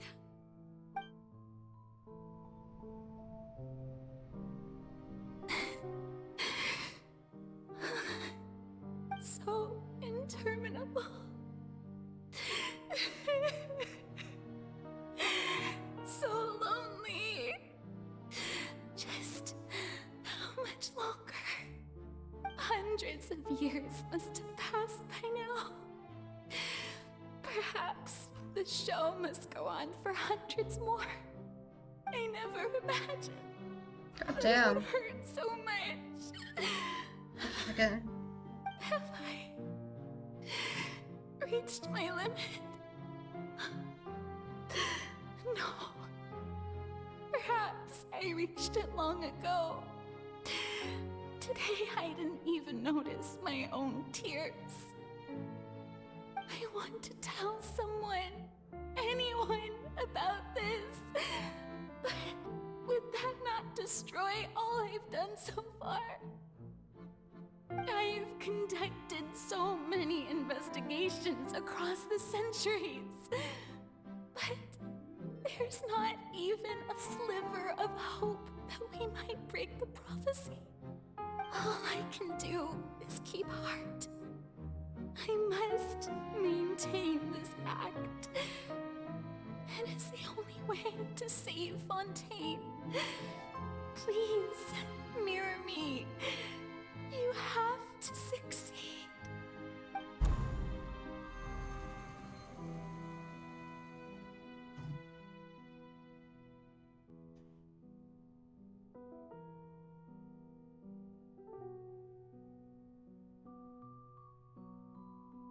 Farina, you don't have to shoulder this burden alone.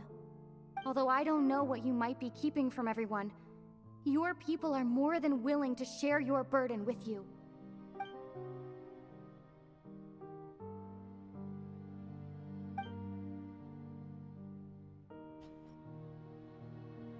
Share my burden. That's impossible. It was fated right from the start that this would be my duty alone. But even if your burden doesn't need to be shared, you can still choose to confide in someone. Just share it with me. I'm what you'd call a witness. A witness? Yes, I've heard that you came to Tevat from beyond the stars, yes. In other words, you never belonged here. And if Tevat is, in its entirety, a show on a stage, then you're just a spectator, aren't you? If that's the case... She's right. I could confide in her, couldn't I? But if things don't play out as expected, the people of Fontaine will be the ones to pay the price. No, Farina. You shouldn't be selfish. But what if it's really alright? Farina, you've worked so hard for so long. Surely it would be okay to put yourself first for once. Just this once. Is it such an outrageous thing to do anyway? To find someone in whom you can confide your frustrations and sorrows? If you let this opportunity slip through your fingers, it might never come by again. Think about it long and hard.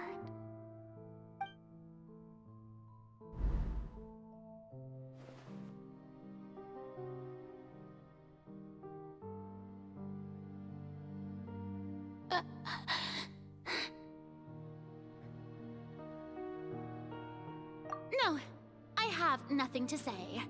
I am Farina, the Archon of Fontaine. Everything will surely get better.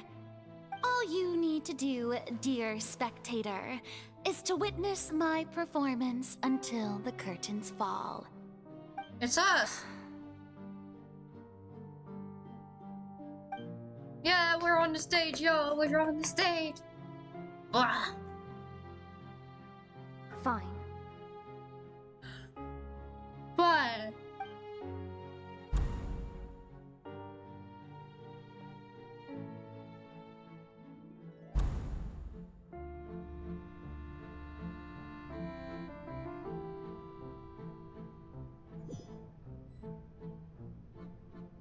So even Farina doesn't know the truth? You've never once let her in on the full plan? Yes, it had to be done. To deceive the heavenly principles, you must first deceive yourself. She did very well. If she had let her resolve falter even once in these 5 centuries, Fontaine would have been doomed to the most tragic fate. It seems that trusting humanity was the right decision after all. I believe that I understand how your deception works, but that is only half the truth, is it not? How would you build on this foundation to save the people of Fontaine? That is the most important thing. Ah, good. Of course, the Iudex of Fontaine has pinpointed the crux of the issue. I'm sure you've long sensed that the Oratrice is no simple machine, yes? I've always suspected that it had its own consciousness. And Lenny did mention that he heard a human voice within the core chamber. It now seems that that person was you, hidden within the machine all along. Am I right? And then I became one with the Oratrice, taking Fontaine's gnosis with me. Yes, it would seem so, wouldn't it? Alas, your understanding of this device still lacks sufficient depth. In truth, it is no enactor of justice. It is, in fact, a device created to kill the god of justice. I beg your pardon? Oh, you have it. Pardon? And to be more precise, Pardon?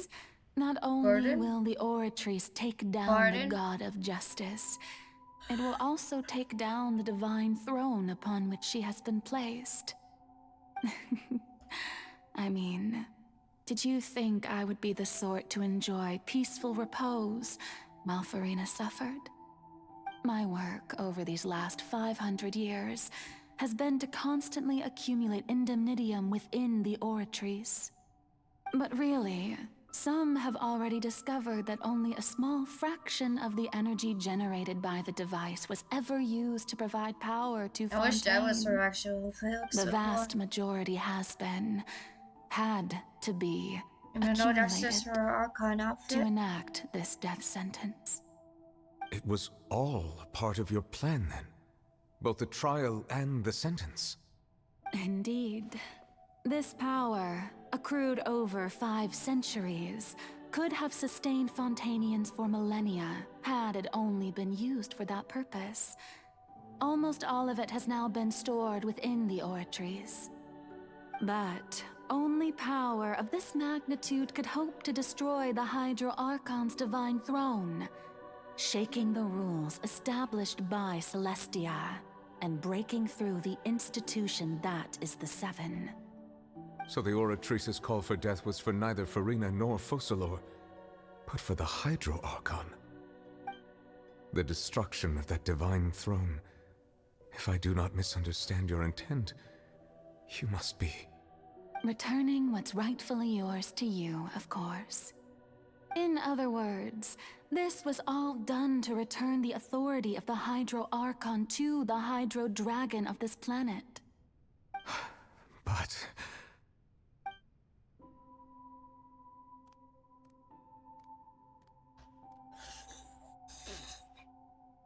Oh, what? Getting sad again, are we? The authority of the ancient dragons shall soon be yours once more, O Hydro Dragon Sovereign. And this is the face you make. all you've done throughout the years is just so you can sacrifice yourself at the very end. I've never quite seen it that way, you know. Even now, I'm quite pleased at how well my deception worked.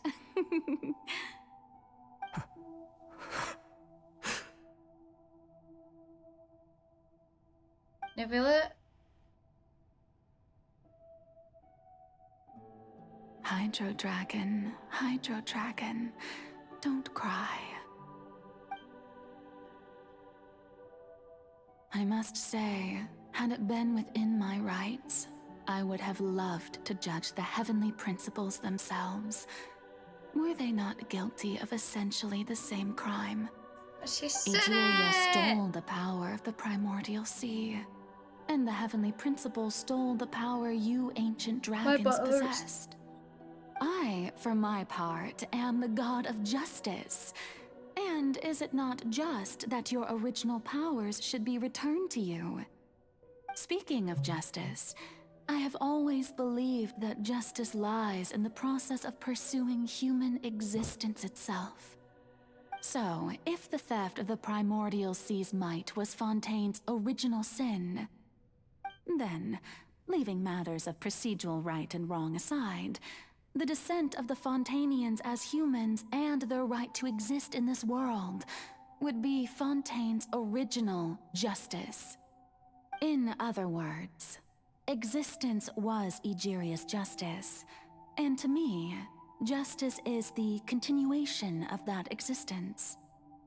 Defying the prophecy and ensuring that Fontaine's people shall live on, that should be the justice enthroned over all others. At this point, we, whether it be myself or all other Fontainians, have shouldered the burden of this sin for far too long. Iudex Neuvillette, the highest judge in our land, when you regain your full power as an elemental sovereign, what verdict shall you pass upon us? So when I was invited to the court of Fontaine to serve as Iudex, I see now that that was your idea too. At last, I now understand the true purpose behind this position. In the beginning, I was uninterested in human existence. But these 5 centuries of living alongside them have gradually brought about mutual understanding between us. And I have even attempted to feel as they feel. You are a devious one, Focalors. Things being as they are, surely you know that I could never declare them to be guilty.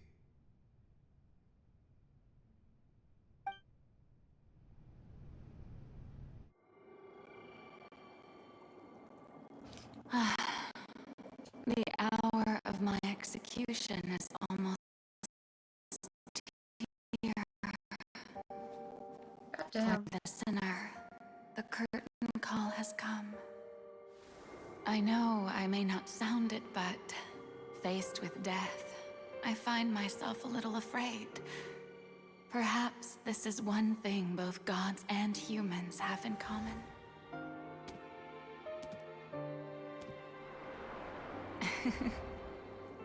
Farewell, Neuvillette. I hope you've enjoyed the part you played these 500 years.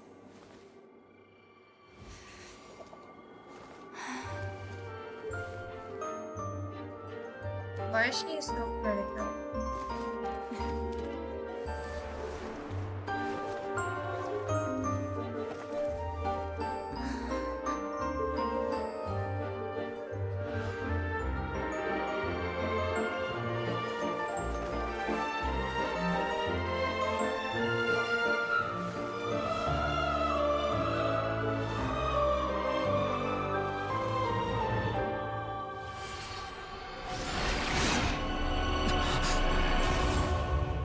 Whoa.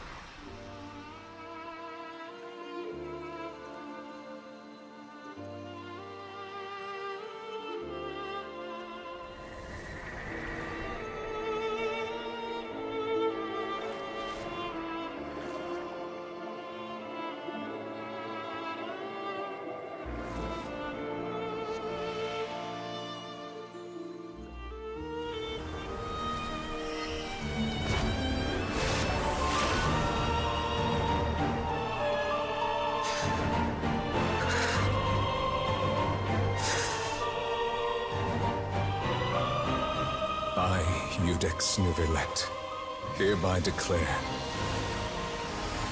people of Fontaine, your sins are forgiven.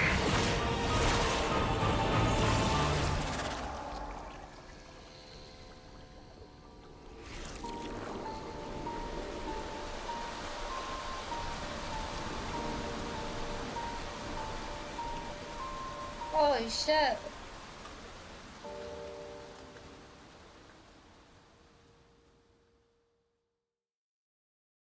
My pole arm.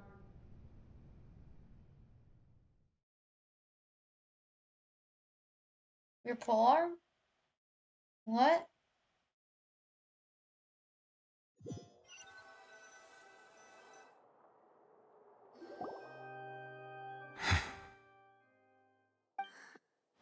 What just happened? Has the death sentence been carried out?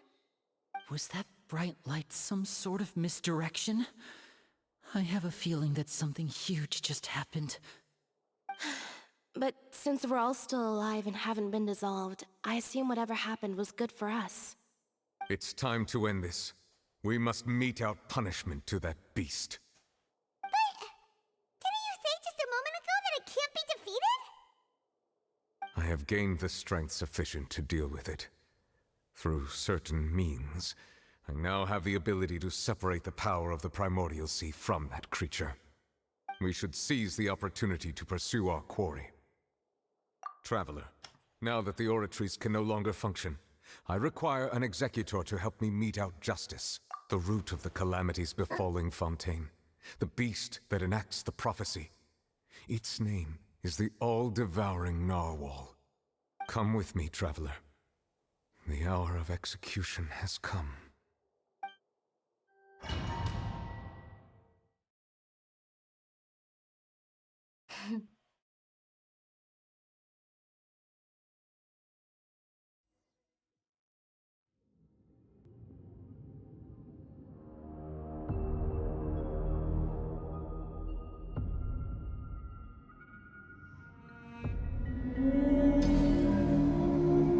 Whoa. We're going to execute it? Oh no! Oh no! No! I've Oh done my best to separate the power of the Primordials. Considering the size of the beast, I cannot reach the power source. God damn it, I missed.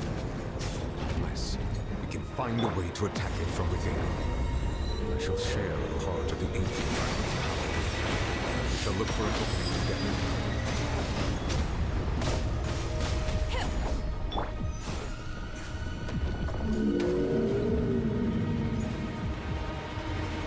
How are we actually supposed to do this? Feel sorrow turning into hostility.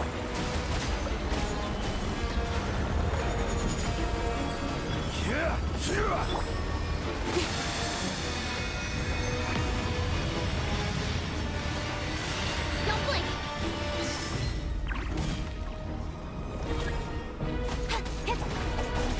The all-devouring narwhal cannot resist its instinct to devour. Continue to trigger its hostility. Attacks when presented. I just wanted us to do it.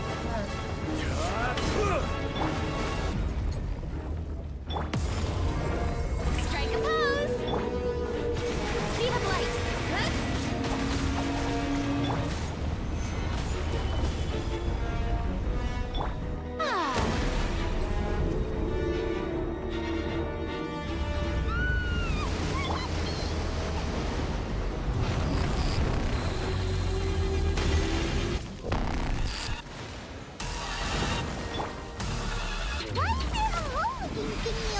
Tartaglia, holy fuck! That Tartaglia roll now? No, dude, get away from me, please. The show begins!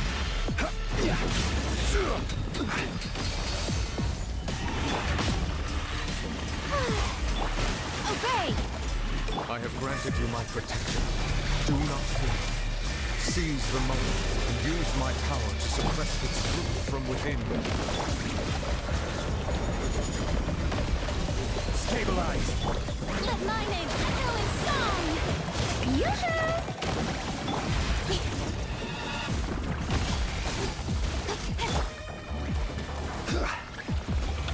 Solidify! My will embodied! Don't blink!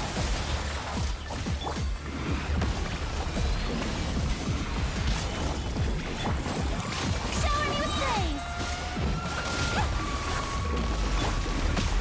Unleash!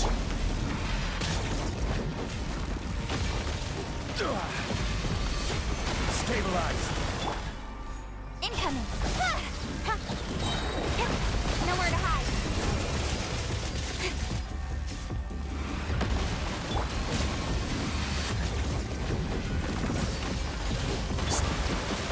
Oh, brilliant! Order cut! Don't blink!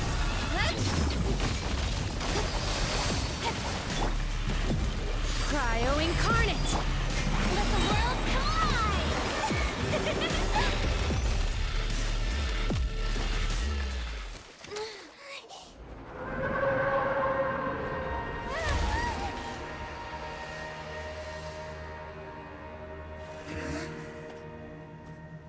He got a big fucking cane afterwards.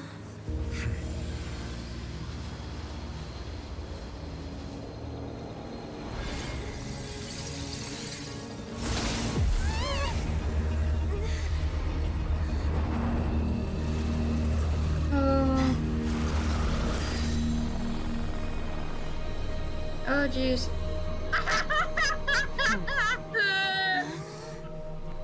I've seen this part.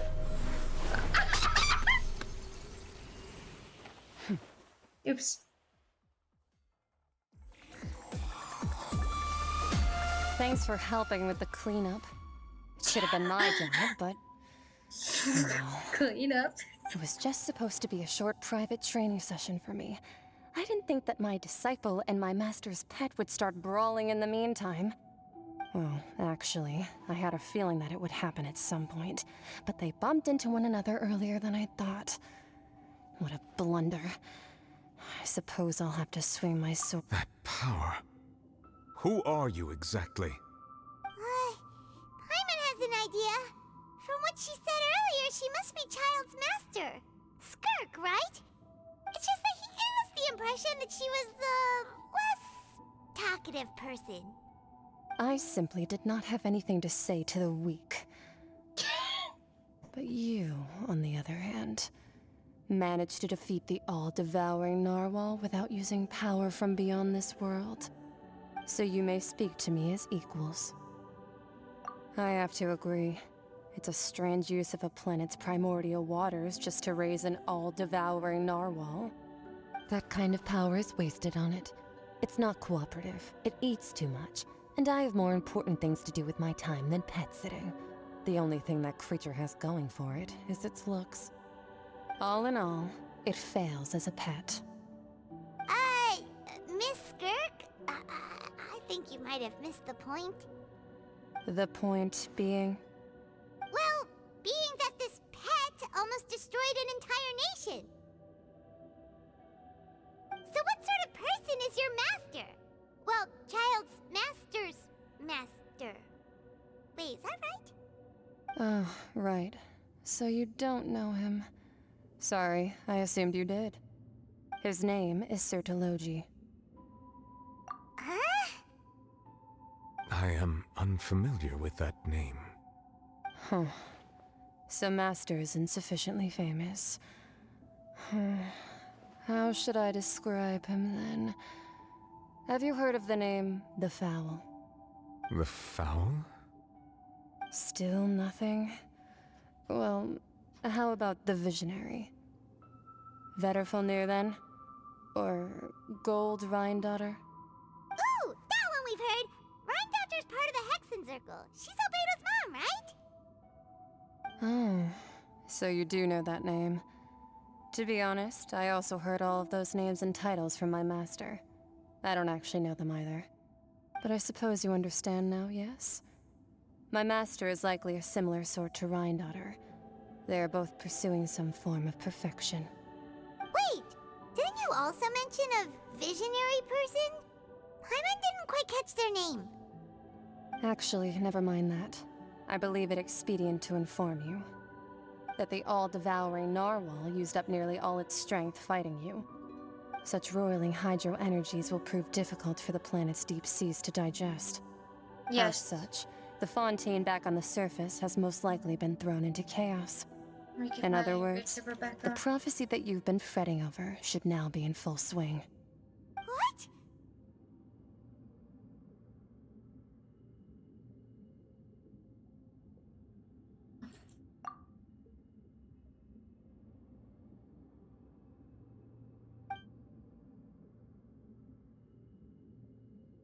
Not to worry.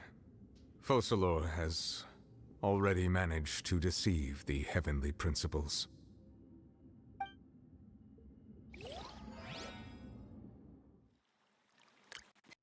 In the end, the people will all be dissolved into the waters, and only Farina will remain, weeping on her throne.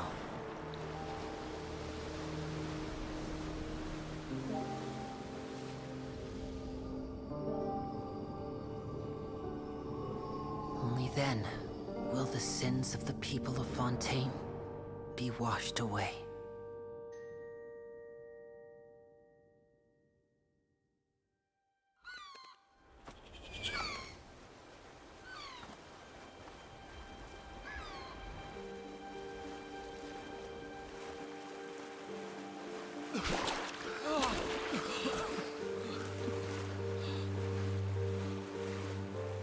Hey! Help! Over here!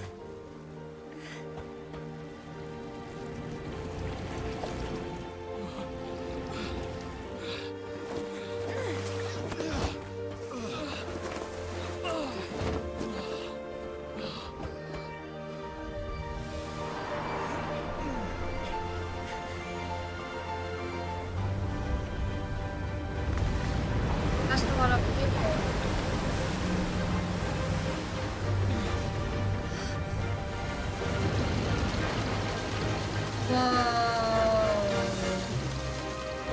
Whoa! All hands, initiate emergency rescue!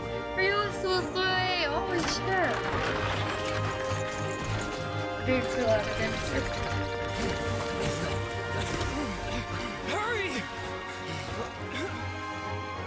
Oh my gosh. He's so smart. Hey, lend a hand!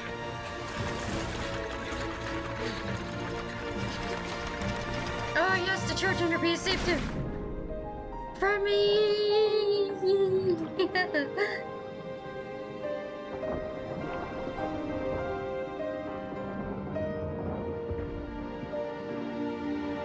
Lynette!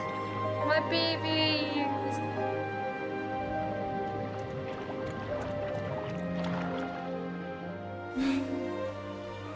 Look! The water's receding!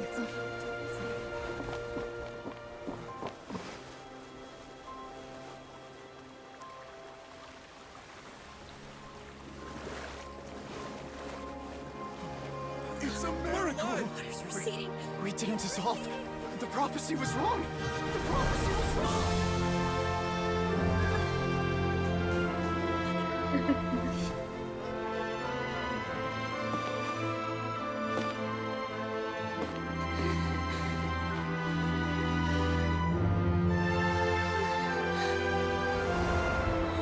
Are you alright? Yeah. We're saved. The prophecy was wrong.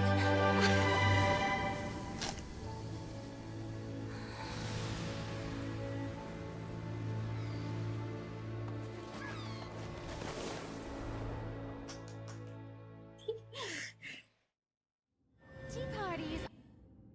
Tea party?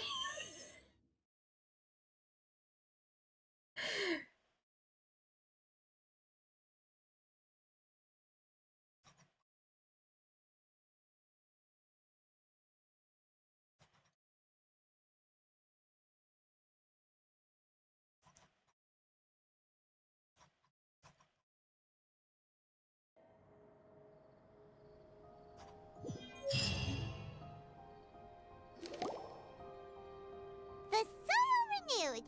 The Spina di Rosula talks post-disaster rebuilding. I recently visited Poisson to meet with Miss Navia, spokesperson of the Spina di Rosula, and we spoke about Poisson's present and future. Old soil can still give birth to new bloom, Miss Navia stated. Hope is like seeing a small cookie when you're starving late at night. You just need a little of it. Skyship Winglet, boon or bane of the Fontaine Research Institute. The various disputes that have arisen on account of Mr. Edwin have suddenly become a shield over the Institute, with Jurier turning out to be a once overlooked hidden gem. People always call the first researcher mad, but few know what to call the second. And should that latter person achieve a miracle, they would find it all the harder to find a word with which to classify him and his team. Wow! Paimon barely recognizes the people in the reports. Are those really Jurier and Navia? They sound like real big shots.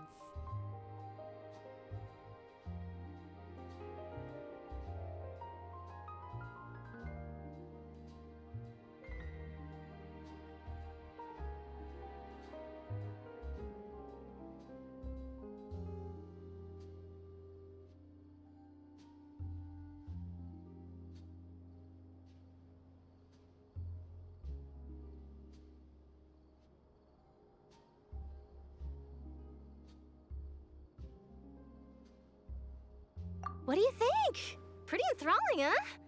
The Steambird's idea was pretty simple. With the disaster just having passed, we would print a free edition packed to the margins with good news to calm people down.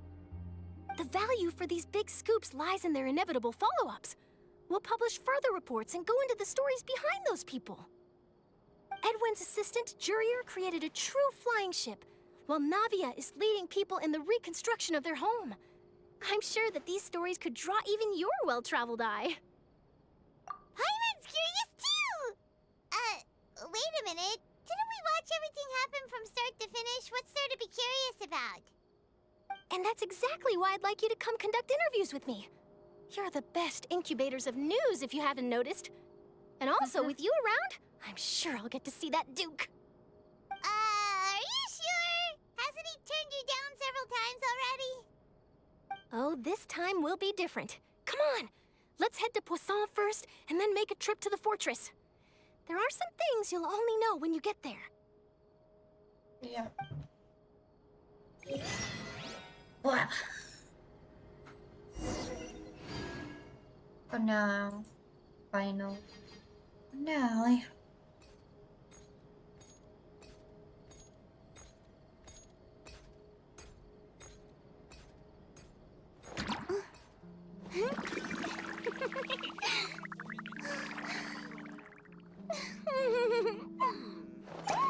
Anyone doing maintenance on this, statue?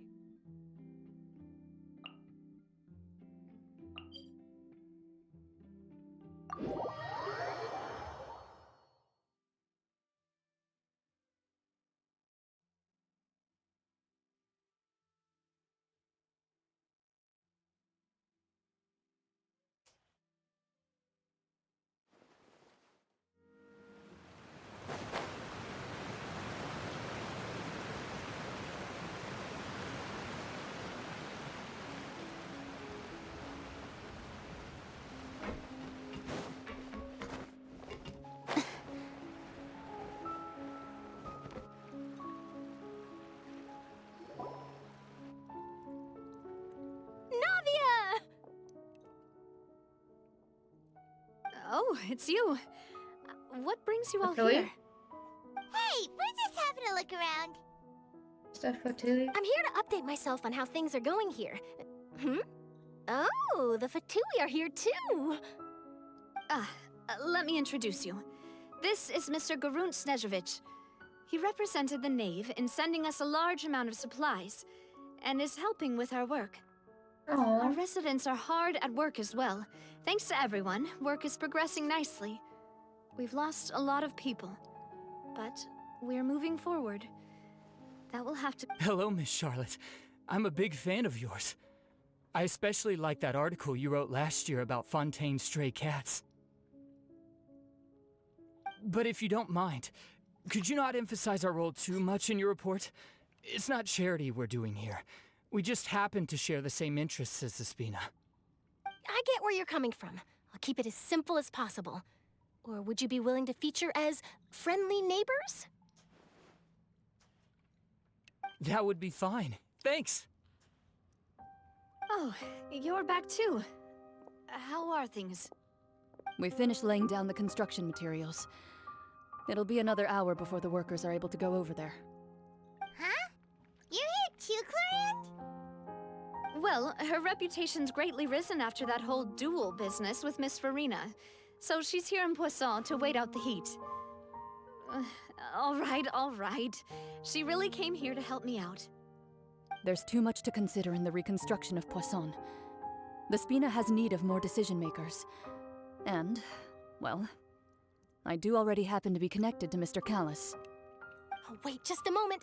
Do you mind me asking a few questions? You know, about how you felt before the duel, about what it was like facing down a god. There's lots of exciting material there, I bet. Girl. Forget it. I'm sure you can find a better theme than that, Miss Charlotte. I see you're the same as always. Couldn't you do me a favor, for Navia's sake? Well, if we're talking about doing things for my sake, you might as well just take a few more photos of me. Or of the Traveler. It's better than wasting time persuading Chlorand, at any rate. Of course I will. I'm not gonna let her off that easy. All right, then everyone who wants to be in the photo, gather up. And smile.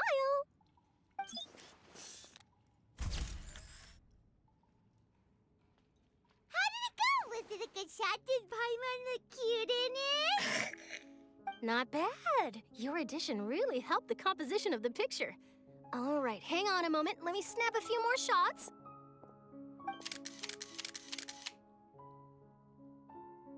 All right, that should do it. I'll be back here later anyway, so let's call it a day.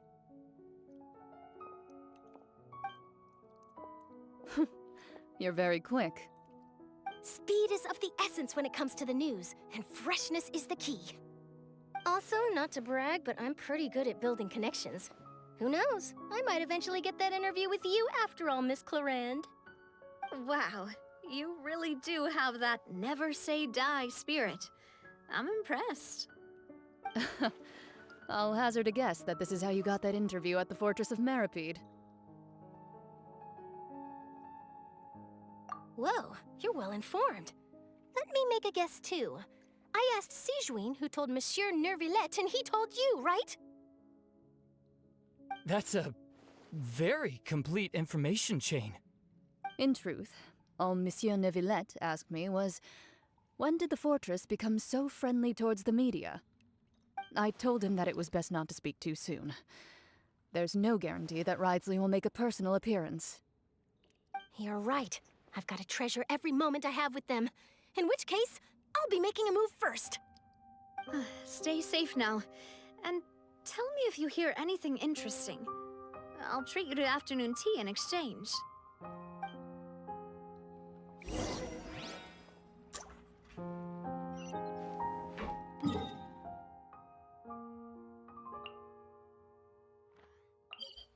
Blah.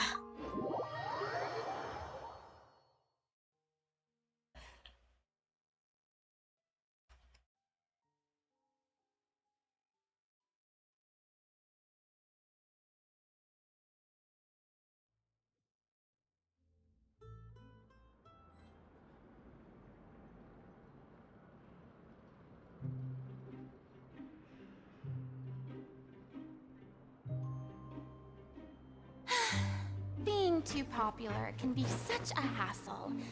Who knew the people would adore me so much?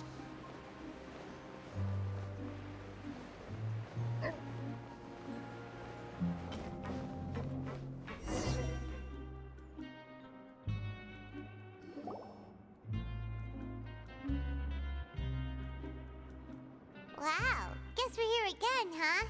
There's a real nostalgic feeling to this place. Looks like you've been missing us. Duke! Did you come all the way to the entrance to greet us? Of course. I'm here to welcome you and our dear Miss Charlotte, whom our good head nurse recommended to me. It's an honor to finally meet the much-rumored Duke. Thank you for consenting to my visit to the fortress, sir. No need to thank me. But that said, I shouldn't be the focus of your interview. I trust you recall our agreement? Of course, of course. All right then, this way.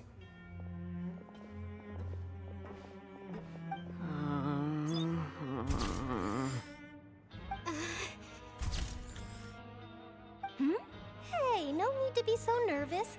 I've already taken all the photos we need. Miss Charlotte, do these pictures really need to be published on the cover of the Steambird? It would seem that Miss Lorvine doesn't want her face to appear beside that of Mr. Jurier, Sir, please don't say things like that. But it looks like dear Mr. Jurier denies it. Might this interview be very important to you then? No, I just... This is my first time being interviewed, and I'm very thankful to the Steambird for... Now, I might not look it, but I actually did meet Mr. Edwin once. And I'll be honest, I enjoyed chatting with you more. You've definitely got more of that genius vibe going on. The boat that brought about a miracle, the ark that saved the people. Why, you recreated a myth back there, like an emissary of legend. Still, if I might ask, where's that flying ship now? Huh! Looks like Charlotte's trying to get herself another exclusive scoop. I have to apologize, but that ship is presently in the bowels of our factory. I'm afraid it won't be easy for you to get a shot of it. Really? Well, then in that case, could I have an interview with you to make up for that loss?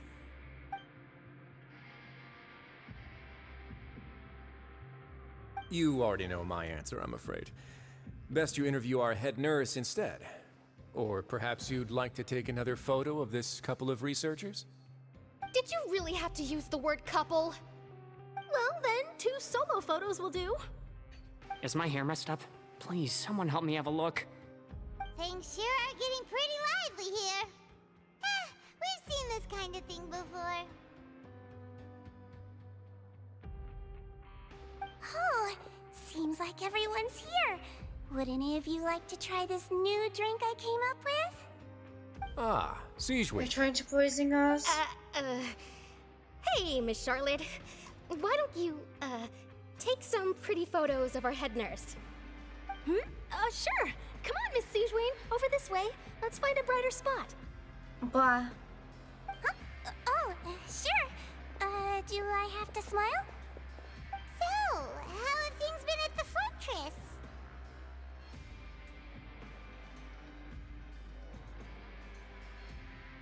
Same old, as you can see.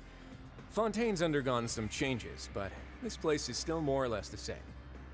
Other than that flying ship, it got a tad too much attention, I think. That's why I decided to let the interview go through. We should direct more public opinions toward the behind-the-scenes heroes. Am I right, Mr. Jurrier? Miss Lurvine? You're too kind, sir. I believe that you too should have your day in the sun. Not that you would want that, which is a pity. I'll just leave the spotlight to you two.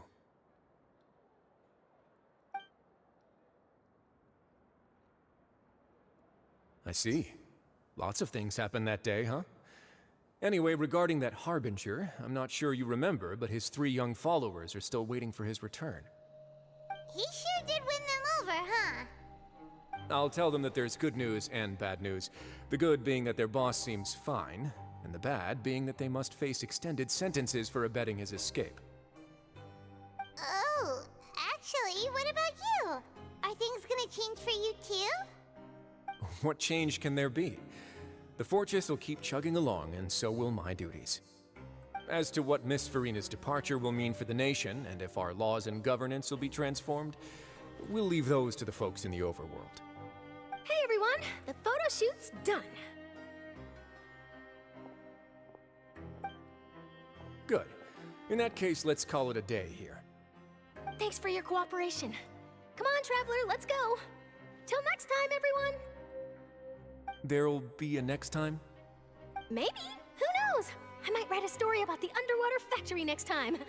Until Yes, it is the kiss time. Yeah. All right. Last stop, the docks. The dock? That is so far away. We have to go back where our song started. Look, we have the stupid Statue of 7. Blah. Yeah, you did. Blah.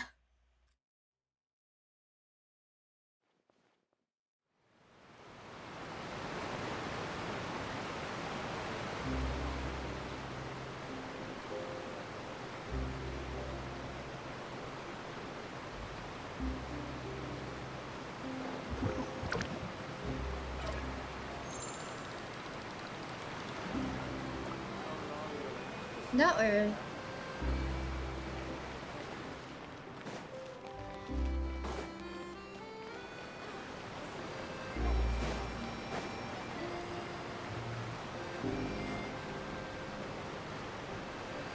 That mean we have to go all the way down there?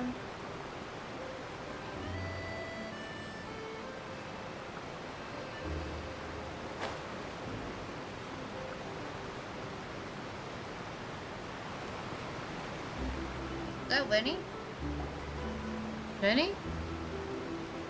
Lenny! Run that from me! Oh. They really are here! How did you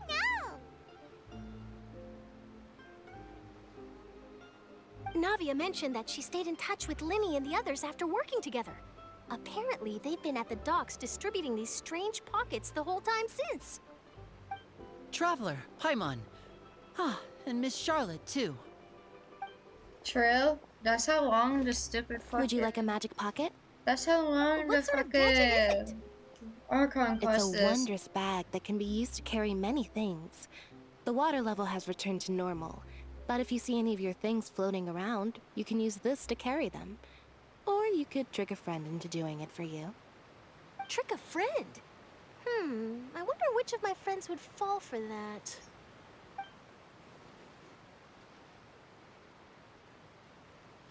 You could just make a friend like Fremine here. Isn't that right, Fremine?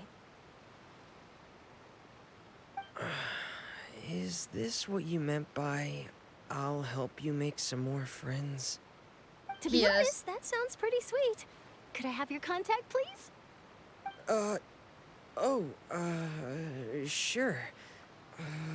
Please, write down my address.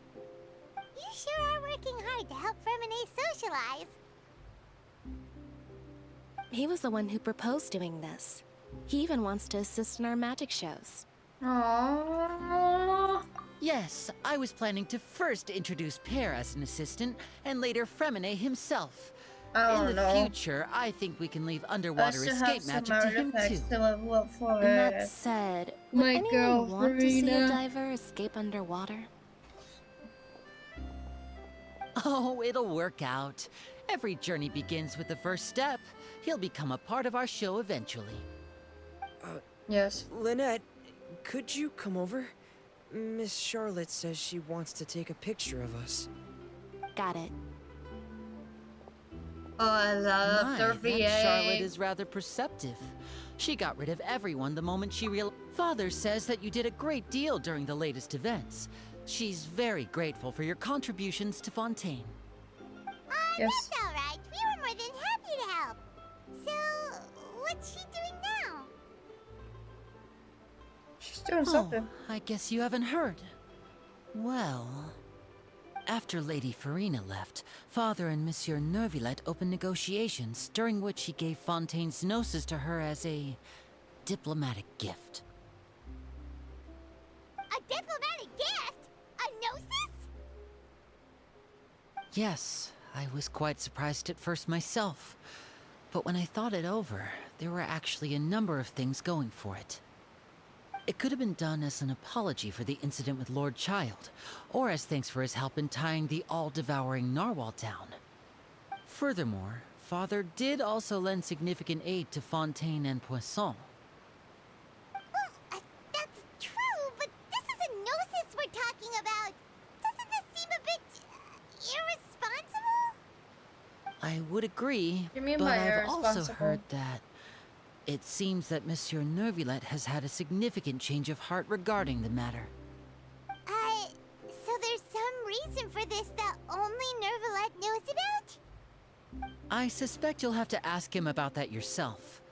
Ah, yes, speaking of which, I did see him strolling around the entrance to the Fortress of Meripede a while back. Isn't he real busy and stuff? Paimon didn't think he'd have the time for that. Yes. But back to the topic. The gnosis was given to the knave, right? What about Child? They say that he's returned to Snezhnaya to recover from his wounds. I hear that the recent disaster really did a number on his health. Of course. That's true. When you think about it, we've had loads of run-ins with the Fatui. To think we'd be allied with them this time. So shocked by such a simple switching of sides?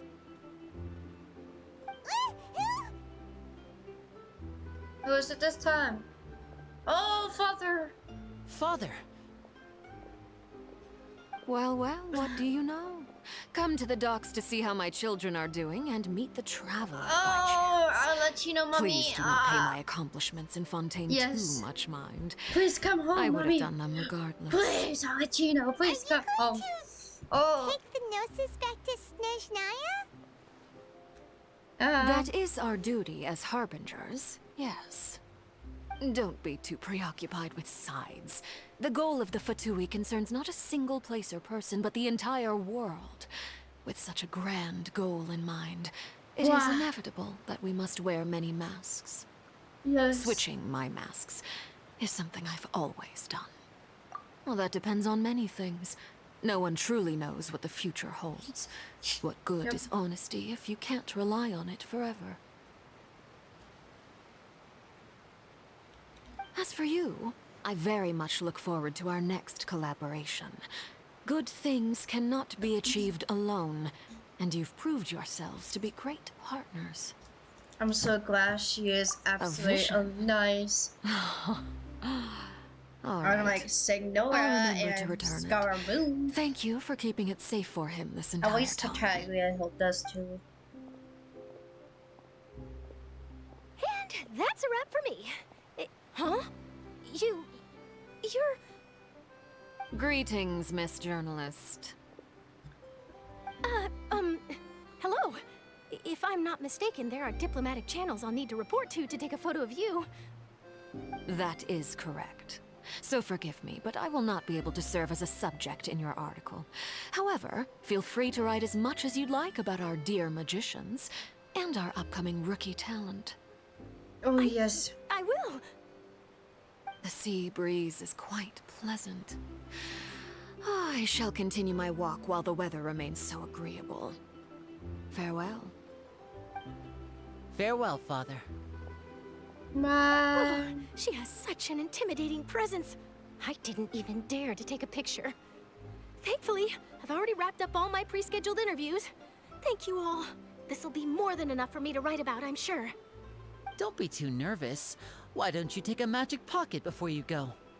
Here, Magic pocket? Traveler, Paimon, you take one too. To move things about? That's right. Funny. I was giving out magic pockets when we first met too. And what do you know? I'm doing the exact same thing right now. So many things have happened, but the pockets are still the pockets. Yep, that's I true. guess this must be life. We will all follow our own paths, and serendipity will lead you to your fated friends. All right then. We'll be handing out pockets in some other districts later, so we'll get going now. Have a good day, you two. Imagine having to go back to Snezhnaya just to recover. Well, guess we sent Charlotte, huh? Shall we go see what Neverlette's doing? As long as he's not so busy that he doesn't have time to...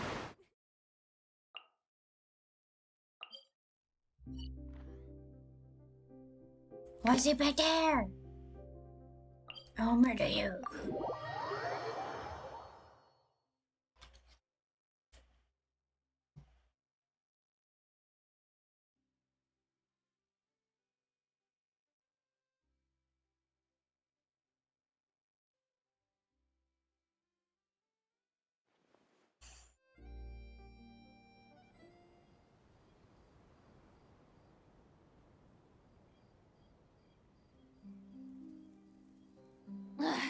Boring. Isn't there anything else more interesting to do?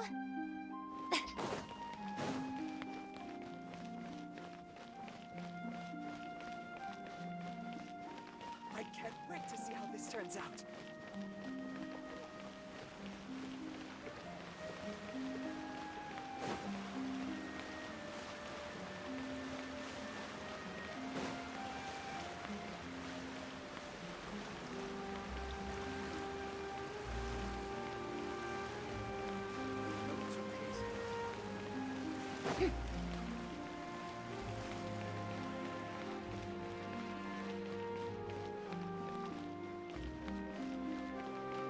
The entrance to the fortress!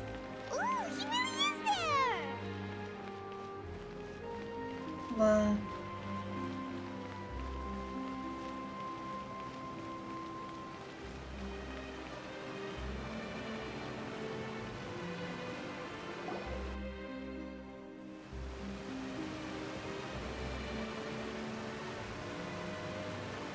Cuckold works. So you Holy really shit. are here, Neuvillette.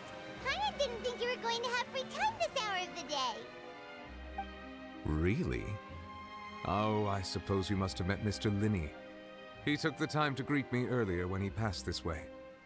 In any case, you came at a good time. I was just considering reaching out to you to set up a meeting, so I may explain some things that I haven't had the time to before. Right. Aw, Paimon's glad that you remembered. Thank you for keeping us on your mind, what with you being busy and all. Alright, let's have it then. How was Fontana actually saved? The whole business is still quite the mystery to us. It is strange how words can often leave a bitter taste in the mouth when it finally comes time to say them out loud.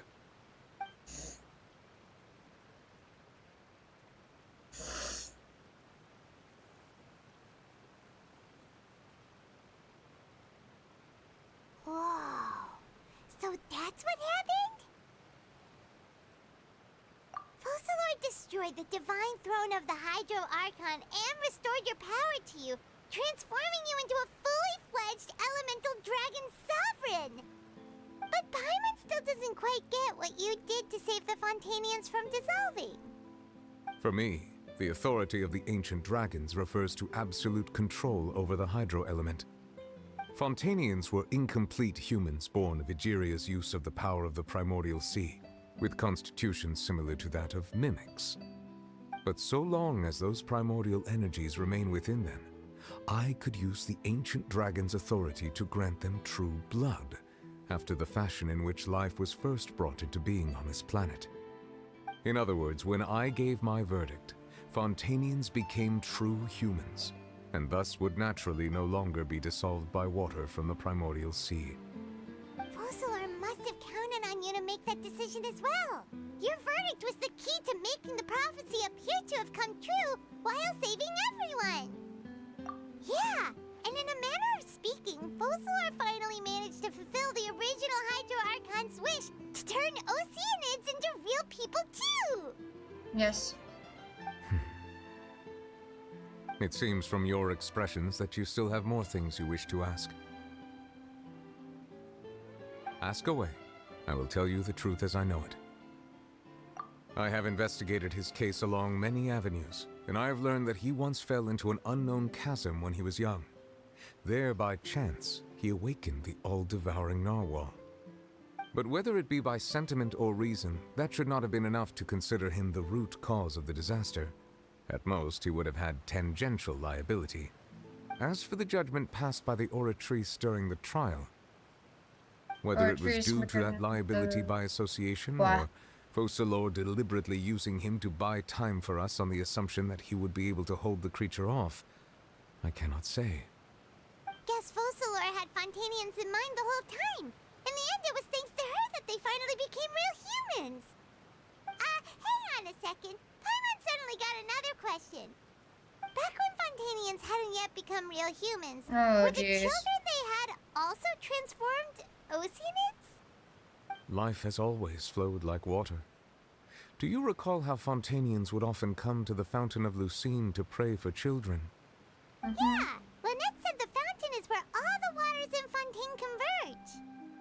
In truth, even those couples did not know that such prayers were no mere custom, but instead a form of ritual. Those Oceanids who were blessed within the spring water would later descend as new humans in the coming months. Paimon sorta gets it now. Either way, it seems like this ritual won't be of any further use, but it'll probably live on as a local custom. Ask away. I will tell you the truth as I know it. Yeah, about that. Risley said Farina has already left. What's that all about? Ah, Lady Farina. The people are only aware that her death sentence has not been carried out.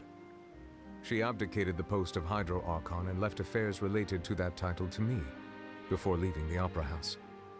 I related Focalor's words to her faithfully and completely. After hearing them, she seemed neither saddened nor comforted. She simply said that she was tired and needed to rest.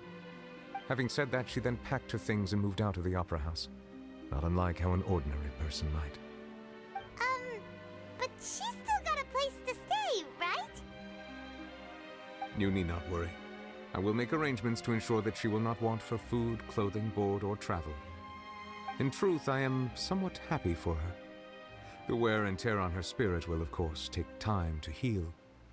But now that she no longer has to play the role of Focalor the Hydro Archon, she can finally lay down her burdens and lead a normal life. What about you then?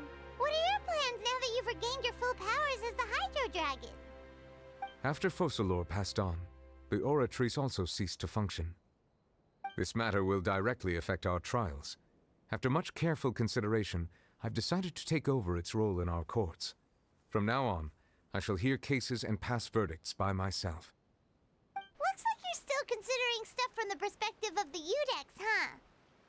As an elemental dragon, there are indeed many things that I must do. But this power and this duty, in a manner of speaking, you could say that both were granted to me.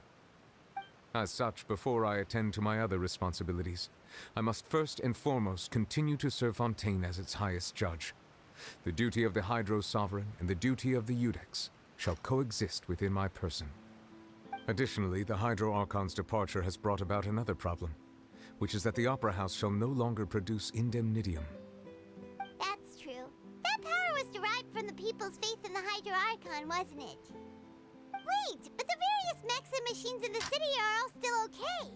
Where are they getting their energy from?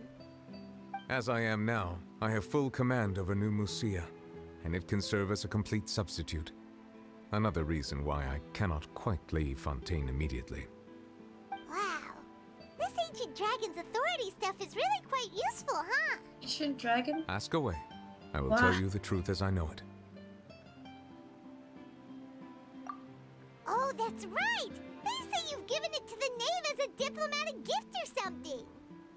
Leaving aside their intentionality, the two Fatui Harbingers have indeed done much for us during this crisis. Their sole remaining goal in Fontaine, at least at this point, would seem to be the Gnosis. The Oratrice has ceased to function. The Hydro Archon's divine throne is now no more, and I do not need the Gnosis's power. As such, it has lost all meaning for Fontaine. If the Fatui have impure designs, then we might as well accede to their request now, and avoid unnecessary conflict. What complicated considerations! Paimon thought you were just giving it to them out of gratitude to the knave and as an apology to Child. Ask away. I will tell you the truth as I know it.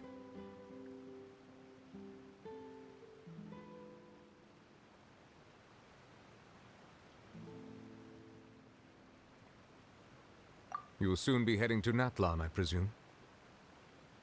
I'm afraid that I have little talent as a travel guide, so all I can do is tell you what I know about that land. As far as I'm aware, Natlan can be said to be a nation of dragons. A nation of dragons? You mean like you?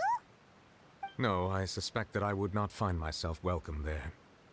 Unlike ancient dragons such as myself, the dragons of Natlan have undergone long years of development and evolution. Large numbers of them have entered a form of coexistence with humanity. Natlan is also the nation of war. War ravages those lands like an undying flame. There is one other piece of information I got incidentally from my negotiations with the Knave that I believe may be useful to you. The Harbinger known as the Captain has thrown his hat into the endless ring of war. The Captain. Sounds like a real tough customer. Seriously, everywhere you look, there's a Fatui Harbinger doing their thing. I suggest that you fully prepare yourself before going to Natlan. In the meantime, Fontaine's doors will always be open to you. Ask away. I will tell you the truth as I know it. Hang on a sec. Paimon's still got a question about the Gnosis. When we spoke to Linny earlier, he mentioned that your attitude towards giving away the Gnosis had clearly changed. We guessed that there might be some reason for it that only you were aware of. No wonder the House of the Hearth is the Fatui's intelligence division. They are certainly sharp. So regarding this specific issue, I was just getting ready to share something with you. What is it? In truth, I exchanged some further words with that lady named Skirk after sending you two back to the surface. It went something like this.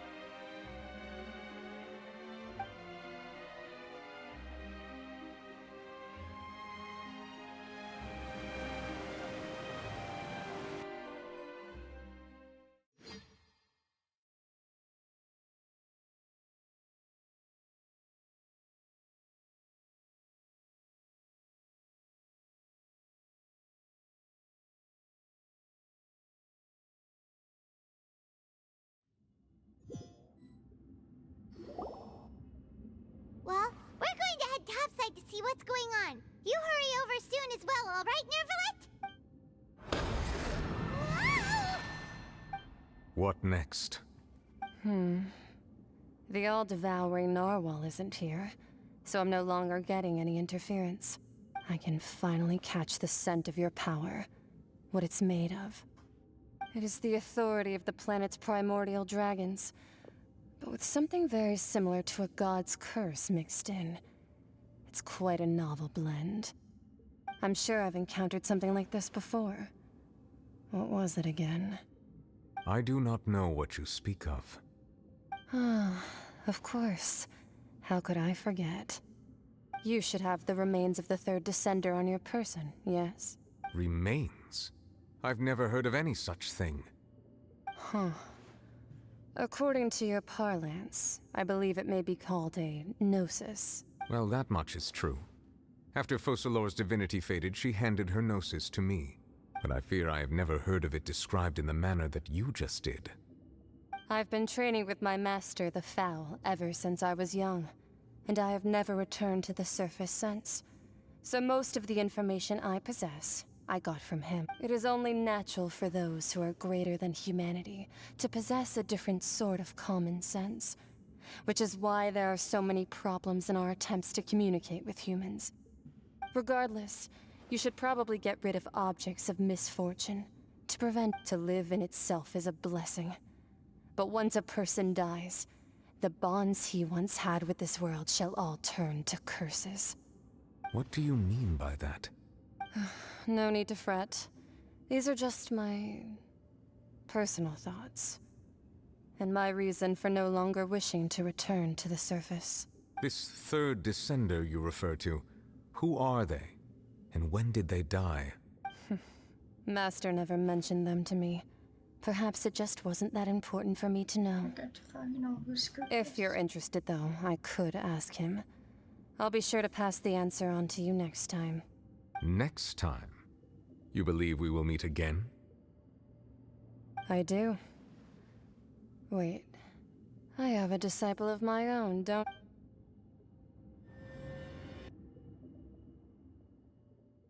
Are you talking about Tartaglia again? He's this disciple. Jeez.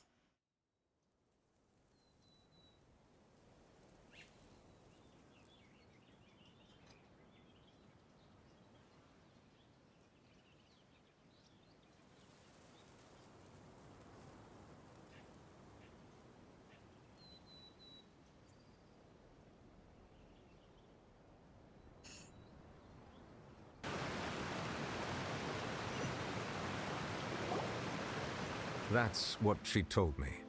Whether it would prove useful or not, I wanted to pass that information on to you. The remains of the third descender? So that's what the Gnosis actually are. Paimon just thought they looked like chess pieces. How could they be a person's remains? All the same, assuming that there was no misunderstanding or special metaphor at play, that is what she meant to say. And she said that it would bring misfortune and that you should check it, which is why you gave it to the Fatui. If she speaks the truth, then I would simply be putting Fontaine at unnecessary risk by keeping it here.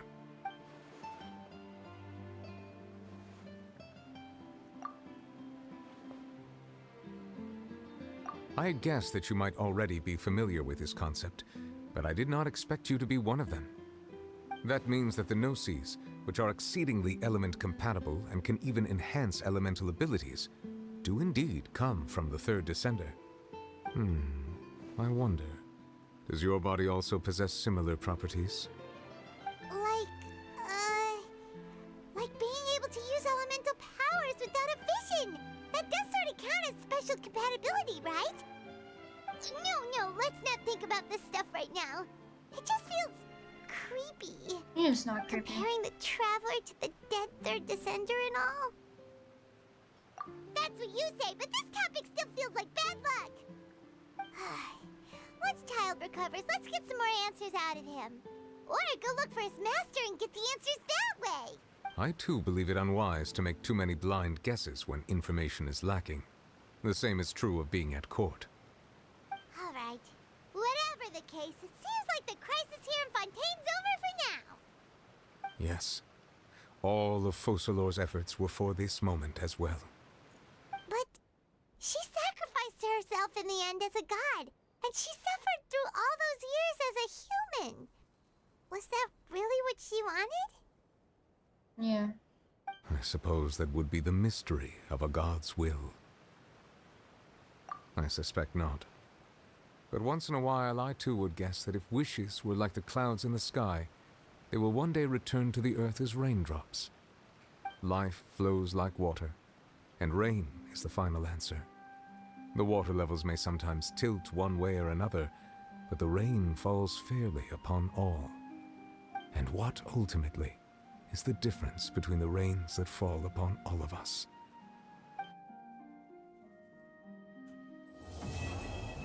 Oh.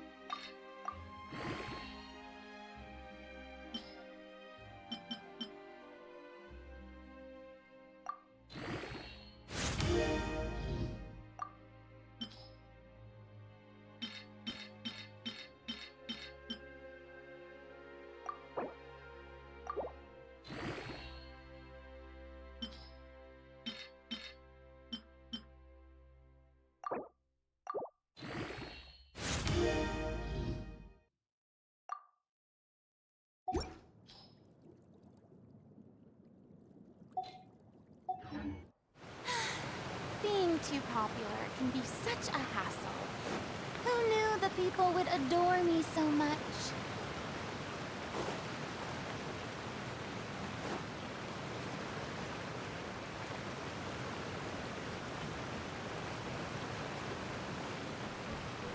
Was that the area to go down?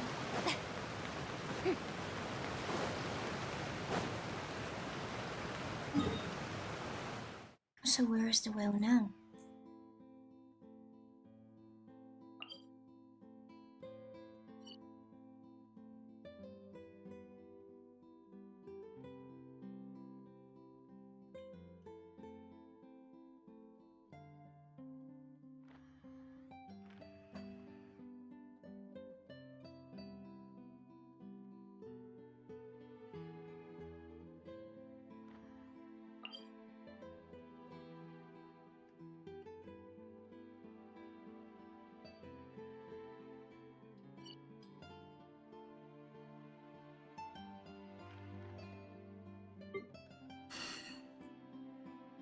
Isn't the well over here somewhere?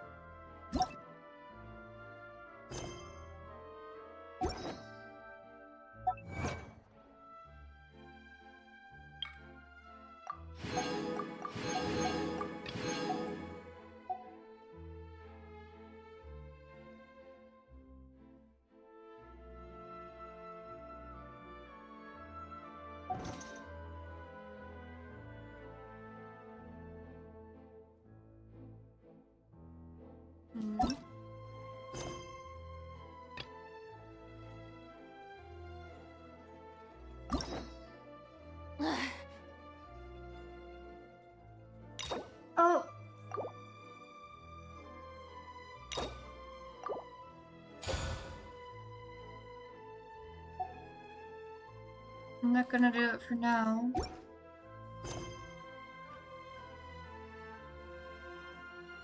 The rest is gonna be up to my ego. Boring. Isn't there anything else more interesting to do?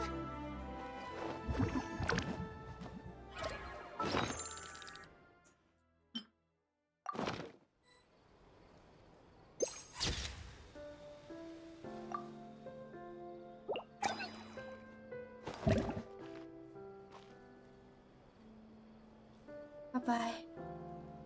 Bye.